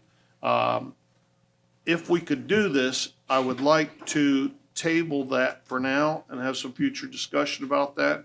It's not, I understand why we're trying to get there because of the limitations in the state of Florida.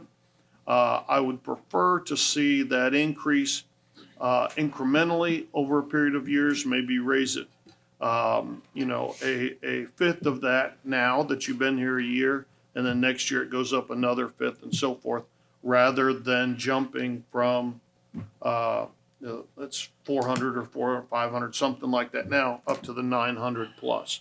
That's the only thing that I've got a little bit of heartburn with, and I think we handle the pay raise from our travel budgets.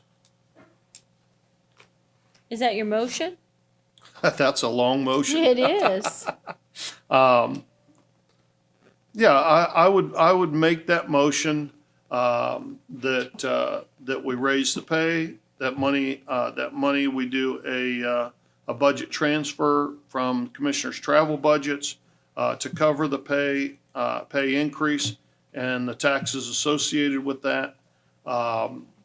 That we approve the 401K as he's requested, him being able to use his money for the 401K. And I'm gonna, I don't know, do we make the, you know, do we include at this point the vacation, the incremental increase? What is the hours now? Yeah, well, the reason why for that was in my contract and negotiations to revisit that. And part of that was when I was renegotiating was where I came from. I had 1,040 hours.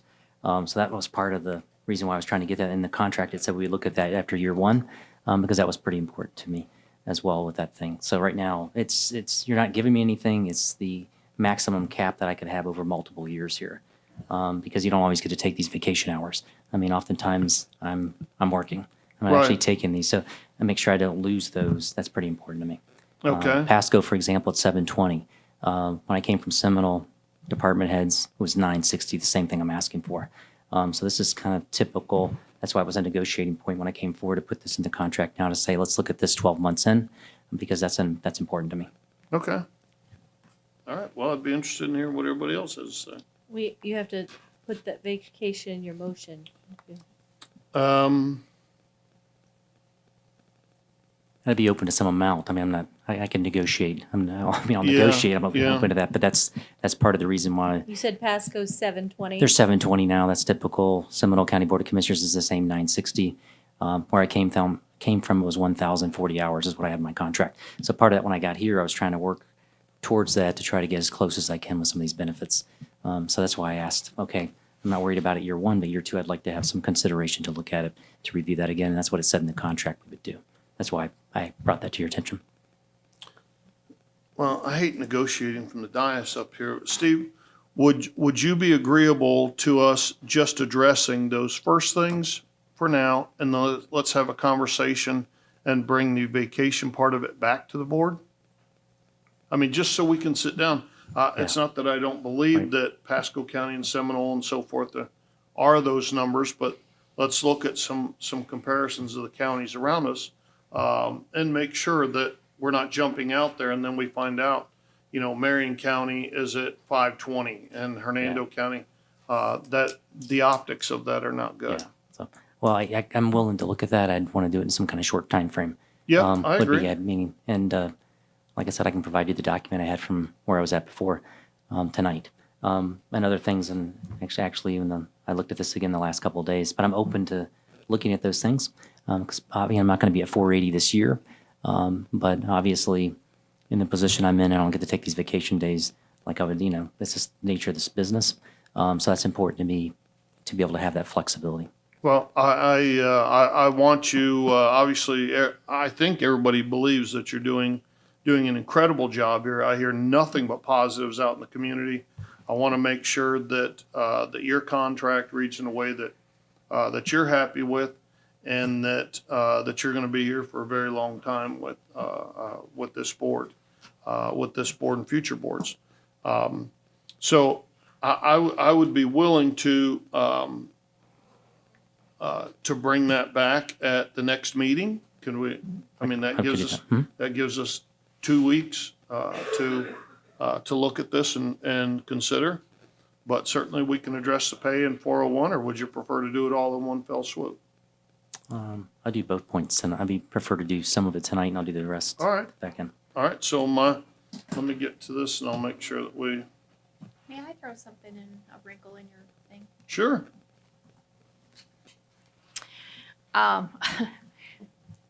As I understand, I asked Mr. Howard this, he really doesn't, it's a very open-ended contract. It's not really a contract. That's true. That's the structure that you have currently. It's not something I propose. It's just the contract that I inherited.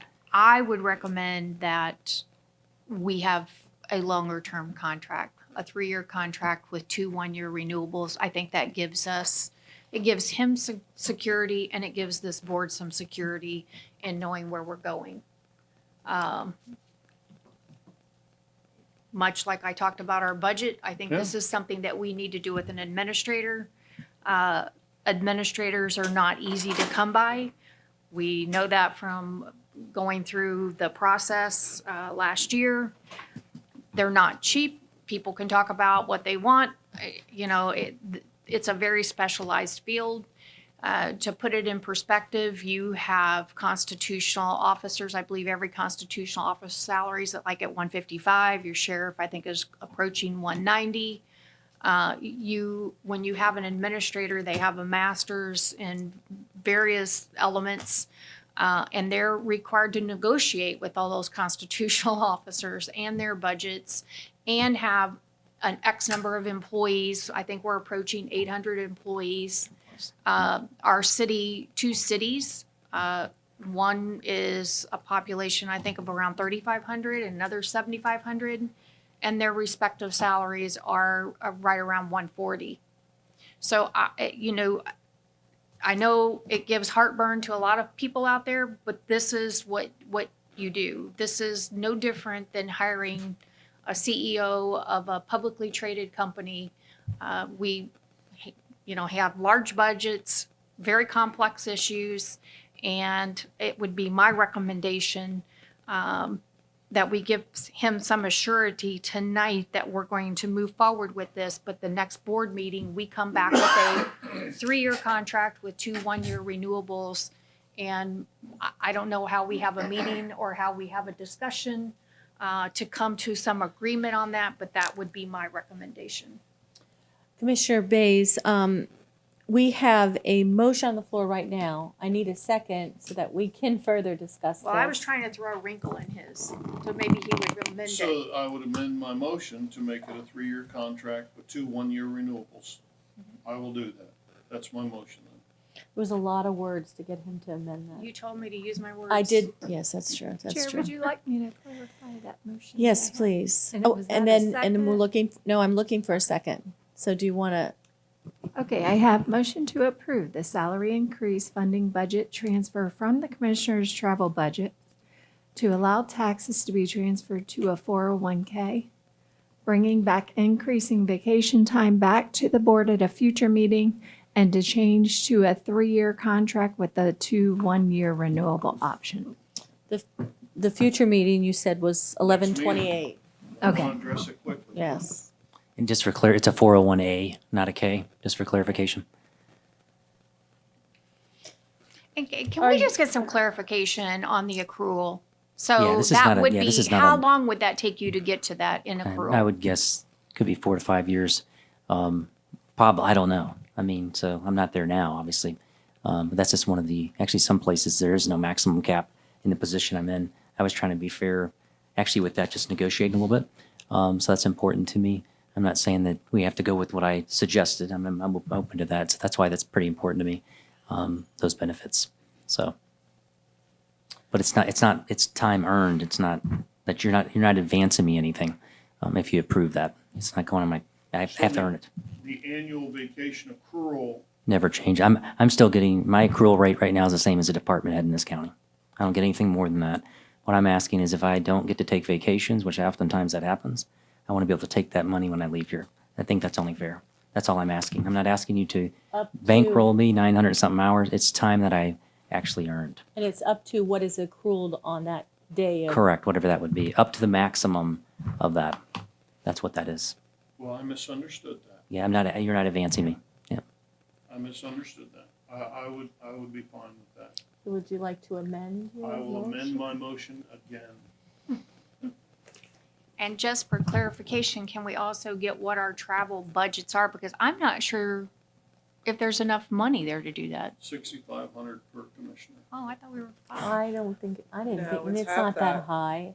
I thought we got it to 6,500. Oh, Uh-uh. no, No. no. No. Commissioner Since Finley. everyone's Aaron's got the money. discussing things without a second, may I just make my point because it'll probably do another? Yes, Um, we're way thank- off the Thank you rails. for your leniency to me because we're working out this motion. I'm not going to support it as it's presented, and here's why. We had a budget hearing. One commissioner, Commissioner Davis, wanted extra money in travel. She desires to do that. She sees the benefit in that. I was one that did not agree with that because I did not want anything added to the budget. And the point was, we made a budget, you know what you have, plan accordingly. I believe this commissioner's probably done that. I'm not going to throw her under the bus or take something away from her or anyone else to give it to someone else. I just don't think that's fair, and I'm not going to do it. So for that reason, I can't support it as it was presented because I just don't think that's fair what we discussed previously. And thank you. I was actually going to wait for the second to bring up the travel. So, what was the question to Aaron? What's About the the individual commissioner's travel budget? Thank you. I don't know exactly offhand, and I think it's like 3,200 for As- travel, and then training is 1,100. I know that because it went up this year. So there would be enough collectively, but 4,300. oh yeah, It's there. 4,300 per But that's what, commissioner. that's training too. Yes. Yes, ma'am. Yes. Okay, well, we have a motion on the floor. Chair. Okay, the last amendment, he said I'll amend my motion, but he never stated what he wanted to amend it I to. would So amend it to allow the annual vacation accrual cap to go to 960.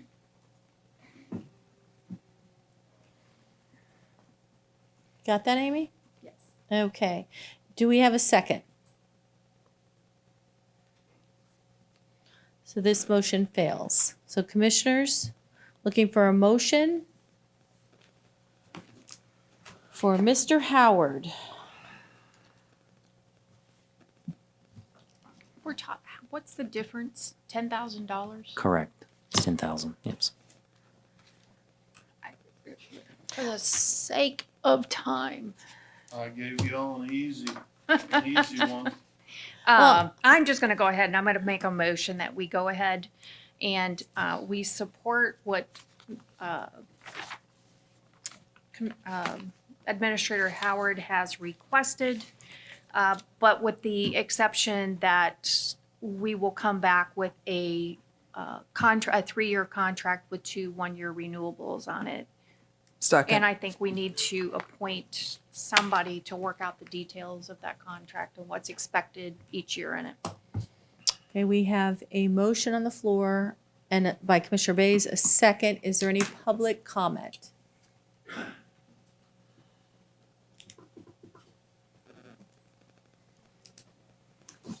Janet Barrick, Citrus Springs. Well, like I said earlier, he is doing a good job. However, $18,000 raise in 1 year is more than I can afford. It's more than the board can afford, and it's more than the residents would want to pay. We are stretching everybody to the limit. We have inflation going on. We have gas that goes up and down and up and down. We don't have money to be giving away. He already got a $7,900 raise. If he can't wait 2 more years to get up to the $225,000, maybe, and I hate to say this, but maybe he should have gone to a different county. We are not a county, like he says, Pasco and all those. They have more people. They have more money. They have a bigger treasury. We do not in Citrus County have a bigger treasury. The only way you're going to get money is from the citizens, from the property owners. You talk about having an industrial complex going up over at the airport. How many years have we been talking about it? How far has it gotten? Not very far. I've been coming to these meetings since 2006. And guess what? It's still the same over at the airport almost. Almost exactly the same, except for that one guy that is doing a great job over there. Crystal River Airport, the same thing. We're going to extend Crystal River Airport. We've got the industrial park supposedly up in Holder. Where are they? So far, the only thing we are able to attract in Citrus County are businesses that are sales businesses and retail businesses. And who gets the brunt of paying the taxes? We had a lady talk for over an hour today about taxes. And it's not that I, as a property owner, am going to get lower property taxes. Yeah, you can reduce my millage, but you're going to turn around and give it to me in another form. And I'm still going to pay more in taxes. It's a, sleight of hand. He's doing a good job. He got his 4%. Our other employees are doing good jobs. They got their 4%. He should be very happy he has a job. There are people out there that don't have jobs. And yes, I do understand, Commissioner Bays, that it's specialized. I've got a lot of degrees also. And it is specialized work that you're doing. But he also has an assistant, which our former didn't have. He also has restructured things so that it is a little bit easier for him because he is working it into the way he likes to do it and his method, which is good. But that doesn't entitle him to $18,000 in a year. And I'm sorry, as a taxpayer, people have told me to come up here and say stuff. Thank you, Janet. Would anybody else from the public like to speak on this item? I do want to say there's really no comparison for an administrator that has 800 employees. You've gotten a tremendous amount of done. You've compared him to other administrators, but this administrator has gotten some projects with one hand tied behind his back moving. So we're talking $10,000 that was negotiated with Ron Kitchen. I wasn't part of that negotiation. Ron had said to come back in 6 months, if I'm correct. Yeah, well, 6 months, then I said a year. That's what I mean. I don't think that was fair to do 6 months. I do want to talk about the fact that I appreciate the bringing up the travel because I do use the travel. I also pay a lot out of my pocket. And, yes, that would be a quick fix, but then what happens next year? So I'm glad that's off the table. Is there any other comments from Commissioner Finnegan? Well, I did ask Mr. Howard. I mean, it's a $400 million budget. I'm sure we have the 10,000. Might make things easier. Certainly, you weren't looking at travel budgets. So the budget's not going to go up. I think the public needs to know that. The budget is what the budget is. So we could just identify where the money's coming from. It may make it a little bit easier for our community to understand. It's coming off Commissioner Kennard's salary. I gave you an easy option. Well, we could take Commissioner Kennard's travel. Take it, I don't use it. He doesn't use it. I mean, Well, and no disrespect to Commissioner Kennard. I understand that's an easy option, but, we can't tell our colleagues one thing and then change it when they've already made plans or done budgets. I just don't think that's fair. Madam Chair? Yes, sir. I'm not going to support the motion, not because I don't think that Steve's doing a phenomenal job and he deserves to be paid what he was promised. I would support everything about it. But the budget is set. And I don't want to see us go into reserves to do this. I don't want to see us start pulling from other budgets that presumably were set at numbers they need. One area there where we can pull it from is the commissioner's travel budget. The money is there. So anyway, I'm done speaking on it. Looks like it's going to pass.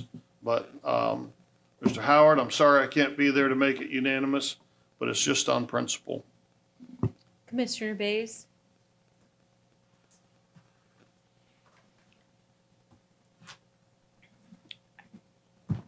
I'm perplexed. I mean, where were you planning on taking it from the budget? We'd have to look. I mean, this is just a discussion now, so we would look at where it would come from. I'd look with Aaron. There's probably possibilities to look at, but I think in a $400 million budget, it would be that challenging to find $10,000, I think. Right. look, I know we're going to get beat up in public. I know this sounds like an extraordinary amount of money, but I was here at a time when our administrator made $125,000. The next administrator was roughly between 180, 90,000, and maybe didn't have an assistant, but the organization was falling apart and nothing was getting done. The employee morale was in the tank. We couldn't attract employees. We would post things and we would never get applicants. And if they were, they weren't that great. We have changed the culture of this community and we are getting things done. So, you know, we're going to have to take the heat for it. We're going to get beat up over it. I'm going to stick with my motion. I think the devil's in the details. So we're not coming back year after year talking about this. I want the 3-year contract with 2 1-year renewables. I want this board to find somebody, name somebody to make the negotiations and come back with terms that we can all live with so we know what this is for the next 5 years. We do not want to go out in this process again. They are not easy. They are not cheap. And we're probably lucky to have this person because I can tell you, if you go online and you start looking, you're going to pay $250,000, $275,000, $300,000 all day long for an administrator to get them here. It's a different world that we live in. That is a fact. You can look it up for yourself. We've got somebody that has gained the trust of the employees. He's doing a good job. Let's stay focused and let's move the ball forward. Thank you. Commissioner Davis and then Commissioner Finnegan. Number one, what she said. We absolutely have a different culture with staff. We have momentum, and he is worth his weight, maybe not in gold, but pretty close to it. And it's market forces, guys. This is what the market will bear. And Commissioner Bays is exactly right. You can look up the salaries, and we'd be paying a lot more and then interrupting the wonderful momentum he has. He's turning this, I believe he used the phrase, high-performance organization. And it takes a little bit of time to do that, but I'm impressed with the first year. He's turned the ship around, and he's doing a phenomenal job. Thank you. Commissioner Finnegan. Just want some clarification. So is there a motion on the floor to approve this and then the budget request would come back later? Because I'm hearing two things. I heard that maybe once, but then I heard a 3-year contract that we have to appoint someone to negotiate, which we haven't done that. So are we waiting for a 3-year contract? Because certainly the terms would change each year.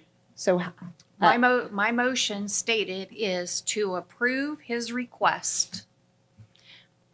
But instead of just giving him that and then having an open-ended contract and then we're going to be in a position to negotiate, I approve his request, have a 3-year contract with 2-year renewables, and name somebody on this board to negotiate the contract so that we know what we're dealing with year over year.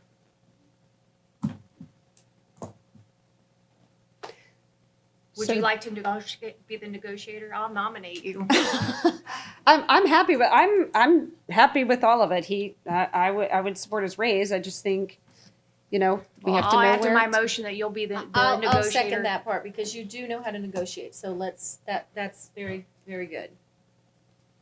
But we gotta So the gotta 3-year amend this now again. The 3-year contract would start with now with the Yes. raise, with the added accrual PTO time and what he's asked, and then we'd have to sit down for the next 2 years.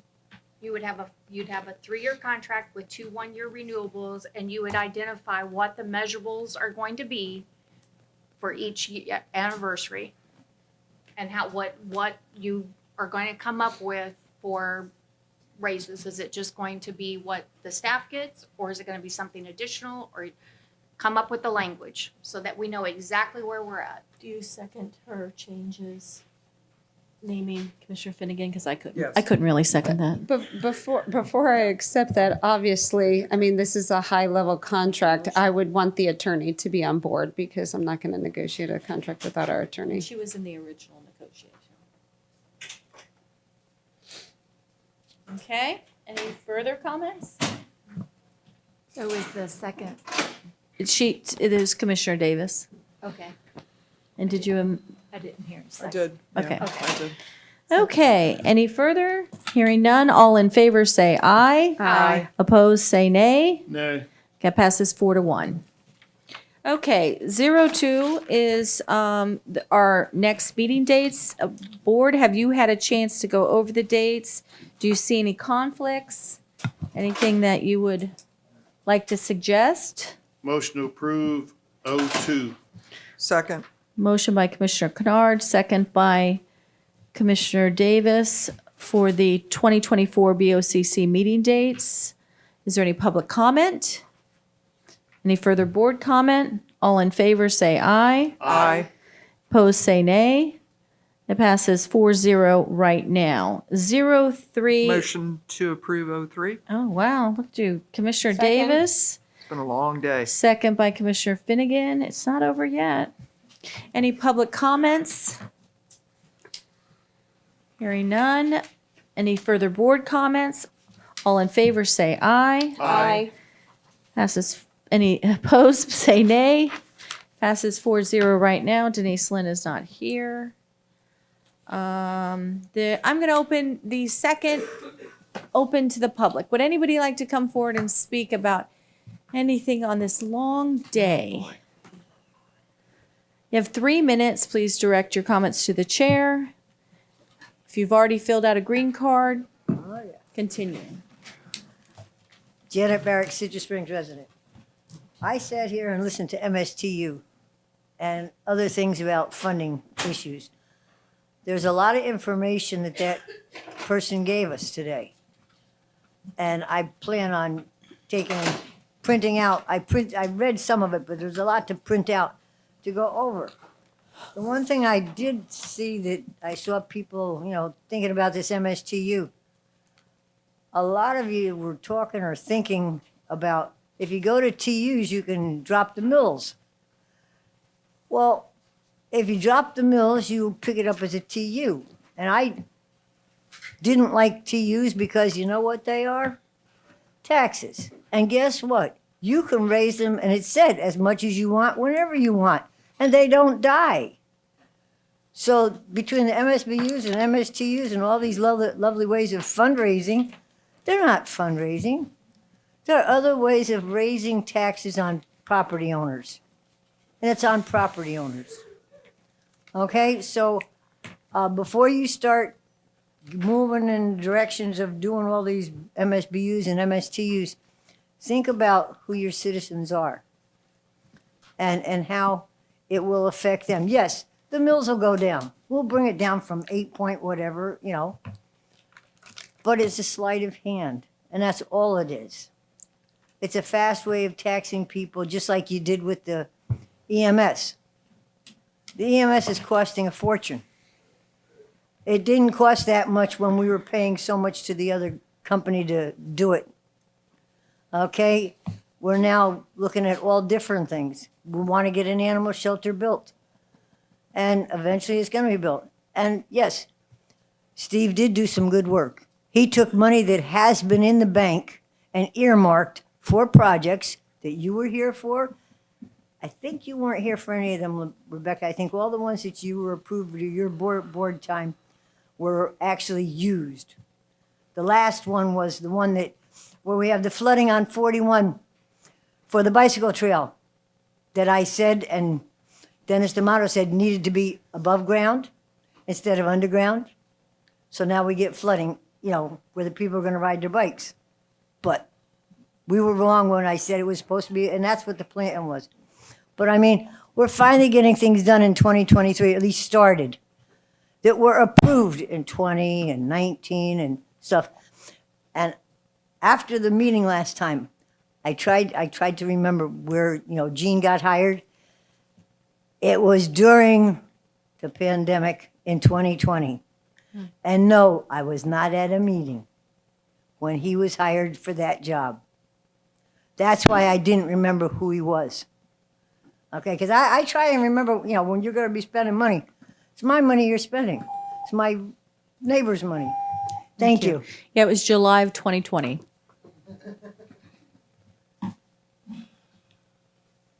Stephen Schwartz, Pine Ridge.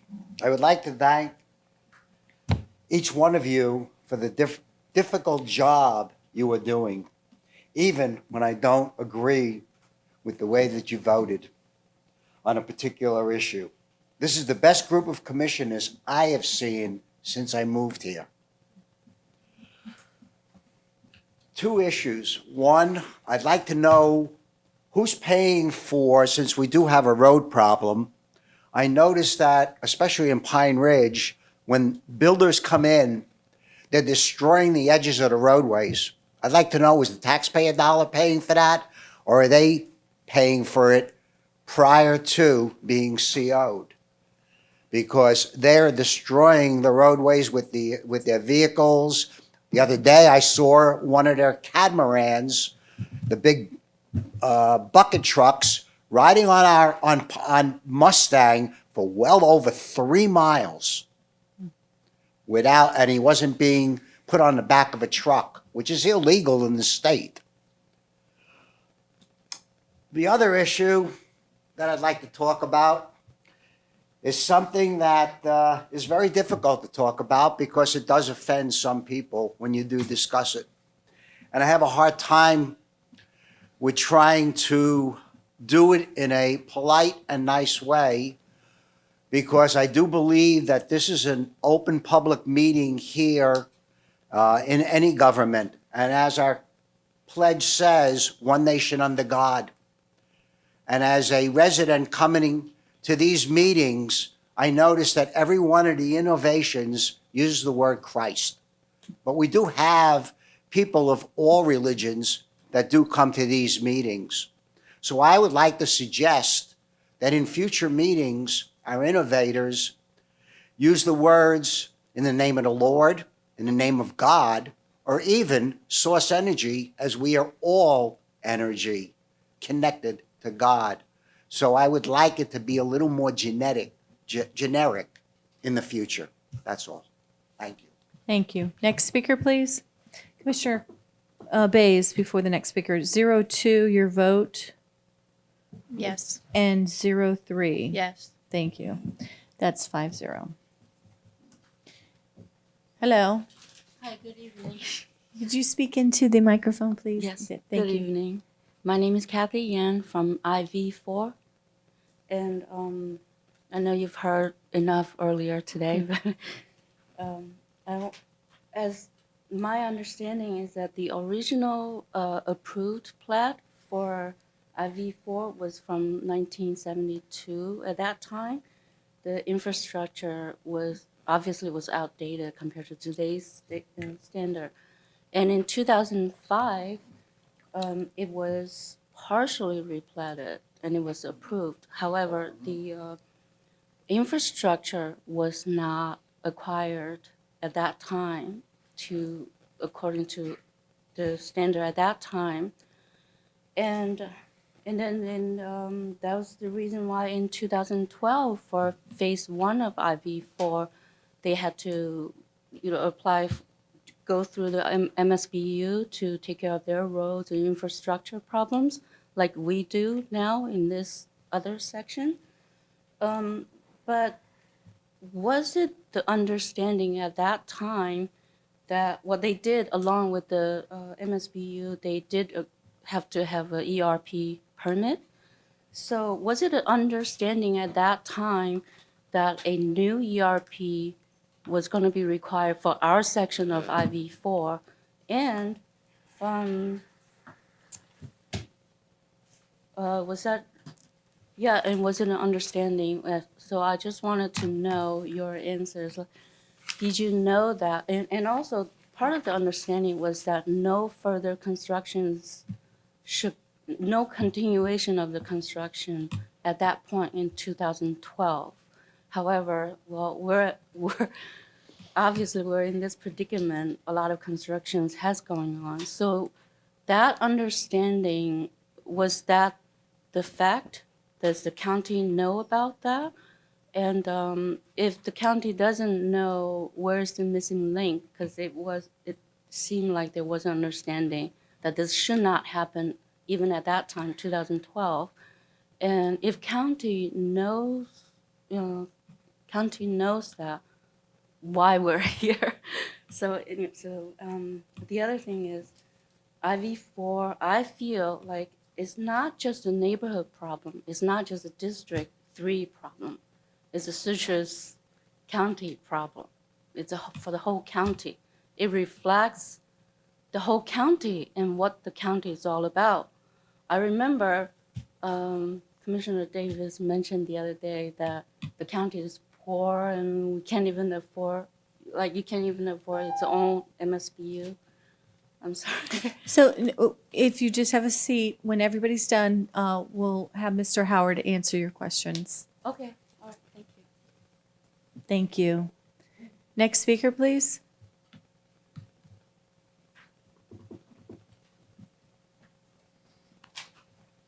Yes, my name is Amy Kuntz, and it's really a general thing for me that I have some questions I haven't been able to get answered.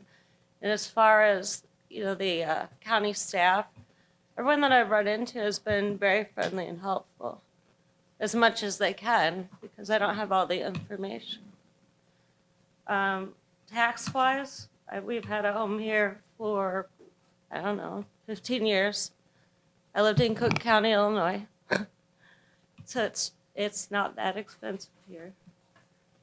In fact, after we moved here, we still had to pay for those taxes because we were underwater. So the bottom line is, I'm not upset about the amount of money we pay in taxes, but I would like transparency. And I would also like answers to questions and like where to go. Because I've called the Fed, I've called the state, I've called here, I've called your office, and I have not availed with certain things, certain information. I've been in situations, and I know I'm on a timer here, where there are advocates for the government, which, at least for this period, you are, apparently. But who's the taxpayer? Who are you working for, all of us, or just that? You know what I'm saying? I got a D in high school government, so bear with me. But there's all these layers, and who's in charge of what? Because your website's not right. I've gone to different buildings. Yeah, there. Ma'am, yes. Talk to me if you Yes, will. I And will. is there a question? Yes, the question is, do you have a diagram as to where everybody's supposed to be and what they do, what they're responsible for? Because the website, in my understanding, does not answer those. And so there's misconfusion and misconceptions from a lot of people, including myself as a taxpayer. And some of them are double billing, because I know that there's many layers of where the money comes from. And for instance, just on cable alone, I received an extra $24 charge, which I was told was for the county. It was a fee. Didn't get the right answer. And yet I pay property taxes. So if I'm buying something, am I getting charged double the amount? Amy? Yes. Me? And why isn't the county getting answers? When we're done with open to the public, we will answer your questions. Next speaker, please. Okay, seeing none, we will close the second open to the public. There's two questions, Mr. Howard, IVF 4, and Amy's question about We'll get to them. she needs a legend, it Yeah, sounds like. We'll talk with her. Okay. And the IVF 4 question about the Just IV, not in vitro fertilization. IV 4. we'll get staff to talk. Tired. Yes, I went there. That's how I got my babies. Did you have, do you have an answer to her question, ma'am? Oh, for IV4? Yeah, I'll just say it again. We're not allowed to hold a permit for lack of another permit. That's why we didn't stop them before. That's, it took bravery on the part of this board to do so. And I didn't say we were poor. I said that we, if we were to go for the insanity of $109,000 per lot, which we wouldn't do, we could not afford to float that MSBU. I didn't say we were poor. I said we have a certain bonding capacity and we would not be able to afford that even if we were to be so silly as to do that. So that's all. Eric, could you please get with her and answer her questions? And last I checked, we do have an org chart on the website. Yeah. And, okay. Anything else, commissioners? Do you? I do want to make one comment, and it's You were so just close. to Janet's thing. The reason I like the TUs and the BUs, that does give you transparency. When you take it away from the general fund and you implement it into that, you only can use the money for whatever that it's in. To me, it gives a lot of clarity in your budgeting. That's it. Thank you. Anything, Commissioner Finnegan? No, ma'am. Okay, so at this time, we have a regular meeting November 28th, 2023 at 1 p.m. and a regular meeting December 12th, 2023 at 1 p.m. There are no upcoming workshops. We do have a 501, and I want to say thank you. This is my last meeting as chair. Hallelujah. So I'm going to call a 15-minute recess. I know you've been patient, but we've been here a long time. So 15 minutes, please. Can I just melt?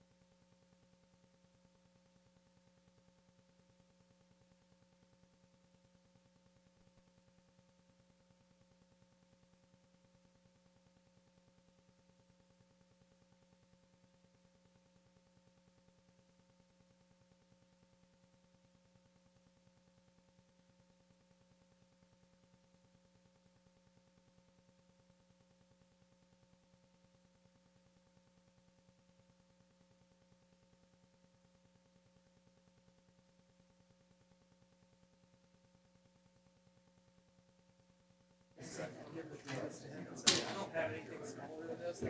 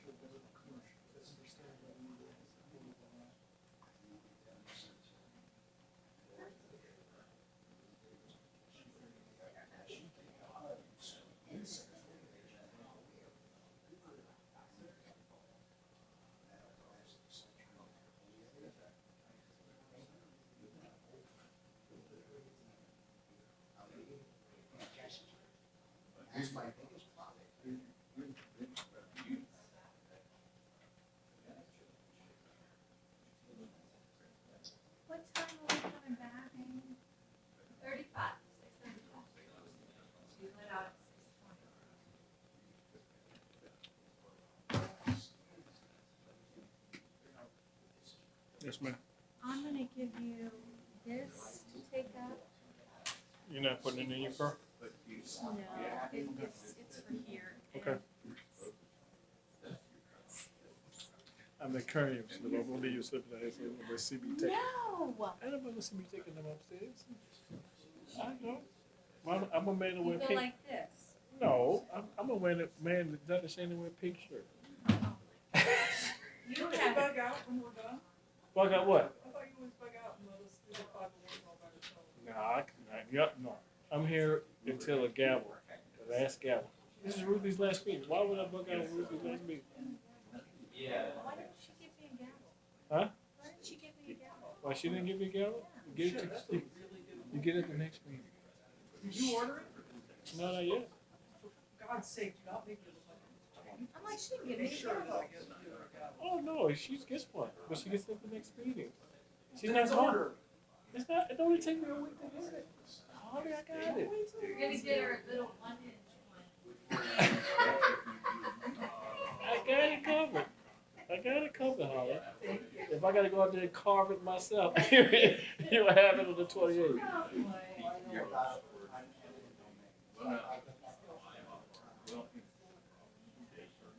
What else, good? Where am I standing? I don't want to stand here. No, it's not me.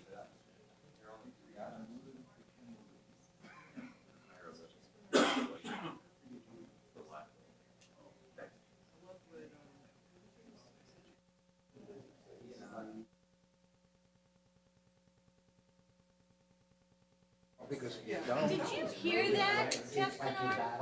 That's Spence.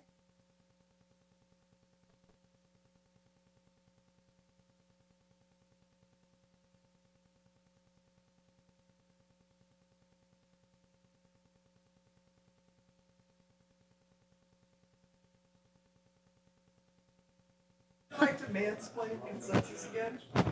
Oh. What's that? Would you like to mansplain consensus again? I was like, wait, what is the word? Yeah. I'm like, it's no consensus. Anesthesia is no joke, you know? Yeah. Anesthesia is no joke. No. And 3 times. No. I'm like, is it time?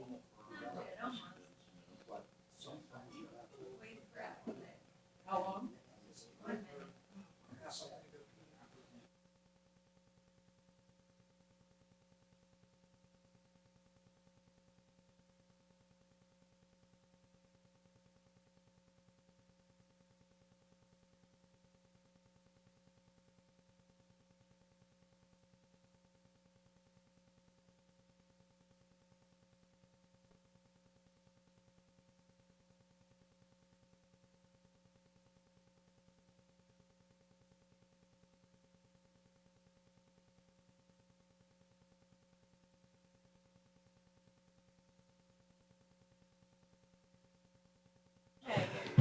Can we do it? Good evening. I'm calling this meeting back to order. We have a quorum of 3.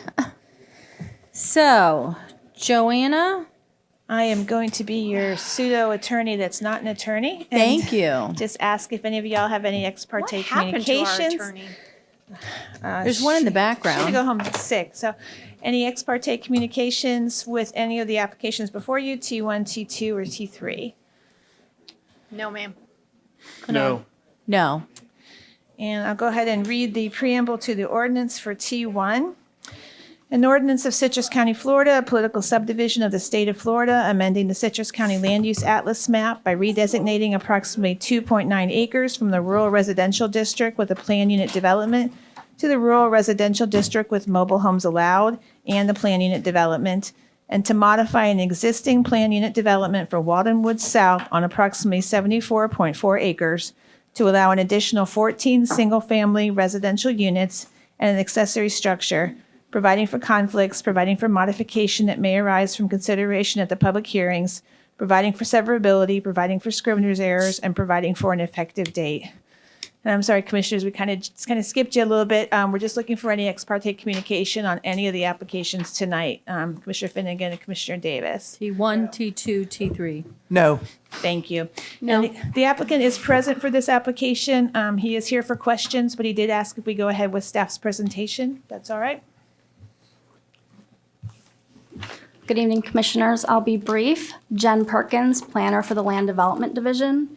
As Joanna said, this is a request to amend the land use atlas map to change 2 tracts from rural residential district to rural residential district with mobile homes allowed, and to a request to amend the planned unit development to allow for an additional 14 single-family lots and to place an accessory structure. This is an aerial view of all of Walden Woods South. Tract 17 is to the north. It is where they would like to place the accessory structure on approximately 0.11 acres. Tract 19 is to the south. It is approximately 2.76 acres and where the proposed 14 additional lots would go. These are the site plans as submitted by the applicant. And this is the replat in 2016. As far as concurrency, the applicant has stated that there is sufficient capacity under the existing sewer agreement. However, the applicant did not provide a letter to that effect.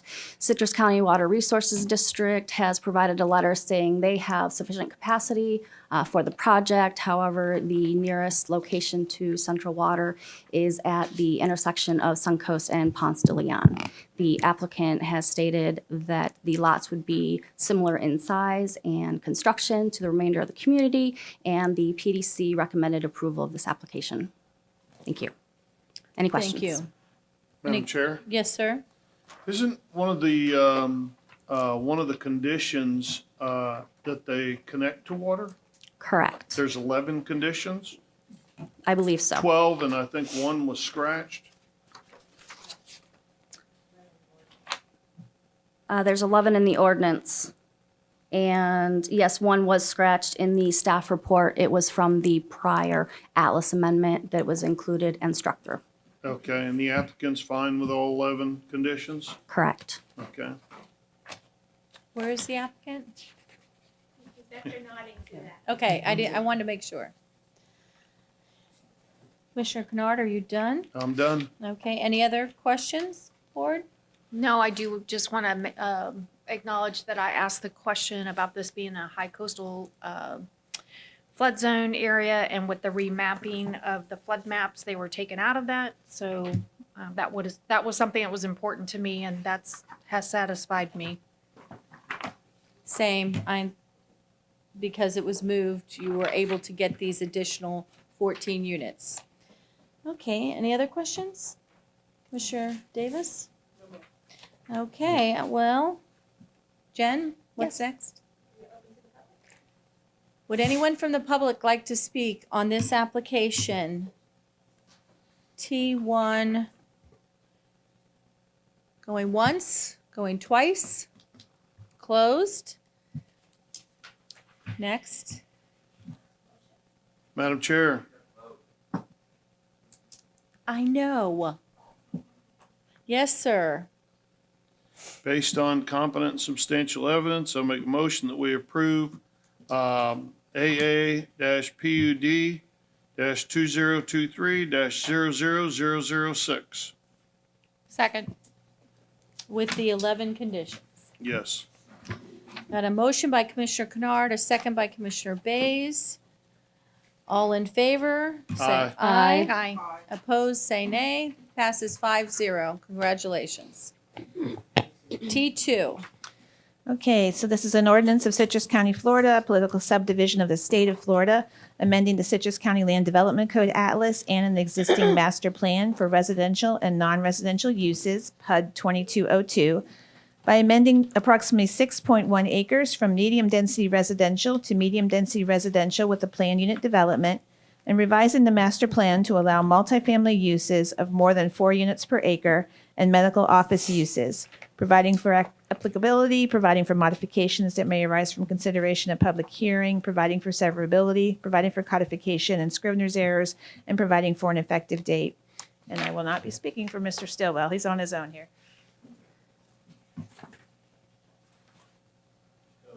Pull up the site plan and we'll expedite my comments. Good evening, Clark Stillwell, 320 South Highway 41, Brandon Bank Building, on behalf of Sterling Residential LLC and Sterling Commercial LLC. The request is to modify the Lecanto Preserve PUD. That is 2202. It's 140 acres more or less, and it was approved by this board for 840 residential units, and those were a mix of residential uses. The G flume is MDR on the residential portion, and the commercial area is GNC under the G flume. The commercial area is also GNC under the LDC Atlas. The subject LDC Atlas on the 2202 is a PUD.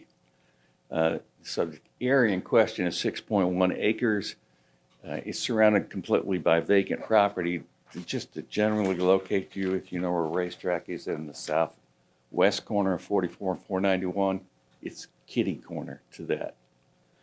In the proposal, and what we're doing is modifying the 6.1 acres to allow for a VA clinic on this site and medical offices.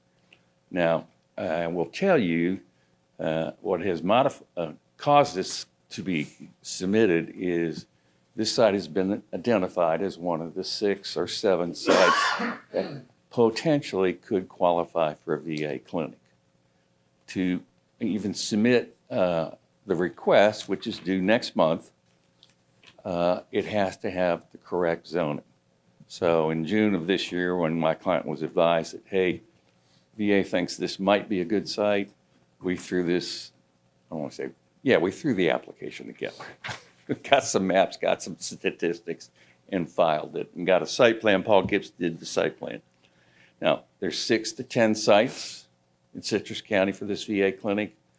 A majority of those are within 3 miles in the intersection of 44 and 491.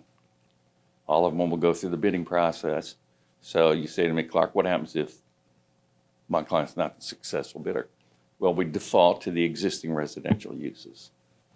Joe, why don't you go to the second picture? The PDC approved this, not that one, the next one, Joe. This is Paul Gibbs' work product, and you can kind of see it's a conceptual of where it is in the project, the northeast corner. There's nothing built around it. No lots have been sold in this area, and it is a combination of the commercial to the north and the 6.1 acres to the south. So generally speaking, handicapping it, the client thinks they're in here for a 50-50 chance. I think it's a good location, clearly centrally located. Central water and sewer, good access, and so that's the request. If the VA doesn't award it, we just default back to the original plan, which you already have approved. Is there any questions?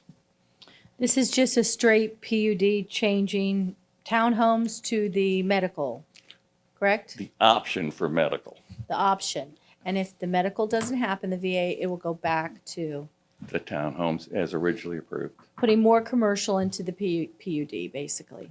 Office is what we call it. Medical is Okay. an office type use, PSO type use. Okay. And it's, again, there's nothing that's been built around it, so there's nothing to impact. It's got good access off 44 and 491. Okay. Any questions, board? Thank you very I don't much. hear any. Thank you. Joe? Good evening. Joe Hockadell, Principal Planner. Mr. Stowell gave a really good, quick description of what this application is. Basically, they're just requesting to modify the existing PUD to allow for the option of having a VA clinic. And, you know, I'll just leave this slide up here. It gives a pretty good example of what they're asking for. So previously, it was the townhome portion of the PUD. They're requesting to modify it to allow for the VA clinic. If the VA clinic doesn't come to the site, they still have the option to do medical offices, multifamily via townhomes or apartments, or if they really want to, they could put single family there. So it just gives them more flexibility for this little corner of their PUD. There are no other changes to the master plan. This is compatible with the surrounding area. A lot of the area nearby is zoned for commercial. And the findings of fact are all positive, and the Planning Commission did recommend approval of this with conditions. There are 15 conditions, correct? Yes. Okay, and they're fine with the 15. Okay. Anything else, Joe? No, ma'am. Okay, I'm going to open this up for public comment. Anybody from the public? Going once, going twice? Close the public portion of this application. Madam Chair. Board? Can I ask a question? Yes, ma'am. So I see in here that the traffic patterns analysis has not been completed. Is that correct? It's required at the time of plat. Is there any idea if this were to be picked, would this have more intense or less intense traffic? Well, first, you start with the premise that there is no concurrency, but if the VA clinic, and it just a big picture, the medical, if it was built, would be more traffic than the residential. The VA clinic, frankly, I don't know that there's a traffic, ITE traffic engineers have done studies just on better clinics. To be honest with you, I think it would increase, ma'am. Yes, ma'am. But what the engineering people have said in those conditions is to facilitate this project, you're going to have to do a study and you're going to have to do the off-site improvements. That's the decel lanes, XL lanes, left-hand turn lanes, both on 44 and 491. Now, just to give you the big picture, the south entrance, go back to the original plan. The south entrance to this project on 491, we've been in extensive discussions this summer and this fall with the county engineering department, and they want us to redo that intersection, and we will be coming in next year, not me, with a design for that south entrance. And at that time, there'll be some traffic engineering that goes with that. I mean, that's just a very big concern to me, considering speed limits. I know 44 headed west, that's kind of a blind curve. So I just want to make sure that when we get to that part of it, that we're really thinking about ingress, egress. The 44 component of it is beyond your jurisdiction, and that's between the state. The proposal is to signalize that entranceway. Let me say this about the traffic. This is a 12-acre site. Only 6 of it's being changed. The VA clinic in the other 6 acres is an authorized use. 6 acres of commercial, pure commercial, versus 6 acres of the VA clinic with its parking and the medical offices and all that. The VA clinic would be far less intense as far as traffic. This is a commercial infill area. It's been a commercial infill area since 1990. What I'm talking about is from 44 all the way down to that open pasture that you see. It's been there for years. The depth is 800 feet of commercial there versus the normal 400. So it's a process at time of plating. These ingress egress issues are addressed through a study. County engineer is going to say, hey, dedicate right away here. You're going to do stacking lanes, etc. That's just That's something I'm always going to look at, and you know that. That's the norm. The conditions are the traditional norm for off-site and near-site improvements. Thank you.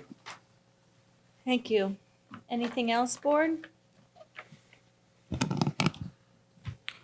Madam Chair, Yes. based on competent and substantial evidence, I move approval of PUD-2023-00007. Second. Thank you. I have a motion by Commissioner Davis, second by Commissioner Kennard, with the 15. With the 15 conditions. Thank you. Okay, is there any further board comment? All in favor say aye. Aye. Opposed say nay. Passes 5-0. Congratulations. T3. Good luck. All right, your last application tonight. This is an ordinance of Citrus County, Florida, a political subdivision of the state of Florida, amending the Citrus County Land Development Code Atlas and an existing master plan on approximately 7.9 acres to allow a medical clinic, providing for applicability, providing for modifications that may arise from consideration at public hearing, providing for severability, providing for codification and scrivener's errors, and providing for an effective date.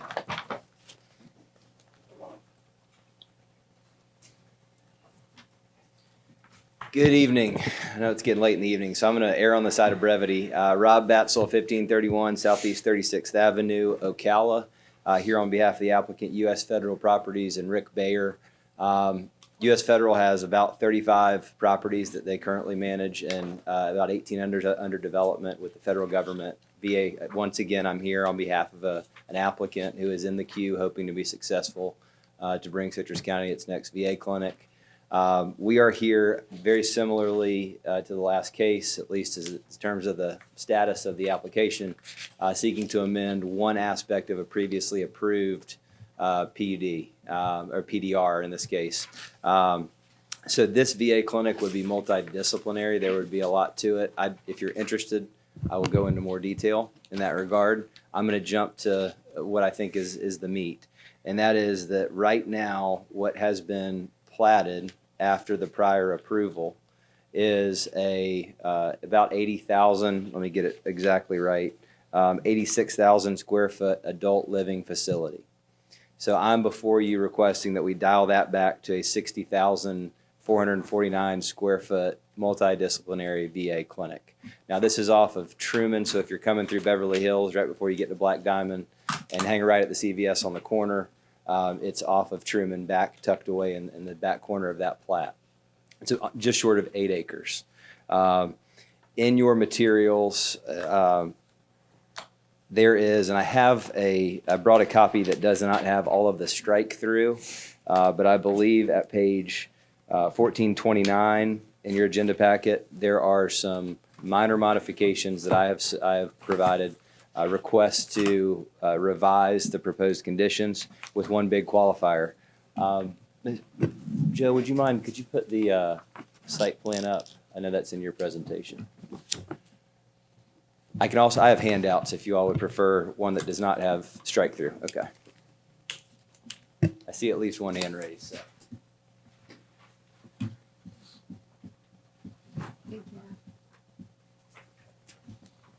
So. Thank you. Thank you. I like the strike through. Okay, well, so let me tell you what you're looking at. So what the strike through includes is the prior conditions of PUD approval as revised. Then we went to PDC. we talked about a few new twists, and then worked with staff.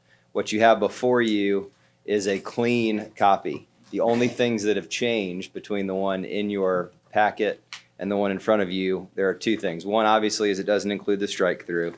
And the second is that we have withdrawn one of our prior requests, which was to eliminate bicycle parking. That's no longer an issue. So what you see here in 6 and 7 is a quick reference to condition 13. And then what I've said in condition 13, to boil that down, is, and let me back up before I get there. The VA, through the request for lease proposals, like an RFP that you would put out, or an ITB, has it's a very thick document, hundreds of pages, that has technical criteria that a successful applicant has to do to properly develop the VA clinic. They also, within that packet, reference VA site design manual, that's a federal document, and VA parking design guides. Ultimately, the reason, what I'm asking for in 13 is to say that if this applicant is successful, gets approved by the VA, wins the project, we acknowledge that all of these parking requirements that the federal government, which I've had to read, by the way, imposes, which are different than our land development code. In the event there's conflict, then the VA's requirements would prevail. And that what I've just described would only happen if and during the course, if the award is awarded and during the course of the VA being a tenant. So 15 years, and by the way, these are 30-year leases with 2 30-year renewals, I'm told. So if this board approved this request tonight and my client is not successful, then 13 doesn't matter, and the extra deviations I'm asking for would not apply. Now, to understand the requests that I'm asking for, if we look at page 3 of the handout that I gave you, or the screen, which is the master plan, this is a visual of what our architects for the applicant in Kansas City, who do this all the time, they have been on too many calls with me trying to get me to make the LDC requirements apply. This is as close as we can get. And in short, the VA, instead of requiring what the county would require in the way of the number of parking spaces, they require a whole lot more. So rather than 303 spaces, which would be required by the county, the VA says we have to have 350. Rather than the number of spaces that the county would require, we have, I think 35 of those are ADA spaces. We have motorcycle parking. We have bicycle parking. The VA requires us to overpark the project. As a result, essentially what I'm asking for is a reduction in the size of those stalls. And you can see I've listed, that's really the most impactful, is 9 by 18 foot parking spaces rather than 10 by 20. The Citrus County Code provides for 10 by 20s. The other thing would be minor reductions on the number and size of landscaped islands, but you can see that it's still on the plan, I believe, properly landscaped. Foundation landscaping adjacent to, not the right-of-way won't be affected. We won't need reductions there, but adjacent to parking areas and entrances, you can see it is what it is on the concept plan, but that may be less than the 50% required by county code. So for each one of those requests that we've listed, if the VA is the tenant, the board would be allowing reductions in those items, but all we can do is what is significantly meets this concept plan. That's the next item in your handout. So I think it's a good project. I think the concept plan, we've been round and round, and I will tell you what I am directing my client to do, and staff knows this and can remember this. Between now and site plan approval, I don't like the fact that I'm having to come to you for a variance or for asking for a deviation. I'd prefer to go to the VA and say, hey, look, this is Citrus County, and Citrus County knows its code better than you do, and can we honor their code rather than requesting them for all to give? So during this application process, I'm told they're going to do that. I'm hoping we don't need to do everything on this concept plan. We can back off of it to some extent. But as of right now, I got to be honest with you, I'm told that the VA doesn't budge much in that regard. So this is what we would need in order to do this right. And this is the best plan that we can put in front of you that honors the county's code, but frankly, the VA code trumps when they're in conflict. Commissioner Finnegan. On your deviation for the VA clinic, how do you keep people if you have no buffer between the parking lot and the retention pond area? How do you keep people from driving into that? I don't know how deep the pond is, and I know that sounds like a crazy question, but years ago, you remember the old Walt Connor Plaza? I think when Walt might have still been around, or maybe shortly after, but I worked downtown, I think 4 times that year. And remember, the sidewalk's up that high. Cars ran through the front of that plaza 4 times that year. So I wouldn't think that would happen a lot, but for safety, how do you keep the cars from accidentally, going into the pond? Yeah. So honestly, I'm a land use lawyer. I'm not positive, but I'm sure there would be a substantial curb. And I'm assuming you're talking about it's on the bottom side if we're looking at it. Yeah, I want to make sure that someone doesn't hit drive instead of reverse. Yeah. So and I if would they say do, this. That never happens here. I don't know what you're talking about. It's a valid concern. Yeah. It is, I'm kidding. It's a valid So concern.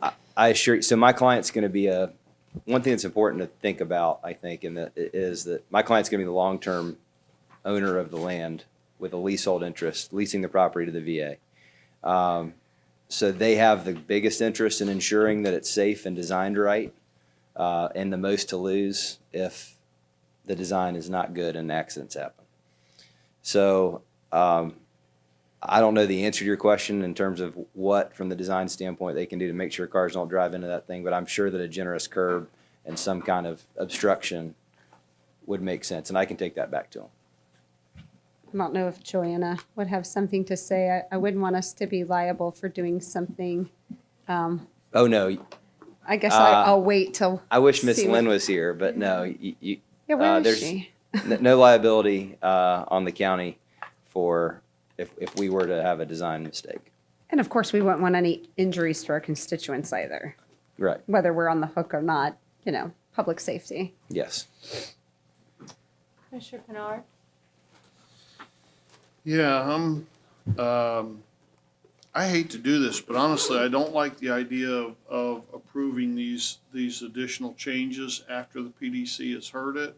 I don't like the small parking spaces. I don't like removing the landscape islands. I mean, that's stuff that I hope that your client's successful in getting the VA clinic there. But it seems like we're removing all the stuff that makes it aesthetically pleasing to try and squeeze a big project on there. I don't like it. And if I could speak to that. So right now, what's approved, what could move forward tomorrow is an 86,000 square foot ALF, which would have 97 regular spaces and 5 ADA spaces. So, and there are different parking requirements for an ALF than a medical clinic. But I think it's something to think about. I totally respect the LDC is the LDC, and we place these conditions, or when we decide it should be 10 by 20, we want it to be 10 by 20. One thing that could, if the VA purchased this property and the federal government was developing it, whether or not the county could enforce these restrictions would be a different story. My client's an intermediary, private developer, doing that under a lease approach. One major benefit the county gets from that is continued revenue, and it remains on the tax roll. So it's essentially, the way I think about it is, it's wouldn't be applicable for the next guy But as long as it's the VA who's written this place under a long-term lease and my client's paying the tax, remaining on the tax bill, then we're just bending on design criteria to make the tenant happy, the federal government happy. And I don't like it either. If I could tell you how many conversations I've had with this architect in Kansas City, how do we get a variance from the VA instead of me going to the county and asking for 100% of the freight, I'd be blue in the face. But I need these deviations in order to make this project work, and it's expected to be awarded in December. If we don't have approval, then we are not. It takes an eligible applicant off the table for the VA's perspective. I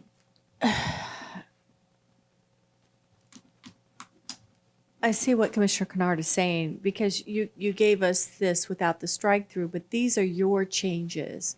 This is what the PDC said. And, I said, my notes are on number 7, size matters. Otherwise, you would be overbuilding. And Commissioner Bays has a giant car, and we just heard about. And we just heard about wheels on the bus go round and round. And we heard about, driving through buildings or the retention pond. You're talking about an elderly. Medically fragile sometimes. Thank you. I was trying to find the words. I'm a little foggy, but that is a concern to me. And it's a concern that this is what the PDC said, but then you're presenting this, and it's I don't like it. I'm sorry. I want the VA here. But it is just, it's cramming, 10 pounds into a 5-pound bag. And I don't like it.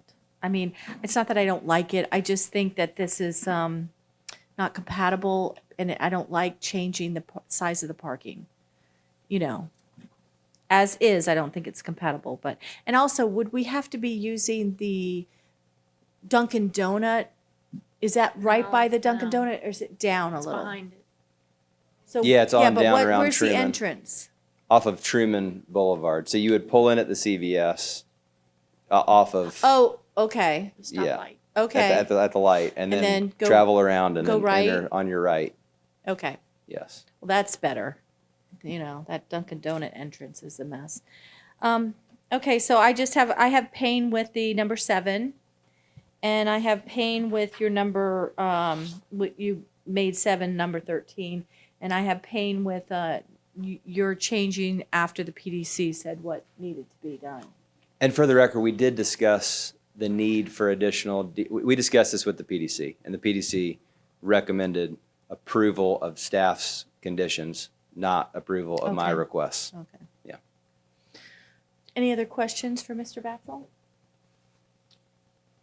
Okay. Thank you. Joe? Yes, ma'am. So this request is to amend an existing master plan that was approved back in 1998.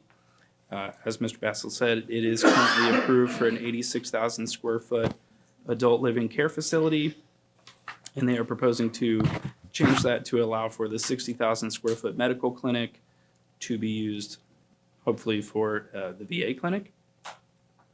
As he stated, there are some deviations being requested from the Land Development Code. There are some buffer landscape deviations for one of the perimeter buffers and some of the buffers along the drainage retention areas, as well as parking with the reduced parking size of 9 by 18, where the Land Development Code requires 10 by 20.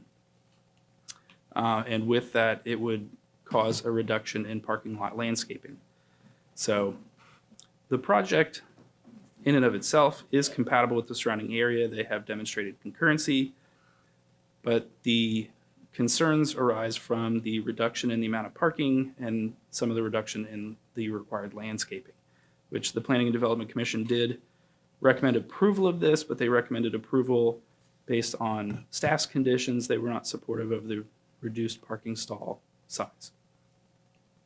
So, Any questions for him? I'll just make a statement that I have the same heartburn about. Yeah. So what I would request, if I may, is, and staff can weigh in, one thing that I don't know, I'm a land use lawyer, but I'm new to VA procedure. But if the board is inclined to deny this application, then if I may request a continuance, we'll pay to re-advertise.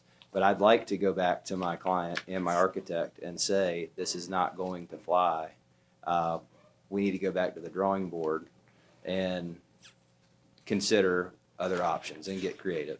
Or if there's a mechanism to seek some kind of preliminary leniency from the VA or a better time to address this, I'd rather do it then. And so I guess I would request a continuance if you're inclined to deny. We can do that to a date certain, maybe 2 months from now. As a matter of fact, Well, let me ask you a question. You're not willing, PDC has recommended with their changes, you're not good with that? That the approval of this application with the PDC changes, not yours? I tell you what, Conditions, I mean. Madam Chair, yes, if the commission would be inclined to support that, then it would require another application for me to come back with some middle ground, but that's all right. That's your prerogative, and that would be fine. Yes, ma'am. Commissioner Bays.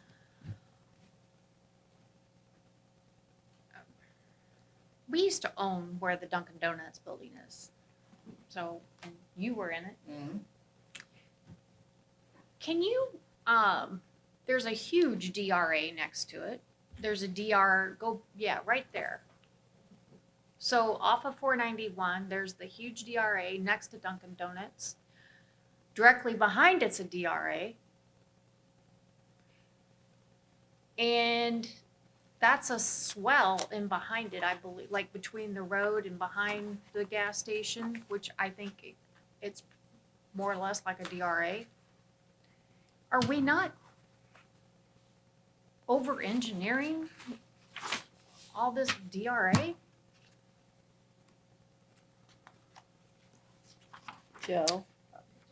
Well, poor Mr. Hockadell can't answer that. Come on, I none of it. He's good, but we're not engineers. I was looking to see if there was anything in the staff report from engineering that spoke about stormwater.